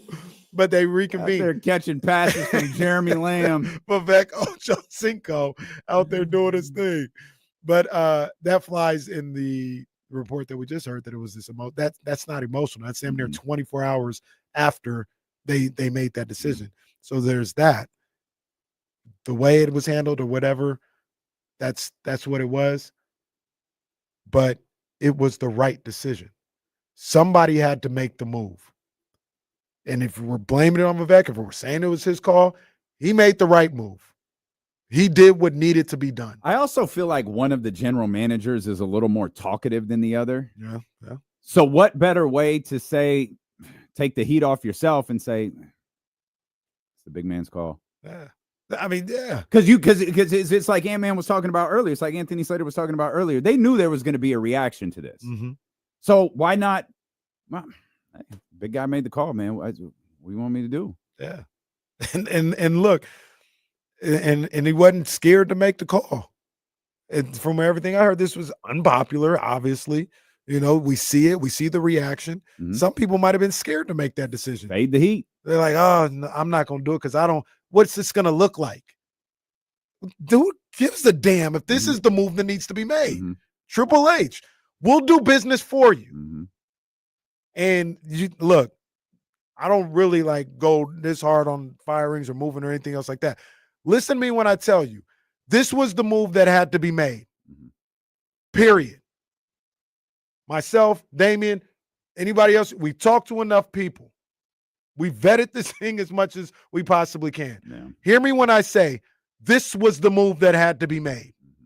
Period. And he made it. And so far it's worked.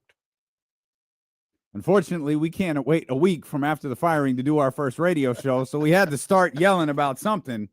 And now we've learned, well, God damn it, they were right. My man was out here having some good whiskey, trying to enjoy his post-holiday. And all of a sudden this happens. Okay, settle down. Guy, Chef Q sending my clips to De'Aaron Fox. Come on, man. We'll come back. We'll talk a lot more Kings. I want to talk more about Doug Christie. We probably should talk about the Raiders, too. Antonio Pierce is out. I want to talk a little bit about the 49ers. I read a lot of what Charvarius Ward said yesterday. That was tough. Man. That was tough. And the phone lines stay open for you. Elk Grove Kia Talk Line, 916-909-1320. Steeler with KC here on Sacramento Sports Leader, ESPN 1320. All right, settle down, both you guys. I see you, Seuss. Seuss, what up, man?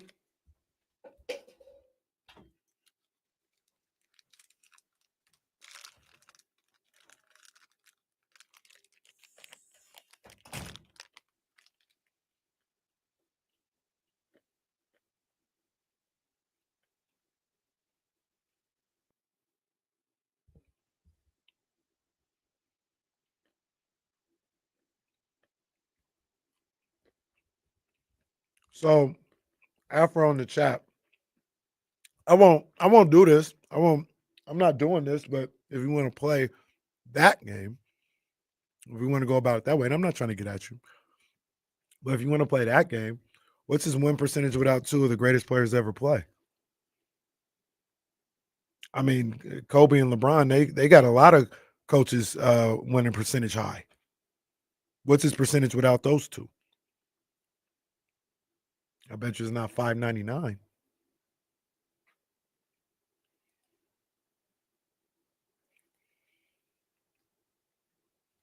And once again, I think Mike Brown, we've never wavered. Once again, we think he's a good coach. He's a good basketball mind. History shows that he doesn't seem to be the best head coach. If he was the best head coach, if he was a very, very good head coach, he wouldn't have been fired 4 times. This ain't the first time he's been fired.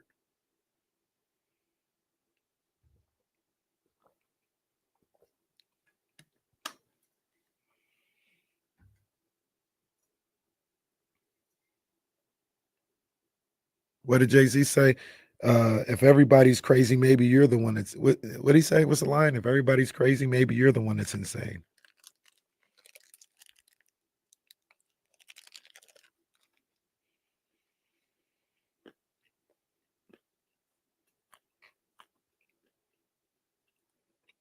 It's not saying, but that says more about the Kings than it does Mike Brown. He's good. He did good for that. He did good the first year. He did good the first year. He was a little iffy the second year. I didn't think he was good this year. I got to say the winning percentage stat for the Kings doesn't really hold too much weight. Nah, it's not really a high bar you have to clear there. Right.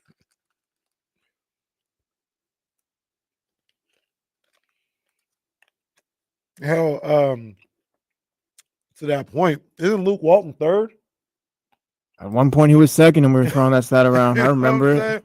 Luke Walton was second. Yeah, you can fire Luke, but he's the second highest winning percentage, blah, blah, blah.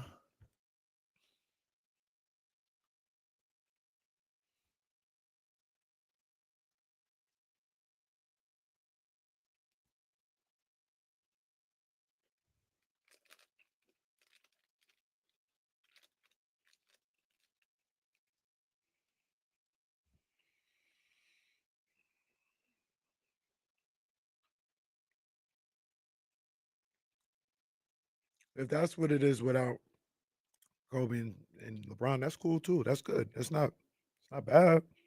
It's not bad.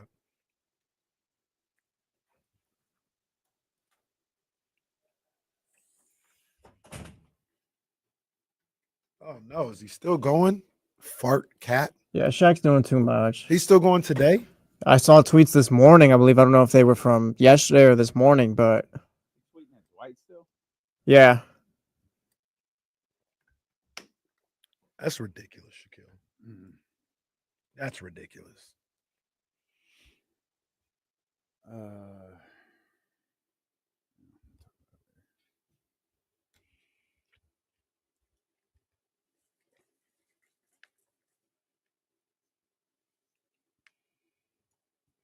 916-909-1320 if you want to get in on the conversation. One conversation we have not yet had, though we brought the news to you when it came to us.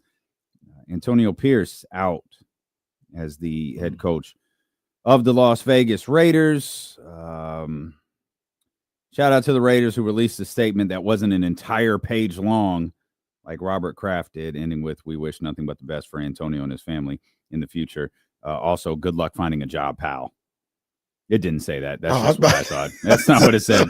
That was just my immediate thinking, because I hope that man can get on as an assistant somewhere, because, well, that's his only chance. He'll probably be an analyst. He's got a long show cause over in the NCAA. I wonder how that went down. Because by the way, I think it was reported Tom Telesco's good. Like, yep. He's safe. Okay. I wonder how that went down, because it was like 2 weeks ago when Mark Davis was in the locker room celebrating with him. Well, I mean, I guess, that's a little silly, but celebrate your wins, I guess. I don't know. It feels weird Or to me. just don't be there. Yeah, maybe just stay in your box, bro. Maybe just stay in your little. Just be in the hallway. Don't be in the locker room. Just offer him a hearty handshake. Or maybe he don't know. Maybe he didn't know he was going to fire him. You think this is something? Well, he didn't do it yesterday. Yeah. He didn't do it yesterday. Maybe they had some talks and they tried to figure some things out. And I mean, not came to that everyone's conclusion. Not everyone's process is exactly the same. You know, Kraft fired, Gerard Mayo before the damn game was over. Half. Yeah, it's going to get earlier and earlier, like Willie Green crying. Fired him in week 13. He fired him the day after he hired him. I don't think I realized Gerard Mayo was 1 year. Yep. I thought he was 2. I guess I didn't realize Bill Belichick's been out for. Feels like Bill Belichick's been out 2 years. Yeah. Yeah. Now he's out in Chapel Hill. Yeah. Salute. Yeah, man. He's still doing those hits on Pat McAfee with all of the North Carolina stuff on it. That's funny. Yeah, but that's just the. So what now? Nature to be sometimes with the 40 or With Raiders. the Raiders, yeah. I mean, you fell to 6th in the draft. Mm-hmm. Everyone ahead of you needs a quarterback. Mm-hmm. What are you doing? Get your quarterback in the second round. I mean, there's no law that says you have to find your quarterback in the first round. So, like I said, there's a mock. There's not. There's a mock that I saw the other day where they had Quinn Ewers going to the Raiders in the second round. I mean, What's Jackson Dart? I think he was. I'll pull that up again. Drew Down. Why first, you're looking at round. that? Drew Down is asking, why is Mike McCarthy still in Dallas? Jerry doesn't have to fire him. True. His contract expires tomorrow. Chicago, he can literally do nothing. Chicago might do them a favor too and take him for some reason. Yeah, I don't think they're doing that. Like I don't understand that, but whatever. Do you think there is a world where Mike McCarthy comes back? He almost died. So the Cowboys are just coaching the NFL next season. To the Cowboys. Is there a world? Sure, it's Jerry Jones's world. Yeah, sure, absolutely. I'd be shocked, but yeah, I'd be shocked. But is there a world? Sure there is. They updated. If I'm Mike, I don't know that I'd want to go back there. Of course, it might be the only job. It might be. They updated this. Take that money, Mike McCarthy. This mock draft on Tankathon, and now they got the Raiders drafting Carson Beck in the third round. Bad idea. Where Quinn Ewers? Wait, who's going in the third round? Carson Beck to the Raiders. I'm looking for Jackson Dart. Why can't I find him? He's got to be in the first round. I don't know. Maybe not. Do not take Carson Beck. No, I wouldn't take Carson Beck either. I don't think he's franchised like that. So, yeah, I wouldn't take him either. Huh. Yeah, I don't see Jackson Dart. He's not a fourth round guy. Yeah, I don't know. I'll keep looking though. I feel like at this point they kind of have to trade up for a quarterback. I don't even know if that's possible given the top 3, but yeah, you have to get somebody this year finally. In this mock draft. What was that? That's the draft thing when the pick is in. Oh, you destroy Bob Myers' concentration with stuff like that.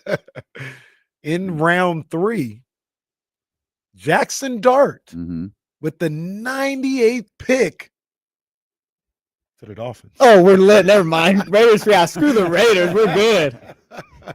Jackson Dart being mocked to the Dolphins. Never mind. We're all good. We're all set. To his backup. Wow. Yeah, sorry, Raiders. No quarterback for you. Cam Scatterbo. Oh, I wouldn't like this at all. Cam Scatterbo 94 to the Eagles. Ugh. Oh, gosh. Oh. Eagles might win.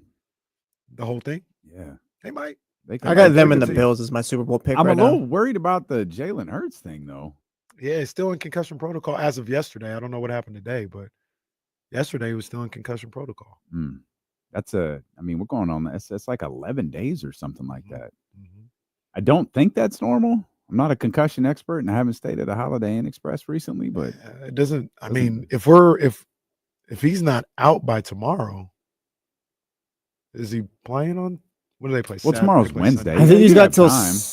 What day do they play? Sunday? Because he can do activities. He can do certain. It's not like he has to sit in a dark room. Mm-hmm. Like there are certain things that he can do through. He has to clear steps. We know he hasn't cleared protocol to play. We don't know what step he's on though. Right. And like there's various portions of practice that he can go through. Like guys who are in concussion protocol normally practice Friday, not a regular practice, but then they get cleared. I think it's Saturday or Friday night. I can't remember how it works, but for a Sunday designated concussion. The last one that I really locked in on, and I was trying to remember how that went, was Brock Purdy at the concussion after the Monday night game to the Vikings. He played this Sunday, the next game against the Bengals, but I can't. Maybe it was Friday when he got out of concussion protocol. Yeah, I think that's normal for a Sunday. I think that's normal. The Eagles waived one of their quarterbacks today. Who did? The Eagles.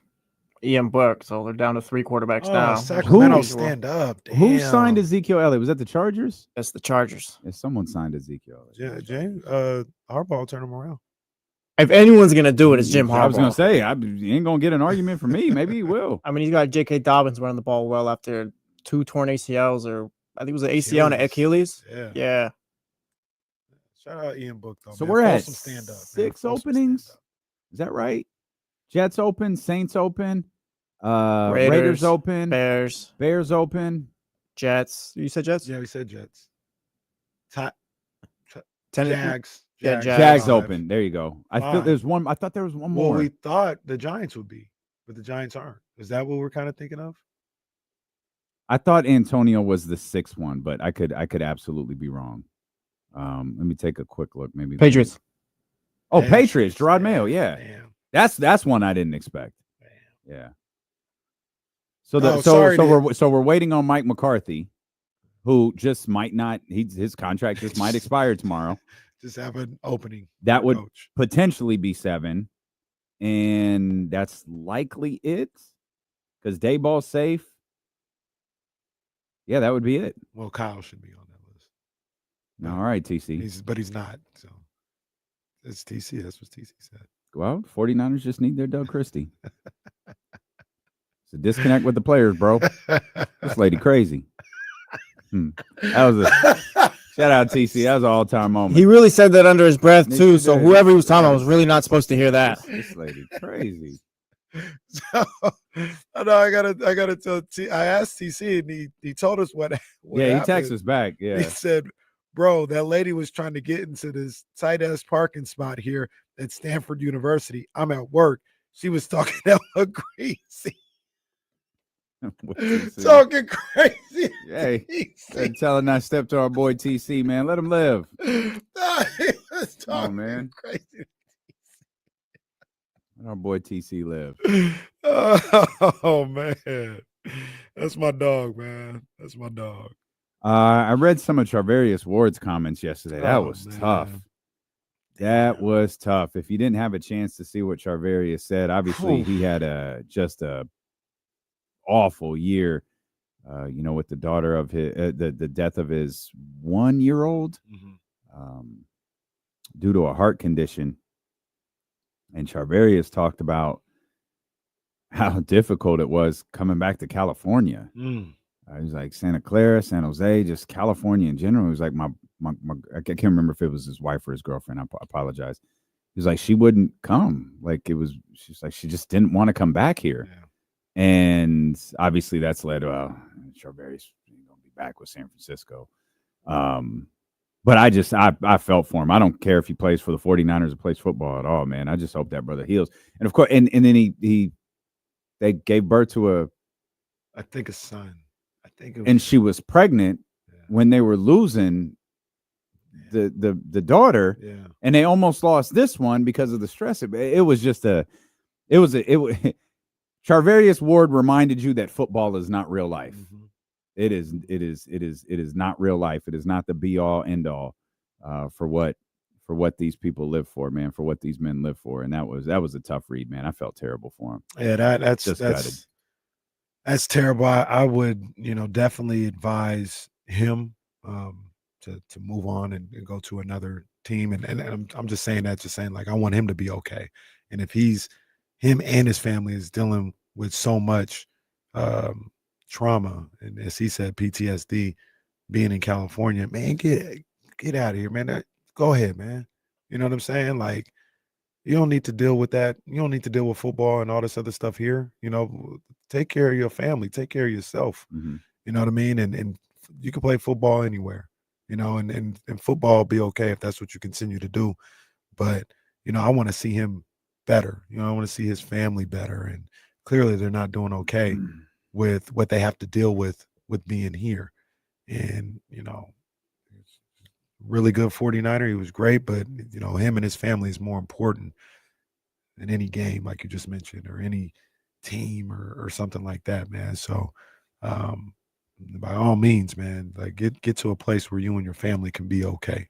And I pray for him, man, and I hope everything's gonna be all right. Yeah, again, this was a football team that was hit with so many real life issues, just one after the other, starting with Ricky Pearsall, Charvarius Ward, and then of course what Trent Williams and his wife went through near the end of the season. Back to the football stuff. Did Brock hit it a holdout? Yeah, I couldn't tell. Did I read that wrong? I couldn't tell what Brock was talking about. Not couldn't tell, but it was like he said he wanted to be here. He said he wanted to be a Niner for life, and he said, if we can get it done quick, that'd be great too. He said, I want to obviously get it done. If there's an opportunity to be able to get that done quick, that'd be great, just so we can get back for phase one. Phase one is he's talking about the off-season training, which is in April. He was asked about attending OTAs and all of that if the contract's not done. He's like, I'm not really sure as of now. But like I said before, I want to get back to work as soon as I can with the guys, so hopefully something could get done sooner rather than later. Thanks to Kyle Madsen and NinersWire.com for the transcript. Niners Wire, big ups to him. I don't know. I didn't get a whiff of a hold out there. With that, Okay. that's kind of what you. Well, I mean, a little bit. Okay. A little bit. I would say I don't blame him. I also don't blame him for going, no, I'll be here. If they're dragging their feet, I'm gonna be here. I don't blame him for not doing that. But he also didn't say, hell no, I'm not gonna show up. He kind of sat on the fence a little bit. That's a perfect move. Yeah, I don't fault him for that. I'm good with that. Yeah, don't tip your hand. I understand that. I hope it gets taken care of and there is no holdout. But that's right. Completely understand that. Like we got some things we gotta negotiate. We gotta come to an agreement on. So I'm not. I think you could do it today. Do it right now. And I need to call Parag, man. Mr. Boy. Does Parag sound like Farhan or no? Nobody sounds like Farhan. Well, probably good for all of us. I'm a little snake, and I was a mole with the Giants, and now I'm back with the Dodgers. And the Vazorp, it was all work. It was all the work. I love that Farhan talks in wrestling terms. That's great. I had no idea. Farhan talks in wrestling terms. That's terrific. Yeah, get Farhan out of here. But Parag is probably a little softer tone. Okay. So you guys fired your special teams coordinator. I was expecting that about half a season ago. It's not his fault. Jake Moody is awful. Yeah, but the special teams was pretty rocky all year. It's true. Although it settled down after like the first 4 or 5 weeks. Yeah, no. Yeah. Really? The last time it was really bad was the last game we noticed it was it might have been the Cardinals game. I think there was another game after that where we kind of noticed it. But this season went by so fast. That was like week 5 or 6. Okay. Because the last thing I remember about them was Moody getting hurt on the kickoff return, and people were like, if your special teams wasn't so garbage, maybe your kicker wouldn't have got hurt. Little did they know, joke's on them, the kicking game was great when he was gone. Yeah. I don't mean to be that way with Moody. It just is what it is, though. Where did Moody go to school? He went to Michigan.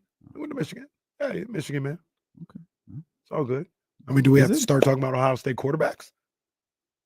I wasn't talking about Ohio State quarterbacks. I was asking about Michigan kickers. That's all. But I mean, Terrell Pryor was done wrong. We can talk about that.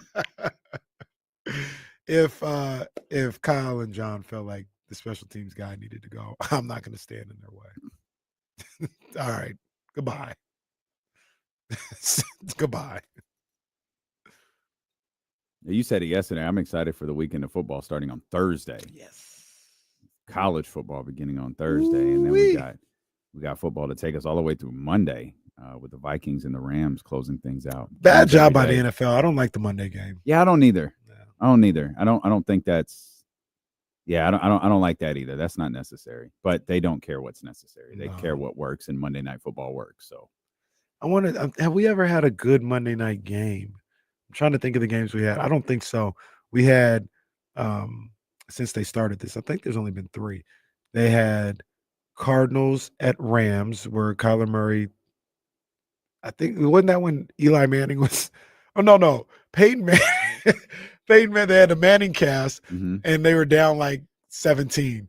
And Peyton Manning was like, "If I was out there on the sideline, I'd be rallying these guys together and saying, hey, let's get this together. We still have an opportunity." Yeah. And the camera cuts to Kyler Murray. Just sitting there. So that game was a blowout. Then it was Cowboys at Bucks, and that was a blowout. That's when everybody thought Dak had figured it out because he had 5 touchdowns against that garbage Bucks team and proceeded to throw 2 picks against the Niners the next week and was just awful.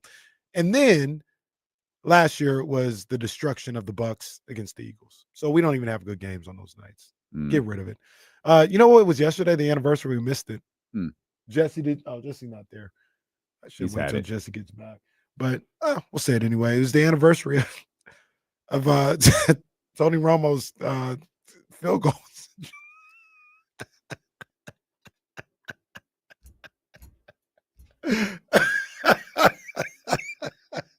the field goal against the Seahawks, man. The anniversary.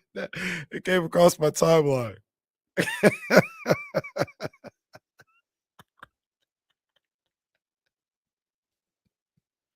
You're going to stop disrespecting my quarterback, man. And that was crazy. How does that happen?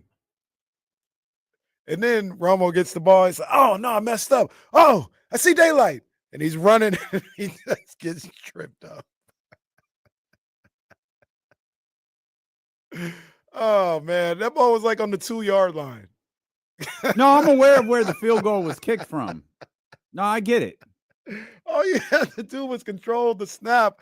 And that's easy money. No, you know what Bill Parcells could have done is to actually try to score a touchdown. How about that? You had like 10 minutes. You were right there. You could have just scored a touchdown. No, we'll kick a field goal. No, run the damn ball into the end zone. It wasn't raining or nothing. Just hey, stop disrespecting my quarterback. That's crazy. You claim Tony Romo. I like Tony. Didn't he turn on Tony like a week or 2 ago? I don't think so. Who did he turn? Well, besides The Rock, didn't he turn on somebody else? Did I? I don't think it was Tony Romo. I turned on Tony Romo. The Rock, yeah, but I feel like we've all. we didn't turn on The Rock. The Rock just kind of sucks now. He's whack. But yeah, I saw that yesterday after the show, and I was like, oh, damn, I wish I would have saw this during the show. So I brought it up today. No, that's good. Yeah, bring up old stuff. That's great. That's great show planning. Why bring up something that no? What happens is you miss it, you just leave it alone. At least it doesn't bother you Wait anymore. till next year. I'm hyped up for this time. You know, I like the history stuff. So now this days we're gonna get a bunch of. I can't wait till we get the anniversary of him throwing the interception in the back of the end zone against the Giants. Well, there's nothing to even remember from that game. Well, I think it that ended play up would have being, won the game. I think it ended up being this. Weren't they down like 17 at some point? That play would have won the game. Let's see what happened. Damn clearly remembers it. Let's see what happened. What else happened yesterday? Jameis wins the national championship, the BCS national championship in the Rose Bowl against Auburn, 34-31. And also yesterday, nothing happened today, I guess. Also yesterday, Michael Strahan breaks the single season sack record.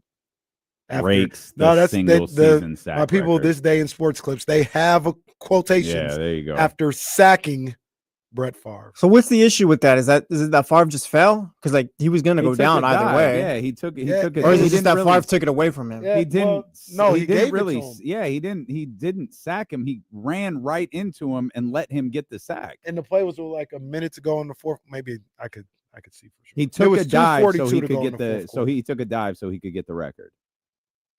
The way I see it, watching that highlight, like he's gonna get taken down either way. Because the He middle ran man right out. into him. And He ran the play into Favre him. called the play for him to get the sack. Oh, like that was all. I've only seen the play. Like that was all on purpose. Yeah, I thought he rolled out. Michael Strahan's here. Oh, I might as well just go down already. No, that was a work. Favre Oh, I didn't called know it. that then. Favre called that play, knowing what would happen, and like made sure it happened.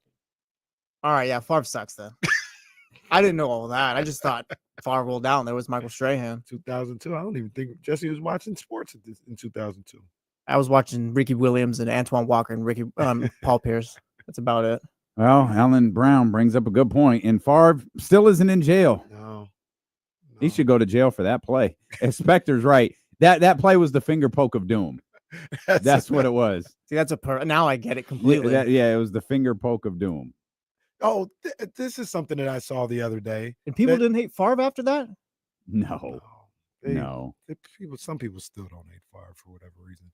You know what I saw the other day that absolutely blew my mind? This day in sports clips, January 5th, 1983. 1983, January 5th. Good year. Dr. J throws down his iconic "Way rock the baby to sleep" dunk against the Lakers. Okay. This my whole life, I thought this was in the finals. January 5th. Yeah, I learned that too with you.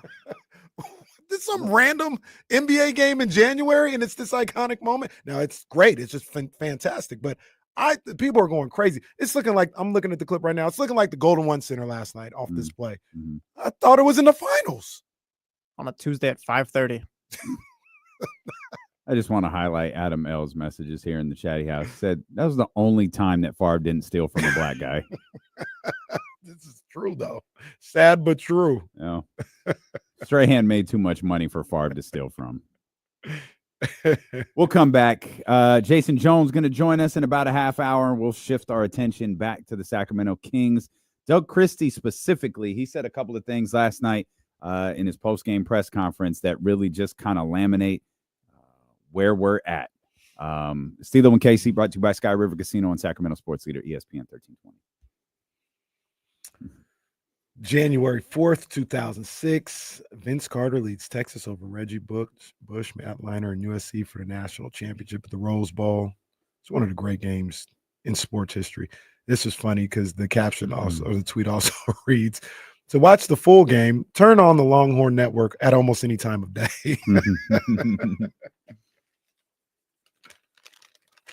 Hey, two broke girls, girl. She looks exactly the same. That's just 40-year-old virgin's girl, isn't it? She was in that movie too? Yeah, wasn't she the daughter?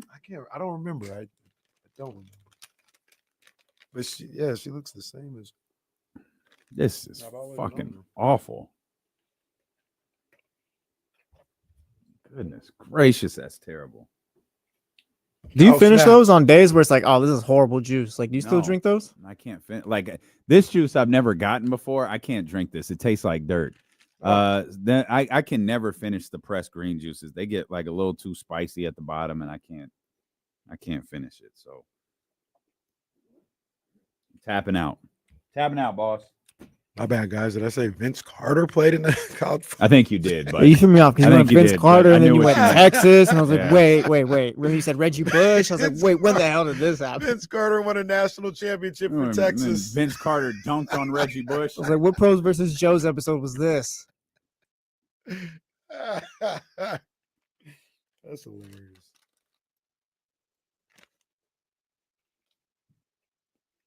No, that was a great one, Aldrin.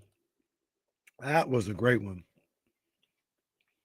That felt special at the time. Texas USC was my introduction to college football. That game was so great. And it lived up to it.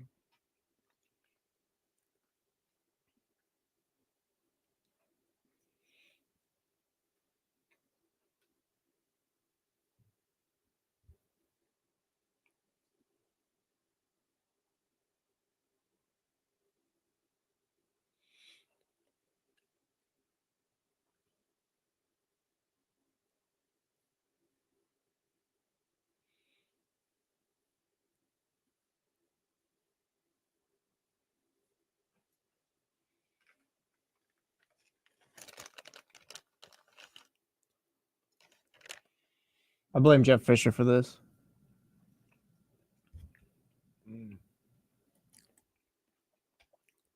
Yeah, Jeff Fisher. He doesn't have a good track record with quarterbacks. Rich, my bad. First of all, change your happy. Don't appreciate that. Second of all, I think I saw the first episode and it was pretty good. Like I don't think I've seen him when he gets to the NFL yet. I think everything I've seen was at Notre Dame. So I can't remember how many parts there is to it, but I saw one episode for sure. And so far it was really good. He was the Keon Ellis of Notre Dame. he would just come in and make plays and lead them to victories. And the coach, whenever the other quarterback would come back, he would just start the guy over Joe Montana. And people were like, what? And then the guy would lose, the quarterback would lose, or to get hurt, and Joe would come in and lead him to victory again. And it just happened like 3 times in Notre Dame. Except he was obviously Keon Ellis on steroids because he winning national championships and stuff.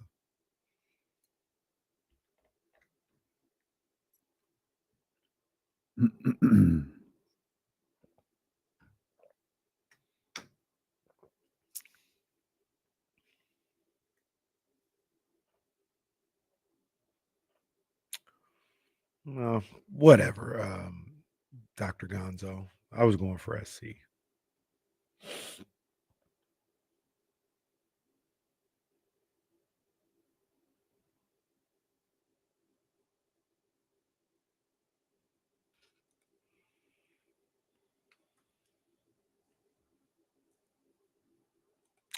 Arch Manning. That's my guess. Although they might not. They might do the same thing. It might be a couple of different people. We haven't spent much time talking about this, though we absolutely should, I guess. Well, maybe we don't have to, like, roundtable discussion, guys, but should mention that the Sacramento Kings waived Orlando Robinson. That opens up a roster spot. Perhaps more importantly, Jay Crowder and Doug McDermott will have their contracts guaranteed for the rest of the season. So there were outs for those guys to where, they could go on somewhere else, but they're not going anywhere. Jay Crowder and Doug McDermott will both be here. Orlando Robinson will not, and there is an open roster spot for the Sacramento Kings. I thought that was the right move. When you looked at those 3 guys and you have to make a decision. Sorry to Orlando Robinson, but I'm gonna go with the vets, even though they never really play him. But I'm gonna go with the vets in this situation. Still intrigued by Orlando Robinson. Sorry, I didn't cover you for that. I didn't see it happen fast enough. Well, I thought I could get through it, but it just attacked. That's fine. It's like when you have to pee in the middle of a segment. It happens sometimes. It's no problem. It's all good. Attacked. But I thought that was the right move. I like Orlando Robinson. I guess there's no way to, like, if he gets through waivers, to bring him back unless it's a 2-way contract. But it just didn't seem like he had any shot of playing this year. So yeah, that's why I would have went with those other 2. More Alex Lynn, baby. More Alex Lynn. Alex Lynn played what, 2 minutes last night? He did. He played 2 minutes and 24 seconds. He did a good job of. He was a +2. Well, things are looking up. It's better than it was a couple of days ago. He's getting better. Did a good job of guarding the inbound pass. What was that Warriors stat again? He was minus 11. 11, minus 11. In context, again, Malik Monk was +41, and Domas was +36. There was a play last night. Hell, Trey Lyles was +33 on Sunday. Warriors, yeah. Everybody, you were +72 against the Warriors. Everybody, you just smacking them up. There was a play last night that just kind of random. Man, DeMar was plus. The Kings won that game by 5, and DeMar was +24 last night. Wow, man. Wow. Sorry to interrupt. No. I just noticed that. That's crazy. Speaking of DeMar, there was a play, I think in the fourth quarter, when DeMar was guarding Jovic and from Miami, and he was trying to get over a screen, and DeMar he hit him like in the neck with his hand, like the back of his hand, and it goes kind of flopping a little bit, and the ref calls a foul, and then and then DeMar's like, "What? Are you serious? That's a foul?" And Jovic's like kind of sheepishly was like, yeah, bro, you kind of hit me on the neck." And DeMar was like, "Hey, bleepity bleep, who you think you talking to? Bleepity bleep up here. Watch your bleep bleep bleep bleep." It's like, "Oh, I'm sorry." It just kind of stood out because he tried to challenge me, like, "Yeah, you fouled me." He's like, "Hey, bleep bleep, hey, bleep bleep bleep bleep." Oh, damn, DeMar. Just do him like that. Just went full CPT on him real quick. And he fouled him. United Kingdom, meet Compton. Poor kid, probably scared to death. Man walked off the floor. I don't want to play no more. It's crazy. I don't know if he scored anymore after that either. I don't know.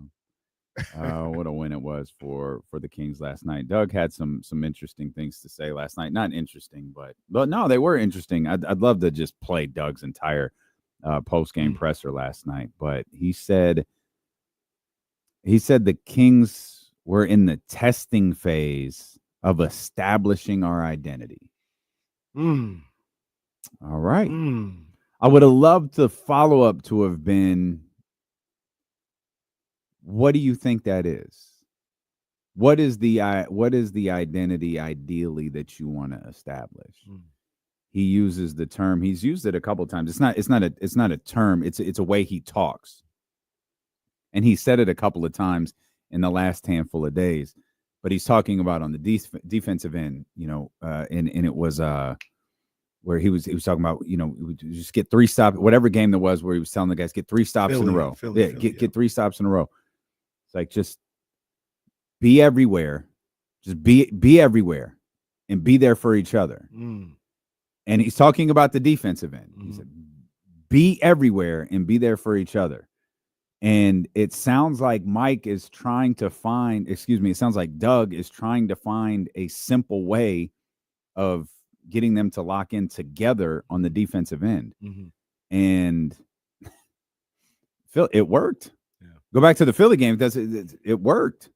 Because Lord knows they didn't need to get any stops against the Warriors.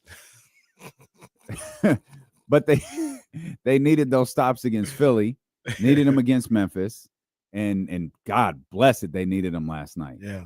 And he has them. He used that phrase: be there for each other, be everywhere, be all over the place, and be there for each other. And it's like sometimes that simple message works. Yeah, and that's the theme. I don't know what that means for his identity or for their identity, but I think this was, I can't remember who it was with. I think it was the Kings. What was it? Stronger Together? Is that the Kings? Yeah. It's kind of what, right? I think so.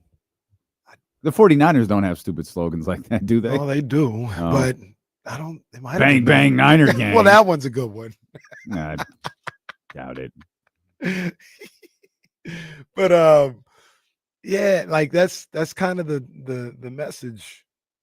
Who had stacking days? Anybody have stacking days? Well, the brick by brick was the 49ers a couple of years ago. Brick by brick. Yeah, like getting these guys to buy into the togetherness of it all. Yeah. And understanding, like, when I say we got to do this together, I mean we're doing this together. Me included, talking about Doug Christie. Me included. I'm in this with you.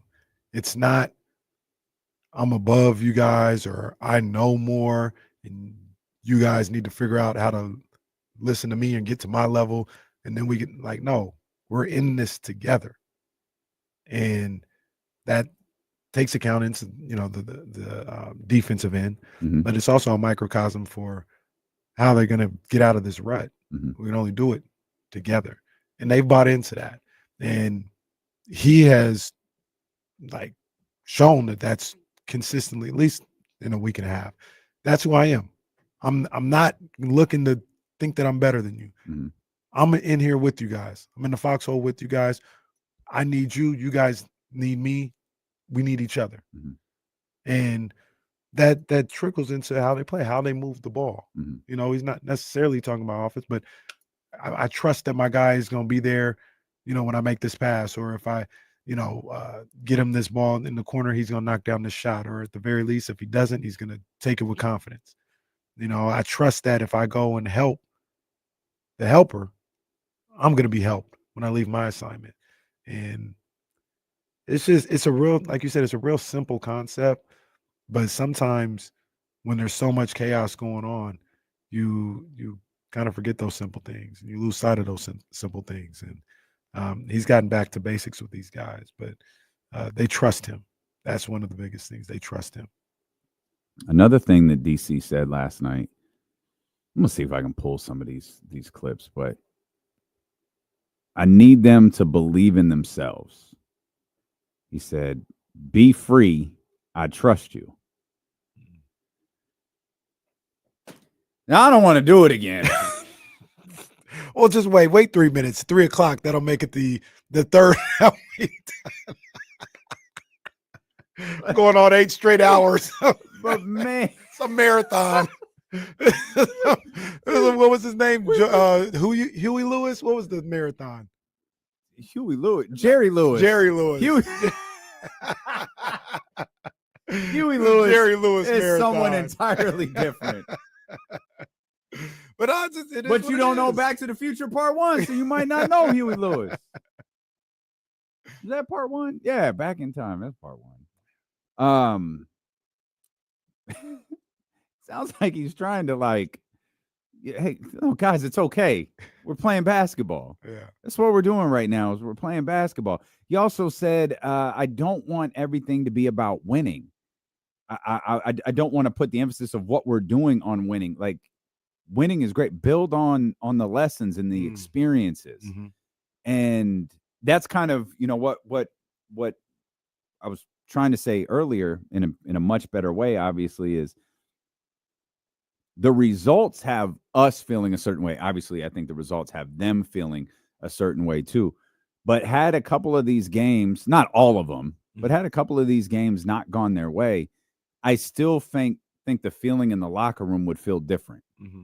I still, again, a lot better when you win the game. But, you know, knowing, because there's going to come a point, you know, because the one loss on Doug's record is the first one. Mm-hmm.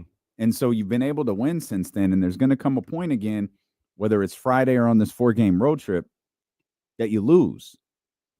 And it's like, I can envision, having listened to Doug so much over the last week or whatever it is, I can imagine Doug saying, that's fine. What are we learning from this though? Mm. What experiences are we taking from this game? What lessons are we taking from this game, and how are we building on it? Yeah, I could see Doug absolutely giving that post-game speech, and the game after that, that's the one I want to lock into. How do they respond after what would be the first loss, right, you know, of this run, with the momentum being there and the vibes being up and all of that? Yeah, because the Laker loss goes to Mike. No, blame it on Mike. It's got to go to blame Mike. Blame on Vivek. I don't care. This is Vivek's loss. And I love the fact that Doug Christie probably still frustrated that he lost that game. Oh, 100%. Oh, absolutely. I'll lose to the Mavericks and beat the Lakers. If he found out that man was like Rick Fox was there somewhere. Yeah, absolutely. Doug didn't waste any time in his post-game presser saying, I hate losing to that team. Shout out, Doug. You know what play we haven't talked about one time? That 8-second call. Oh, I almost ran on the floor. That doesn't. Ran on the floor. I looked up. I said, hey. Well, half the damn roster nearly ran on the floor. I think it was Luke that sprinted from one end to the other. Well, like, sorry ass Mark Davis, who had a classic No, Mark that's Davis not night. necessary. What was he even looking at? What about when they let the Heat challenge the call? Oh, that was crazy. They gave him the ball to inbound it. He said, no. All right, bro. Get out of here, Mark Davis. But no, the 8-second call was crazy. I didn't even know you were allowed to do that. You're not. I don't think so.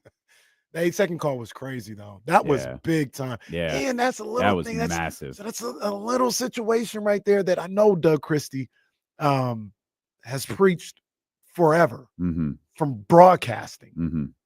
Get up, guard the ball full court. And something like that, you never know when it might affect taking a little time off and getting the 8-second count, or just keeping guys out of their comfort level on a regular basis. And that was major. That was a major play, that 8-second call. Man. Let's listen to a little bit of Doug Christie, courtesy of our man Matt George and ABC 10 here. Going to Golden State and asking them to do something a little different and be aggressive, and the aggressive nature that was asked of them, and then for them to do it. And then today, I wrote the word more up there, to like, we have more to give. We have more to accomplish. You individually have more in the tank. And that is what we're here to do. And I'll be damned if they went past more. They went to most, because 2 OTs and being down, and like I said, fighting not just against a team. That's a team, and that is one hell of a coach. So they battled, and it, to my guys, like, much respect. I love them for that. Doug Christie right there again. Thanks to Matt George for that clip he posted on Twitter. I just never heard Doug Christie say a wrong thing. Or I shouldn't say that. Say a thing that I don't agree with. That doesn't resonate. Not once. Not as a coach. Not as a radio show host. Never once. I believed everything he said. I feel like he's been right every time I've heard him speak. It's amazing. Only thing he ever said wrong as a radio show host was, I'll work with that guy. Here's DeMar DeRozan, Domaz and Doug talking about Keon Ellis last night. DeMar, it seemed like Keon Ellis made 4, 5, 6 winning plays, maybe even more than that in this game. Just what have you seen from him and how he's embraced the responsibility? I mean, the young kid, man, is amazing, man. It's just the knack that he has defensively is incredible, and a lot of things he do, I kind of look at him and just look at him, and he don't even realize how much better he gonna get at the things he already great at. So it's fun to see it. How incredible he is, the confidence he has when he's shooting threes and now making plays. We encourage him just to go out there and play. So, it's big. He a key part, especially in our success these last 5 games. Oh man, he's been amazing. On top of that, he just stays cool. He's calm, he's doing all this, and then he's still level-headed, talking back to the other team on defense, and he's big. Without him, we basically can't win these games. When he's locked in like that, it makes life so much easier for everybody. Keon is a special player. He has a lot of things that you don't teach. It's timing, it's being slithery through screens, it's the timely shots, it's the willingness to do what I'm asking him to do, which I know is exhausting. And when he's 5 feet away from me squatting down and I'm talking to him and he doesn't respond, I know that he's emptied the tank. And that is what everything is all about. So hats off to him. He's big time. That's a great edit from Matt George right there in the post-game press conferences. Thanks to Matt and ABC 10 for that. Hey, Keon, a winning ball player, man. He's a winning ball player. He does winning things on there. Nobody's sitting here saying he's the best player or nothing like that, but we talked about it earlier.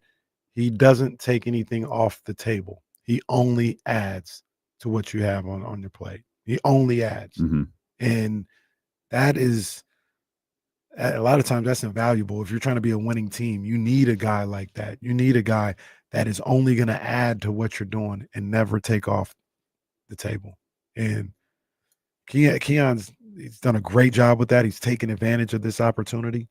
And,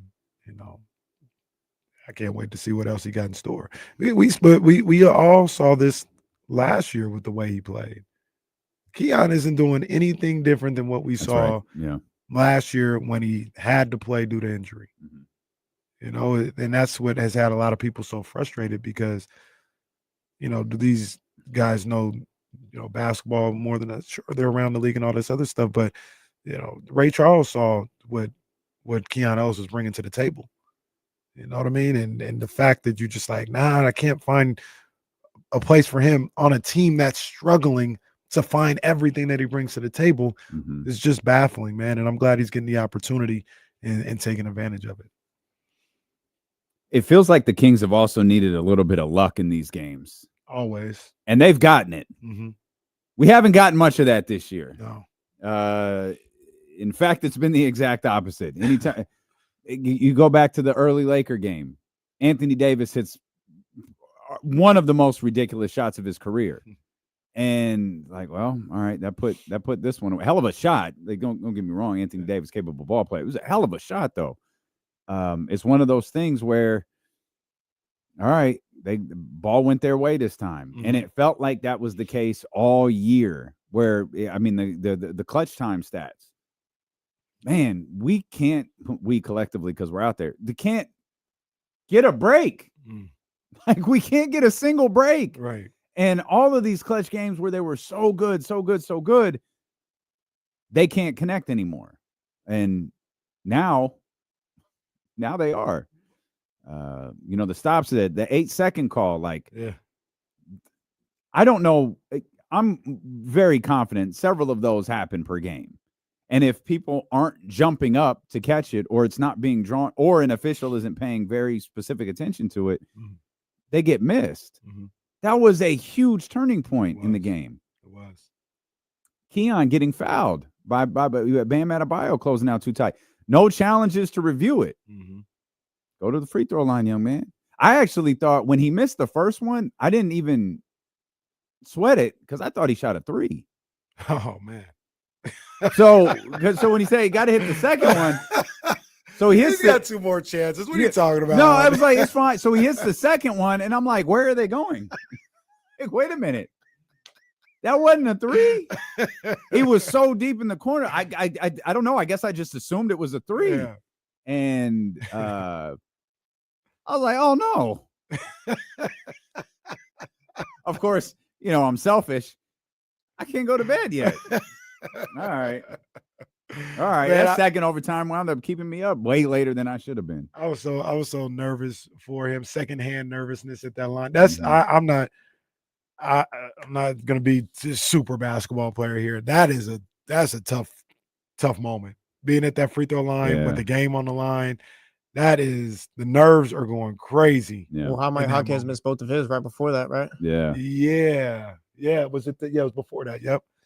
That's tough. That's tough. That's what opened the window. And when he missed the first one, it just makes the second one that more nerve-wracking.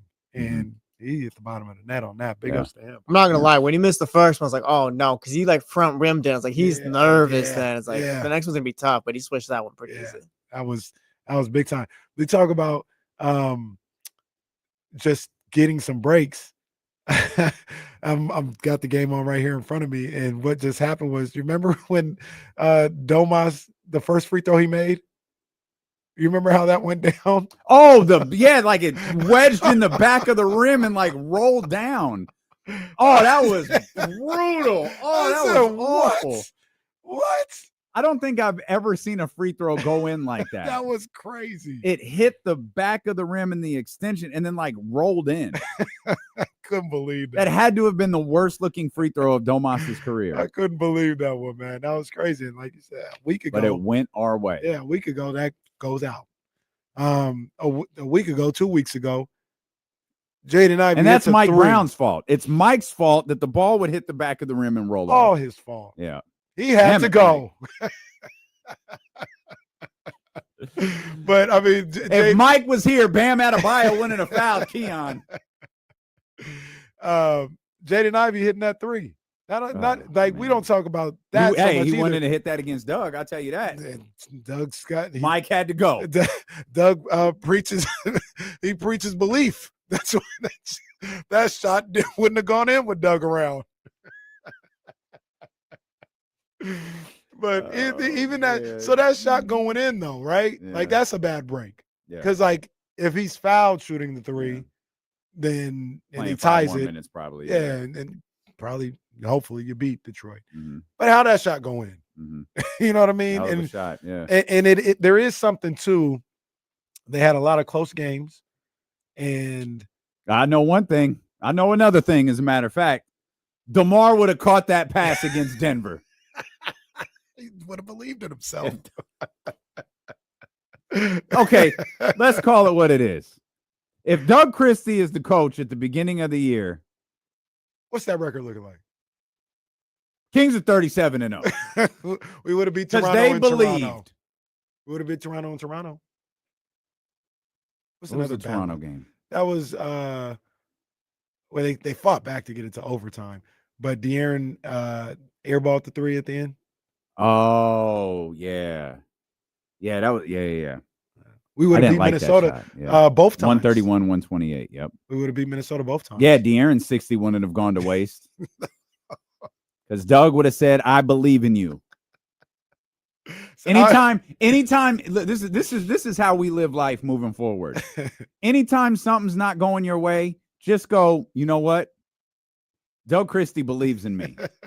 And watch your fortunes turn. Would have told your boss pisses you off, be like, you're Mike Brown. You don't believe in me. My boy Doug would have told Mason Jones, I believe in what you can do. He would have told Frank Mason, you are the backcourt of this future. Mark my words. You're the backcourt of the future right here. But yeah, it's just one of those things. Like they had a lot of close games. That was one of the things that I was talking about too. We both were talking about. It's like it's not like they're just getting beat up every night. Yeah, like they're that's in these games and they can't seem to get over the hump. And I think that's one of the things that made the season so difficult. Is like, you know, is frustrating. Like they're not bad. Like this is not a bad basketball team. The caliber of players that they are, the caliber that they are, a collective. They're not an under 500 basketball team, but that's what their record dictates they are. And right now they're just one game under 500, and they have yet to lose in the calendar year of 2025. What are they all the way? They were one game under 500 before the Nuggets game, weren't they?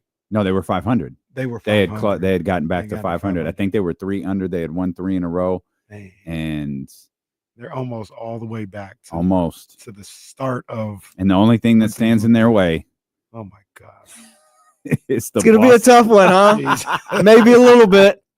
Jesus. The only thing that stands in the way is Boston Celtics. That little 3-game roadie, that's gonna be a questionable one, man, because you got to find a way to get one, man. I'll just keep it safe. This is actually kind of funny. Do you think they sent the signed contract poster to Mike's house or just tossed it out? That actually feels mean, William. Shame on you, Will. Shame. We'll come back. Won't be needing this anymore. They put it in they old did Arco. like Cody Rhodes did to the throne with the sledgehammer. Broke the glass. Jason Jones joins us Get next. this crap out of here. Joins us next on ESPN 1320.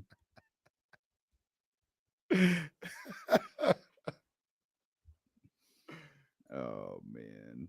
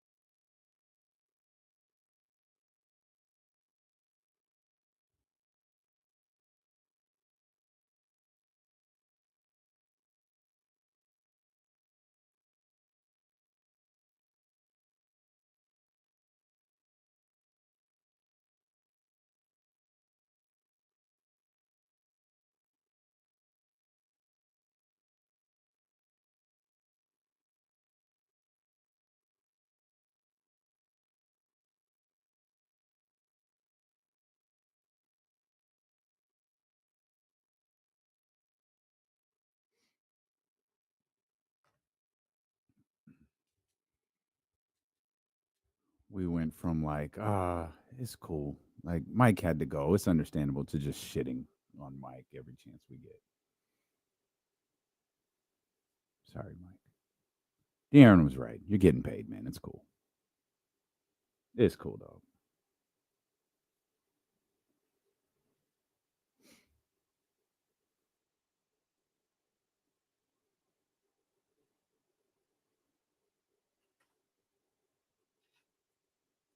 I think it's time to stop with the returns from the old wrestlers or find some new guys to return. Bro, facts.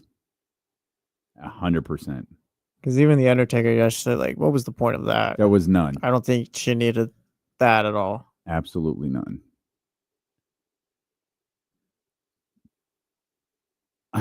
It's dumb. Like there was no point in him being there. Like it didn't advance anything. It was dumb. There was no point in it. It didn't further any story. I don't mind. I don't mind the motorcycle thing. It's not a big deal. I don't mind that, but other than that, yeah, Rhea's over enough. Yeah, she didn't need that. Did kind of step on her a little bit.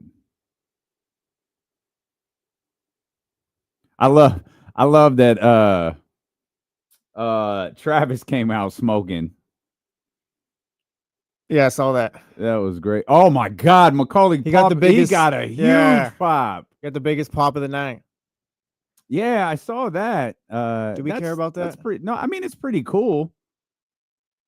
I don't. Is he gonna give the same speech he does all the time now, though, like being the businessman and all that? Probably. It's a damn shame what they did to The Rock. Dwayne Johnson sucks. I think The Rock did it to The Rock.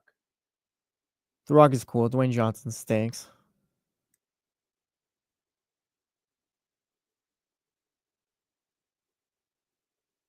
And what does Jimmy Hart do? He's Hogan's little bitch. He's actually that was mean to Jimmy. Jimmy's actually a really nice guy. He is he's Hulk Hogan's actual manager. Like in real life. I didn't know that.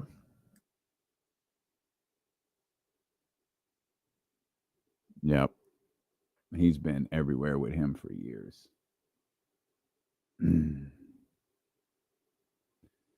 No real American beer for me, my man. Not my bag. Yeah, Salto Panga there. All right, Drew Down. My goodness.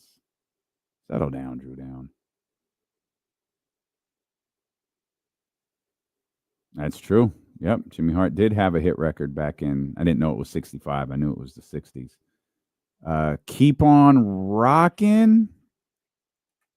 Can't remember the name.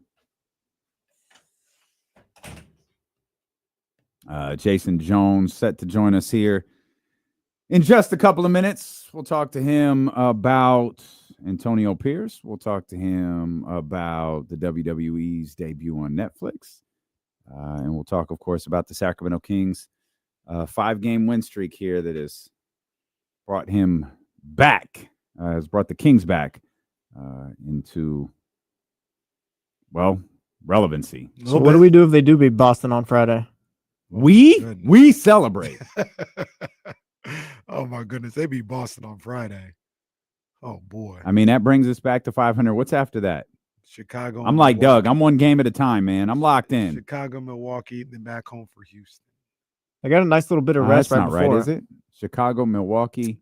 Yeah. Don't they have, isn't it 4 on the road? No, just 3. Okay. Unless I'm missing a back-to-back or something. But let's see. I think you're missing one. No. It's Boston, Chicago, Milwaukee, then home for Houston, Washington, Warriors. Okay. It'd be hilarious if they got 2 out I'm of Doug, 3. man. I'm one game at a time. I'm not looking ahead. I was gonna say it'd be hilarious. They got 2 out of 3, but they got Boston and Milwaukee. At that point, we're setting parades, all that. Chicago ain't gonna be easy at all, man. Chicago is they got a talented squad. They're not record-wise, like I don't know where they're at. They're probably below 500 somewhere, but you got guys like Kobe White, Zach LaVine's playing well. I need to get to that Houston game. All those guys. Yeah, I gotta go. I need to go to the Houston game and the Washington game. I know what game I will be at. I'll be at the Orlando game on February 5th. Yeah, boy. Y'all are welcome to join us if you want to. We're going to be there. Shout out KMB if you're listening. HBCU night. Yes, February indeed. 5th. We'll be there. We will be there. I'm looking at the schedule right now, and I didn't even realize this. It felt like it was going to be so far from when it actually came. But Thursday, January 16th, the Houston Rockets coming to town. That is a TNT broadcast. Oh wow! Yeah. I don't even think I knew we had one of those. I think we got like 3 or 4. Of course, the way the season started, it didn't matter. It was like, I don't care. We got 1, 2, 3. Yeah, we got 3. The whole conversation is De'Aaron playing against his new basketball team. No, that's what it would be if it was on ESPN, not on TNT. And we're on ESPN the following Wednesday with the Warriors in town. Oh man, I hope we give them I hope it's something similar to what they got the other night. Oh, that would be great. Hey, tune into the Warriors, lose by 40. Cranky ass Steve Kerr stepping to the wrong coach, about to get his ass whooped.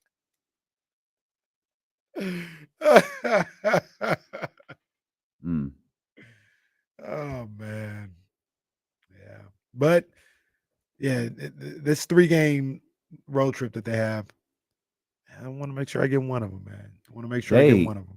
They hit the road for, oh man, is it 1, 2, 3, 4, 5, 6? They hit the road for 6 immediately after that Warriors game that you just referenced right there. Second night of a back-to-back, that Thursday night versus Denver. Then they're off to New York, Brooklyn, Philly. Click the wrong button. Oklahoma City. Ouch. Tough. Minnesota. And then they're back home for the game against Orlando that I just mentioned a few minutes ago. That is a tough road trip right there. Which is the first night of a back-to-back. And they're in Portland the next night. Wow. My goodness. And then they come back to take on the Pelicans. Well, all their when you talk about 4 games in 6 nights that first week in February. When you talk about a quote unquote favorable schedule, I mean that's what December was supposed to be. And they didn't take advantage of it. And now it didn't work. Now it gets rough for a little while. And you're gonna have to do what you gotta do. You're gonna have to suck it up. Let's bring in our man Jason Jones, a little disappointed. Oh, there it is. There it is. There it is. Oh, it's a Raider hat. Okay. All right. No problem with the Raiders, Yeah. Contrary to popular belief, I got no problem with the Raiders. How we feeling today with the news? I think everybody knew was coming. Antonio Pierce is out of here. And I heard this about 2 weeks ago. I mean, I know some people who know some people who know somebody named Tom Brady. They were like, "Oh yeah, your boy's up out of there." I told somebody I was going to the Jacksonville game. They said, "Enjoy it while you can. Your boy gonna be up out of there."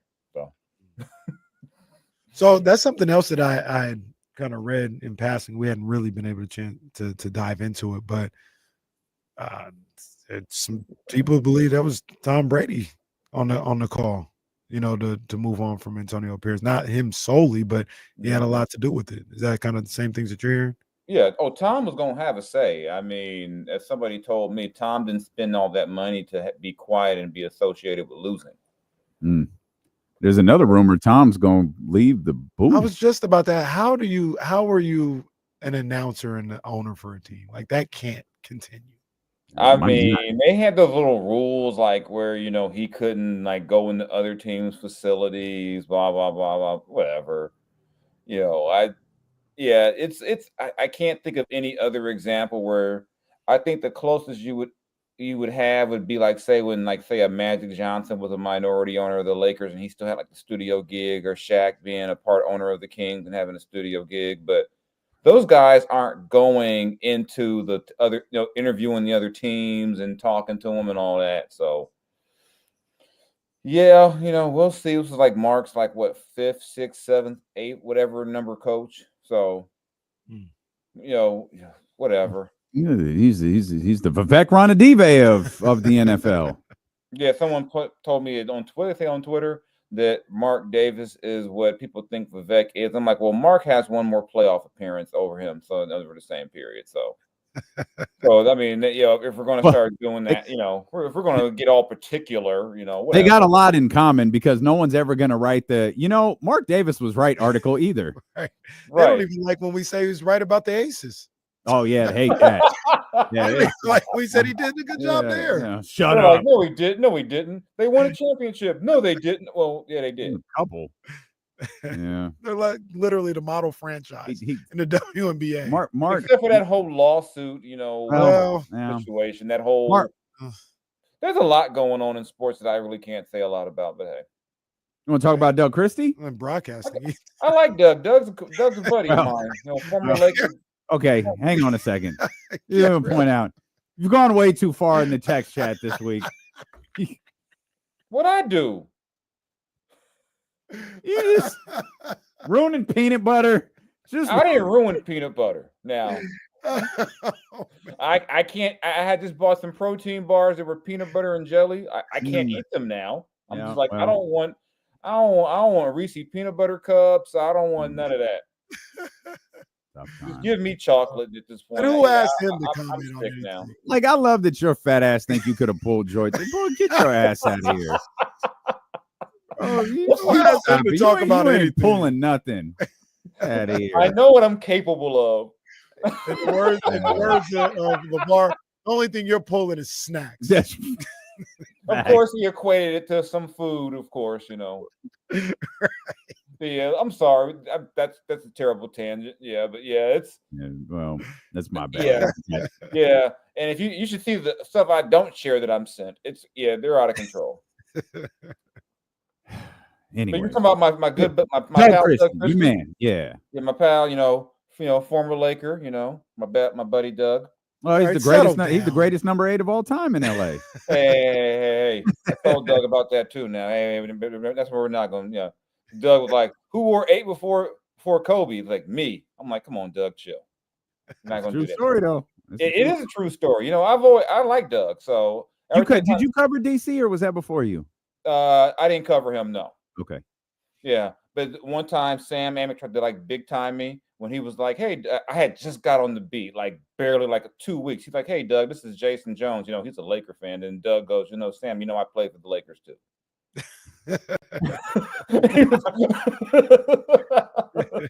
Sam he's a Laker fan. He's like, "Yeah, I played for them." I'm like, "Yeah." So yeah, thanks a lot. But yeah, talk about Doug.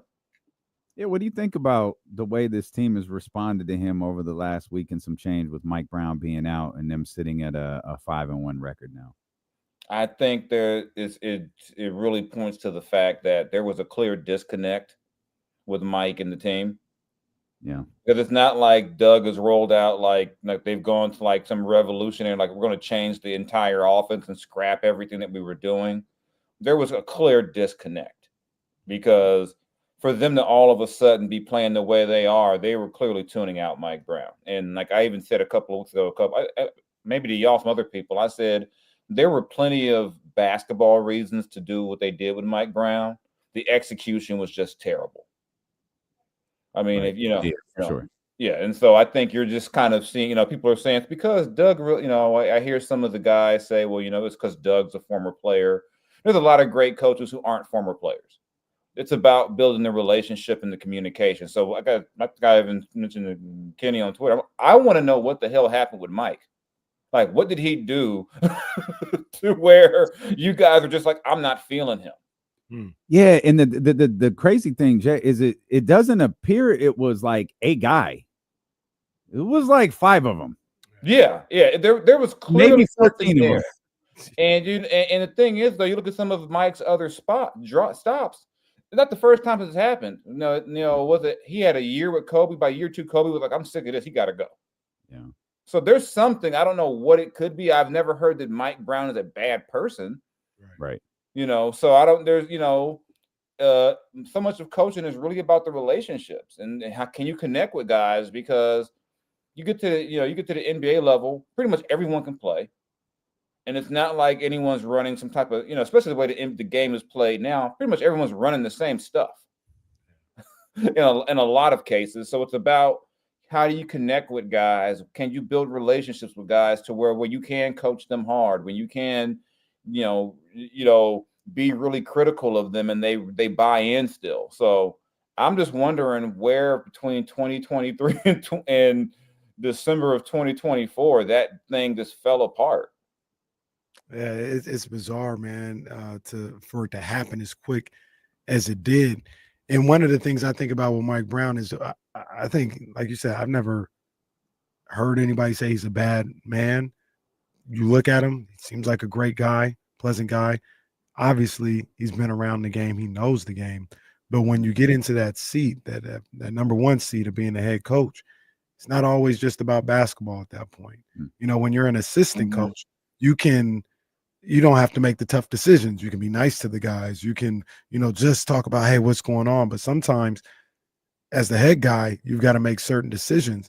And sometimes when you make those decisions, you got to understand the pulse of your team. You got to understand your tone when you make those decisions. You got to understand all that stuff. And it doesn't feel like after another coaching job head coaching job that didn't go well, that seems to kind of be his Achilles heel. Like, he doesn't know the relationship in the communication part of being a head coach.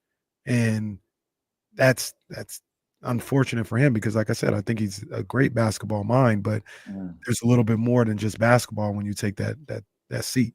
Yeah, correct me if I'm wrong. He's been fired 3 times in season now. Mike? No, I think he's only been fired twice. Yeah, because Cleveland, the first time was after the season. Cleveland, the second time was after the season. LA was in season. Sacramento was in season. Okay, yeah. And like you said, a lot of times the assistant is like the fun uncle, the substitute teacher. And then when it's easy. Sometimes it's a little easier to be in that role when, like you said, if you make a tough decision as the assistant, you can always say, "Hey, I'm just doing what the boss said." Now you got to answer a little differently. And I know I was joking about it before he got hired, and I said they did lose a game by 50 in the playoffs with him. So, and for whatever reason, when Steve Kerr showed up again, all of a sudden those guys knew how to play basketball again. So, I mean, like I said, I've never heard a bad thing about Mike Brown as a person. I do know people who have criticized him as like a coach or a strategic guy and things of that sort, strategies, and, who knows? You can't help but to wonder too, not having Jordy this year, what that did to that relationship and that chemistry, because a lot of times that lead assistant can be the buffer. And I'm not around the team to know what that relationship was like, but I have seen in the past where you have when that lead assistant isn't there, or that guy that maybe the guys went to was gone, and maybe the new other guy has to take on some different responsibilities. They just don't connect. But Mike, he's got a nice little paycheck still coming. I think he'll be okay. I think he's doing all right. Well, turns out De'Aaron was right. He's getting paid. It's fine. It's just fine. That was a wild quote. He said it. Hey, it was pretty. No, that was pretty crazy. He's not lying. He's not wrong. De'Aaron's going to say stuff and not care. That's just the way De'Aaron always has been. You're not supposed to say that. At least he's good thing paid. about the NBA. Guaranteed contract. He's going to get paid. Like, yeah. I mean, he's not wrong. He's not wrong, but but you're not supposed to say that. You're supposed to, you're supposed to like, well, why are y'all tripping? He got money. Let's go prize picks here. More or less, De'Aaron Fox, a Sacramento King for a year and a half, more or less. So that's finishing this year and finishing next season. Yep.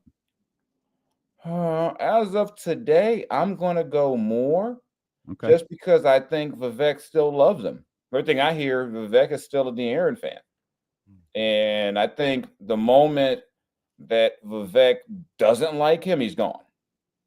Because like even, the last time they had a kind of an all-star caliber player like him, like that was, outside of Sabonis, was DeMarcus. And he loved DeMarcus until he didn't. And when he didn't, DeMarcus was gone during the all-star game. Right. So, and I kind of thought about that last night, watching them win another game without De'Aaron. Because remember that what set the whole DeMarcus thing off, they beat a good Boston team without DeMarcus. and people are going, maybe we can be okay without him. You know, I started wondering, what if Vivek is thinking, you know what, this Malik Monk thing is working out pretty well. You know what can we get for him? You Remember know, that first game after DeMarcus was traded? Oh, that was a beatdown. Was it Houston? Denver. Yeah. Willie had like 35. Like a half a game out of the playoff spot. And yeah, it was like, remember, like Willie had like 18 rebounds and he had like 0 the next night or something like that. Something crazy. Willie used his entire month of rebound allotment in that one game. And then he was like, hold up, that ain't what I do. I'm trying to get paid too.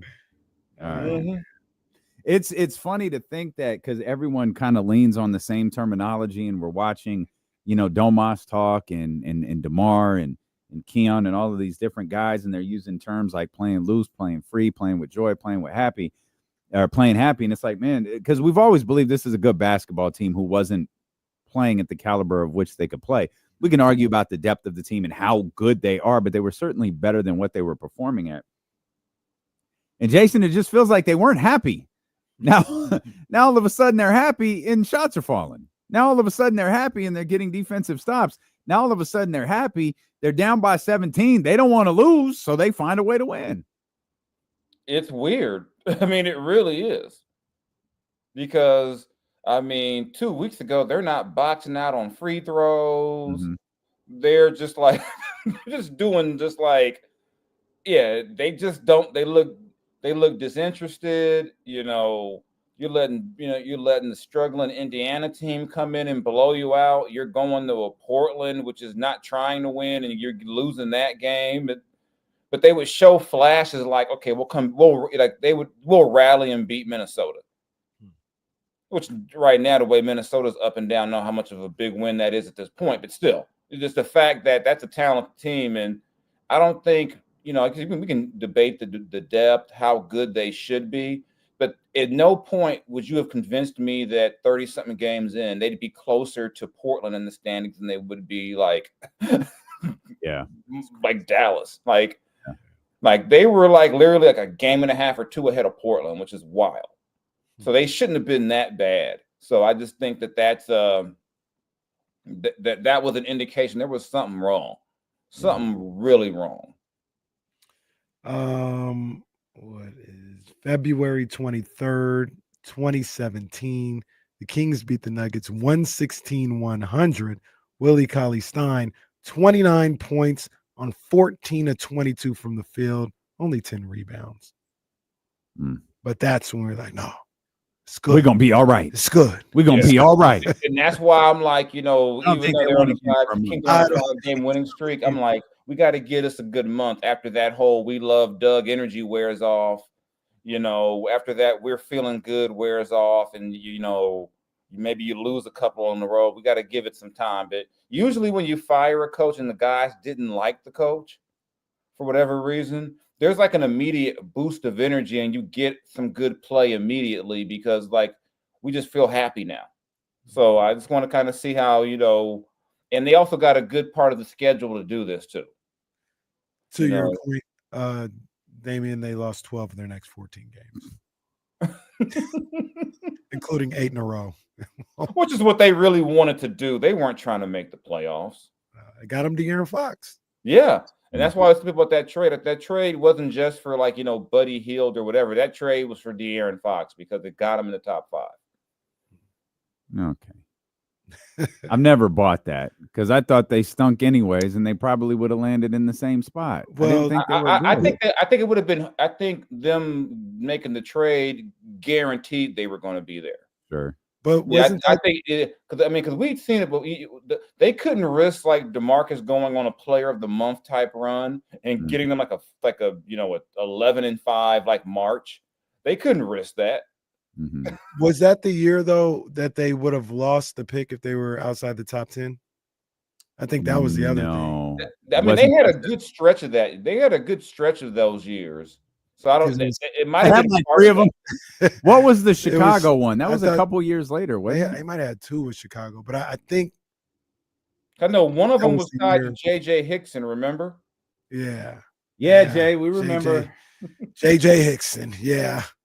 I can write a book just about covering JJ Hickson. JJ Hickson, the player LeBron did not want to leave Cleveland. And then when I was like, this is the guy? And who was it? Amari Stoudemire? Who was the trade proposal? The rumor was Amari Stoudemire. Amari, yeah.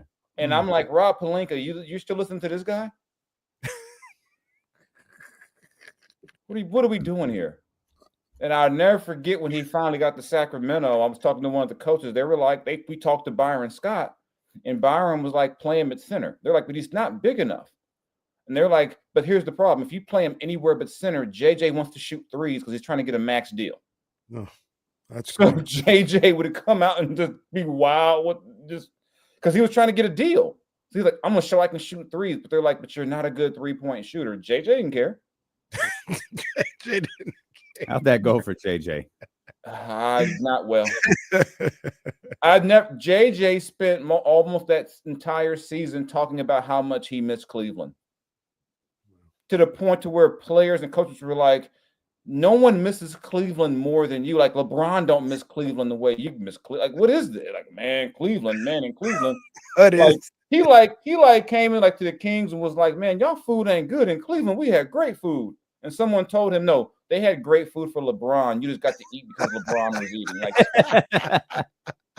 I mean, I think it might have been Marcus Thornton. Somebody, they was like, man, would you just shut up about Cleveland? How many years do you think JJ Hickson played in the league? Probably 5. I'm gonna say 7. He played 8. 3 years with Cleveland, 3 years with Denver, 2 with Portland, Sacramento, Washington. I was gonna ask. I was gonna guess the last team he played for. Sorry, and I wasn't gonna say Washington. He played 15 games. He played 15 games with Washington. Him and Andre Bloch. What could have been? Man, this is wild. Like I said, man, sports is crazy. It is, man. But one of the, we could talk about vibes and excitement. We could talk about feel good, Doug vibes, happy for Doug, happy Doug's here, all of that stuff. One thing that he's clearly doing differently, it's been aided a little bit with De'Aaron's absence the last 2 games. Keegan's the one before, is Keon Ellis is playing. And it's causing a lot of people to ask the question, why the hell was Keon Ellis not playing? That's a question a lot of Kings fans had the first time he didn't play. And it's kind of just throwing more dirt on Mike Brown's grave. It's just making it look worse and worse when you watch him, when you watch what he does. I mean, Domas said he played 48 minutes last night, Jay. He played 48 minutes last night, and Domas is like, we don't win these games without him. And I hate to relate this back to Mike. It just looks so bad that Mike said publicly, yeah, he's a situational role player probably. Like, I don't know what to do with this guy who's clearly helping the basketball team win. It's one of the, the way he was being used, you almost assume, like, is he just a bad player? Like, what, like, did he not understand what's going on? Like, what's the, because whenever you say something like a situational type player, you're basically saying the guy can't learn their system or something like that. We can only plug him in like in little spots because if you leave him out there more than 3 minutes, it's going to be a problem. And then you're that's 35-year-old JaVale McGee, not Keon Ellis. So I'm watching the game last night. I'm going, and then I'm watching one of my colleagues from The Athletic go, this was one of the biggest questions ever. Like, he said anyone who watched the Kings would always ask, well, why doesn't he play more? Like, for a team that needs some, maybe, another guy, the perimeter, a team like the Kings, it always helps to have a few guys who don't need the ball to be contributors. Everybody doesn't have to shoot every time. You need a guy who understands, what, if I get 5 or 7 shots in an entire game, that doesn't mean I haven't contributed. Right. And you need guys like him. But that's probably the most glaring thing of the post Mike Brown era is, what did Keegan knock your food over? Like, what was going on with that? Not Keegan, I'm sorry. Y'all know what I meant. I didn't mean, Keegan. It's just baffling, man. Yeah. It's just baffling, and we'll probably never know the answer. But I am happy to see a guy like Keon get this opportunity and take advantage of it. Because clearly, like Damian pointed out, the people in the locker room felt like he could help them out. And, getting this opportunity now and being able to actually cash in on the what everybody thought you could do, it's good to see. I'm happy for him. I'm happy for guys like that, undrafted, G League, work your way up and be ready to take advantage of those opportunities. And that's usually a bigger indictment when the team is going, why isn't this guy playing? Because when you got guys, there's guys probably saying that who know that might affect their minutes, but they know this guy helps us win. And in today's modern NBA, the way the salary cap is and all that now, in order to be a good team and find some depth, you got to find a guy like a Keon. You got to get guys like that because you just can't go out and just sign a bunch of guys anymore. You got to be creative, as, former a bunch of teams coach George Karl used to say, you got to make a player sometime. I know George was having fun on Twitter the last couple of weeks, or as he always does. George, go away. He won't. Put your phone down, George. Like, go find some reason to be happy in life. Just find one reason to be happy. That was one thing he said that I agree with. He said you got to make a player sometimes. Sometimes you got to find a guy who may not be able to contribute day one, but be able to see down the road and say, you know what, next year, whatever, this guy could be in our rotation and help us. So, shout out to Keon. What'd you think about Raw's debut on Netflix last night? I thought it was like part Monday Night Raw, part movie premiere. Like, thing was fancy. And I think, I think we're still getting a glimpse into what sports is going to be. I mean, if you remember, you watched the football, the Netflix football games. There were some camera angles there that you don't see on CBS or ESPN or Fox. And then last night you're watching that. I'm like, they had some angles like during that main event match where I'm like, their camera is not normally there. Like, what are they? This is different. Yeah. And so my brain starts going, you know what? As some of these other deals start expiring, like, they're already the whole I haven't wrote about it for today. The whole TKO has WWE and UFC. And one thing I hate about UFC is that I want to go watch a fight, and it's like go to the ESPN app or something, and I'm like, pay-per-view is so like 1980s, 1990s.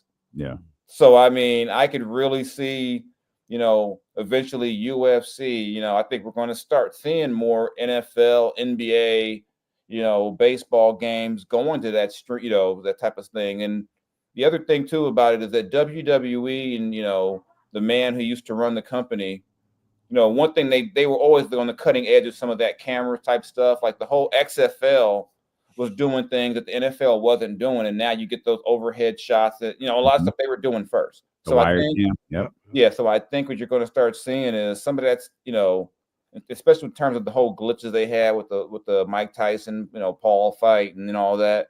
They're going to have a weekly rehearsal every week, a weekly live show to get through all those glitches. And then I think it's kind of a peek into what we're going to see with sports in the future. I think Netflix is not going away when it comes to sports, or sports entertainment. And I think that's going to be, I think in the end, that'll help, us consumers. Because like I said, asking me to pay an extra $5 is too much to ask at this point to watch something. Like as much as we already do for like streaming and YouTube TV and all that, I don't want to give you $50 to watch a UFC fight that's going to be on YouTube, the whole fight in 5 minutes when it's over. Crack streams. Yeah. So I think we're kind of seeing the future now.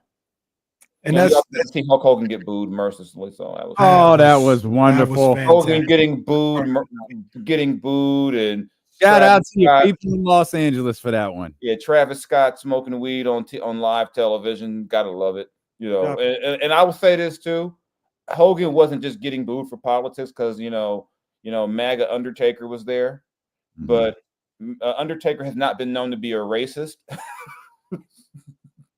Whereas, Hogan has a nice little the beer they have a deal with just got sued last year for that.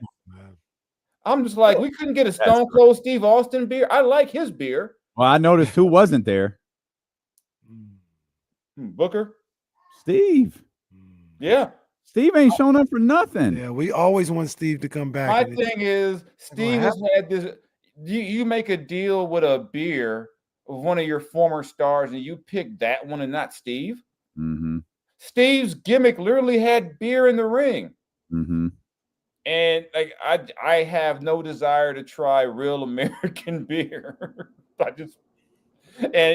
Most drinks I'll give at least try once. I'm like, I'm cool. I don't need the real American beer, I'm fine. I'll go back down to El Segundo and get my, my Stone Cold American lager. Undertaker hung with all of the Samoans. Yeah. Wasn't that his crew? And Godfather, like that was his crew. Yeah. He drank Jack Daniels of all the things to drink consistently. Mm-hmm. Yeah. I went to the Undertaker's live show. He like drinks Jack during the entire show. How was that? It was actually really entertaining. It was a lot of fun actually, because he just tells all these stories, and he also hates Hulk Hogan. So that helps. Oh, that's par for the course. I don't know anyone from wrestling besides Jimmy Hart and Brutus Barber Beefcake. You've got like the family of Paul Orndorff on Twitter saying, "My dad tried to tell you guys." Well, Mr. Wonderful's giving him like a lethal pile driver. I was like, his family's like, "My dad hated him too." Like, Jesse Ventura's like, Hogan was a snitch. Whoa. That's like, does anyone like that man? Nope, none of them. What did you think of like the show overall? What was your takeaway from The Rock killing every angle he was involved in a 45-minute span? I'm like, is this a swerve? Like, I kept waiting for the swerve. I'm like, he's going to attack. He's going to attack Roman, right? Yep. I'm like, he's not. I'm like, he's going to throw the tequila in Cody's face. No. Like, well, I'll see you on NXT. I'm like, okay, I'm so confused. I'm like, our takeaway was he's done. He's not doing it. He's not doing anything. He's not doing Mania. He's just out. I don't know what he's like, and that's how they just tie everything up. I'm out. He's like, yeah, give the belt to my kids. Yeah, that's stupid ass belt. I'll. He's like, NXT tomorrow. Okay, I'm like, I don't know what's going on. I wish they had more than like 4. I like a couple of more matches thrown in. I think we got enough NXT promo. Mm-hmm. I think we got plenty of here are the celebrities. I mean, they should have put Travis on the mic. I mean, he was high, so that would have been cool. Who knows what he would have said? Rock gonna feud with what's the guy's name? The guy that was fighting Mello. Who is that? That's who Rock is gonna feud with now. Andrade? No, in NXT. Remember they had this was like Trick. Trick, yeah. Rock gonna feud with Trick. Oh, no. Right. I mean, I don't know what I did not think that they were gonna. I was waiting on Paul Heyman to turn. I'm like, someone's gonna turn on Roman tonight. I guess not. And I'm like, all the faces were winning. I'm like, okay, this is like, I don't know what they're doing today. They just put a bow on like every storyline they built for the last year and said, okay, we're done. Like we're done with Rhea and Judge. I actually don't mind that. That's been going on a while, but it's like, I think we all thought that Seth and CM Punk would be like a Mania type thing. It's like, no, we're going to use that in Solo and Roman in Tribal Combat all on Netflix. Yeah. So I'm like, I don't know what Hey guys, what about WrestleMania? Well, we'll figure it out later. Yeah, we'll they're like, last year it wasn't what we planned on doing, and it worked out okay. So we'll figure something out. We'll get CM Punk, Cody, Roman all in the main event some way or another. Jay, we appreciate you, man. Thank you as always, my brother. All right, I'll chill in the group chat. I'm gonna stop. No, don't do that. The content is content. No, don't do that. COE, baby, content over everything. Keep them. All right, y'all. That Hogan one you sent with the Warrior was crazy. Even I said that went a little too far. No, that was crazy. I laughed though. Oh, I have definitely laughed at some things I probably shouldn't be laughing at right now, but thank God the internet is free. That's it. Appreciate you, Jay. All right, y'all take care. Jason Jones of The Athletic right there. That's good stuff, man. All right, we'll be back tomorrow. Might settle into some football stuff here, talk some overall NBA stuff as we got a few days before the Sacramento Kings play again. We appreciate you so much for being with us. If you're on YouTube, hit the thumbs up, hit the subscribe button as well. If you're new to the show, we think you'll like us. If you want to listen to some more, head over to 102.5 KSFM. We got tickets to Legends of Laughter over there. You can come check out. If not, we'll see you tomorrow beginning at 10 a.m. here on Sacramento Sports Leader, ESPN 1320. Vamos, Michigan. Go blue. Sorry, John Poles. We're going to beat UCLA today like they stole something. Is this coming on right now? This is the virtual golf joint. Oh, is it? Oh, that's old boy. Is that Rory? Is that who that is? Cooper. You could tell me that's There's your boy. That is my boy. That's Cooper. coming up. I was going to watch that, but I saw Tennessee's playing Auburn, or Tennessee's playing Florida. See my boy Cooper Fly. There it is. All right, y'all. We have got to go. We'll see you guys tomorrow.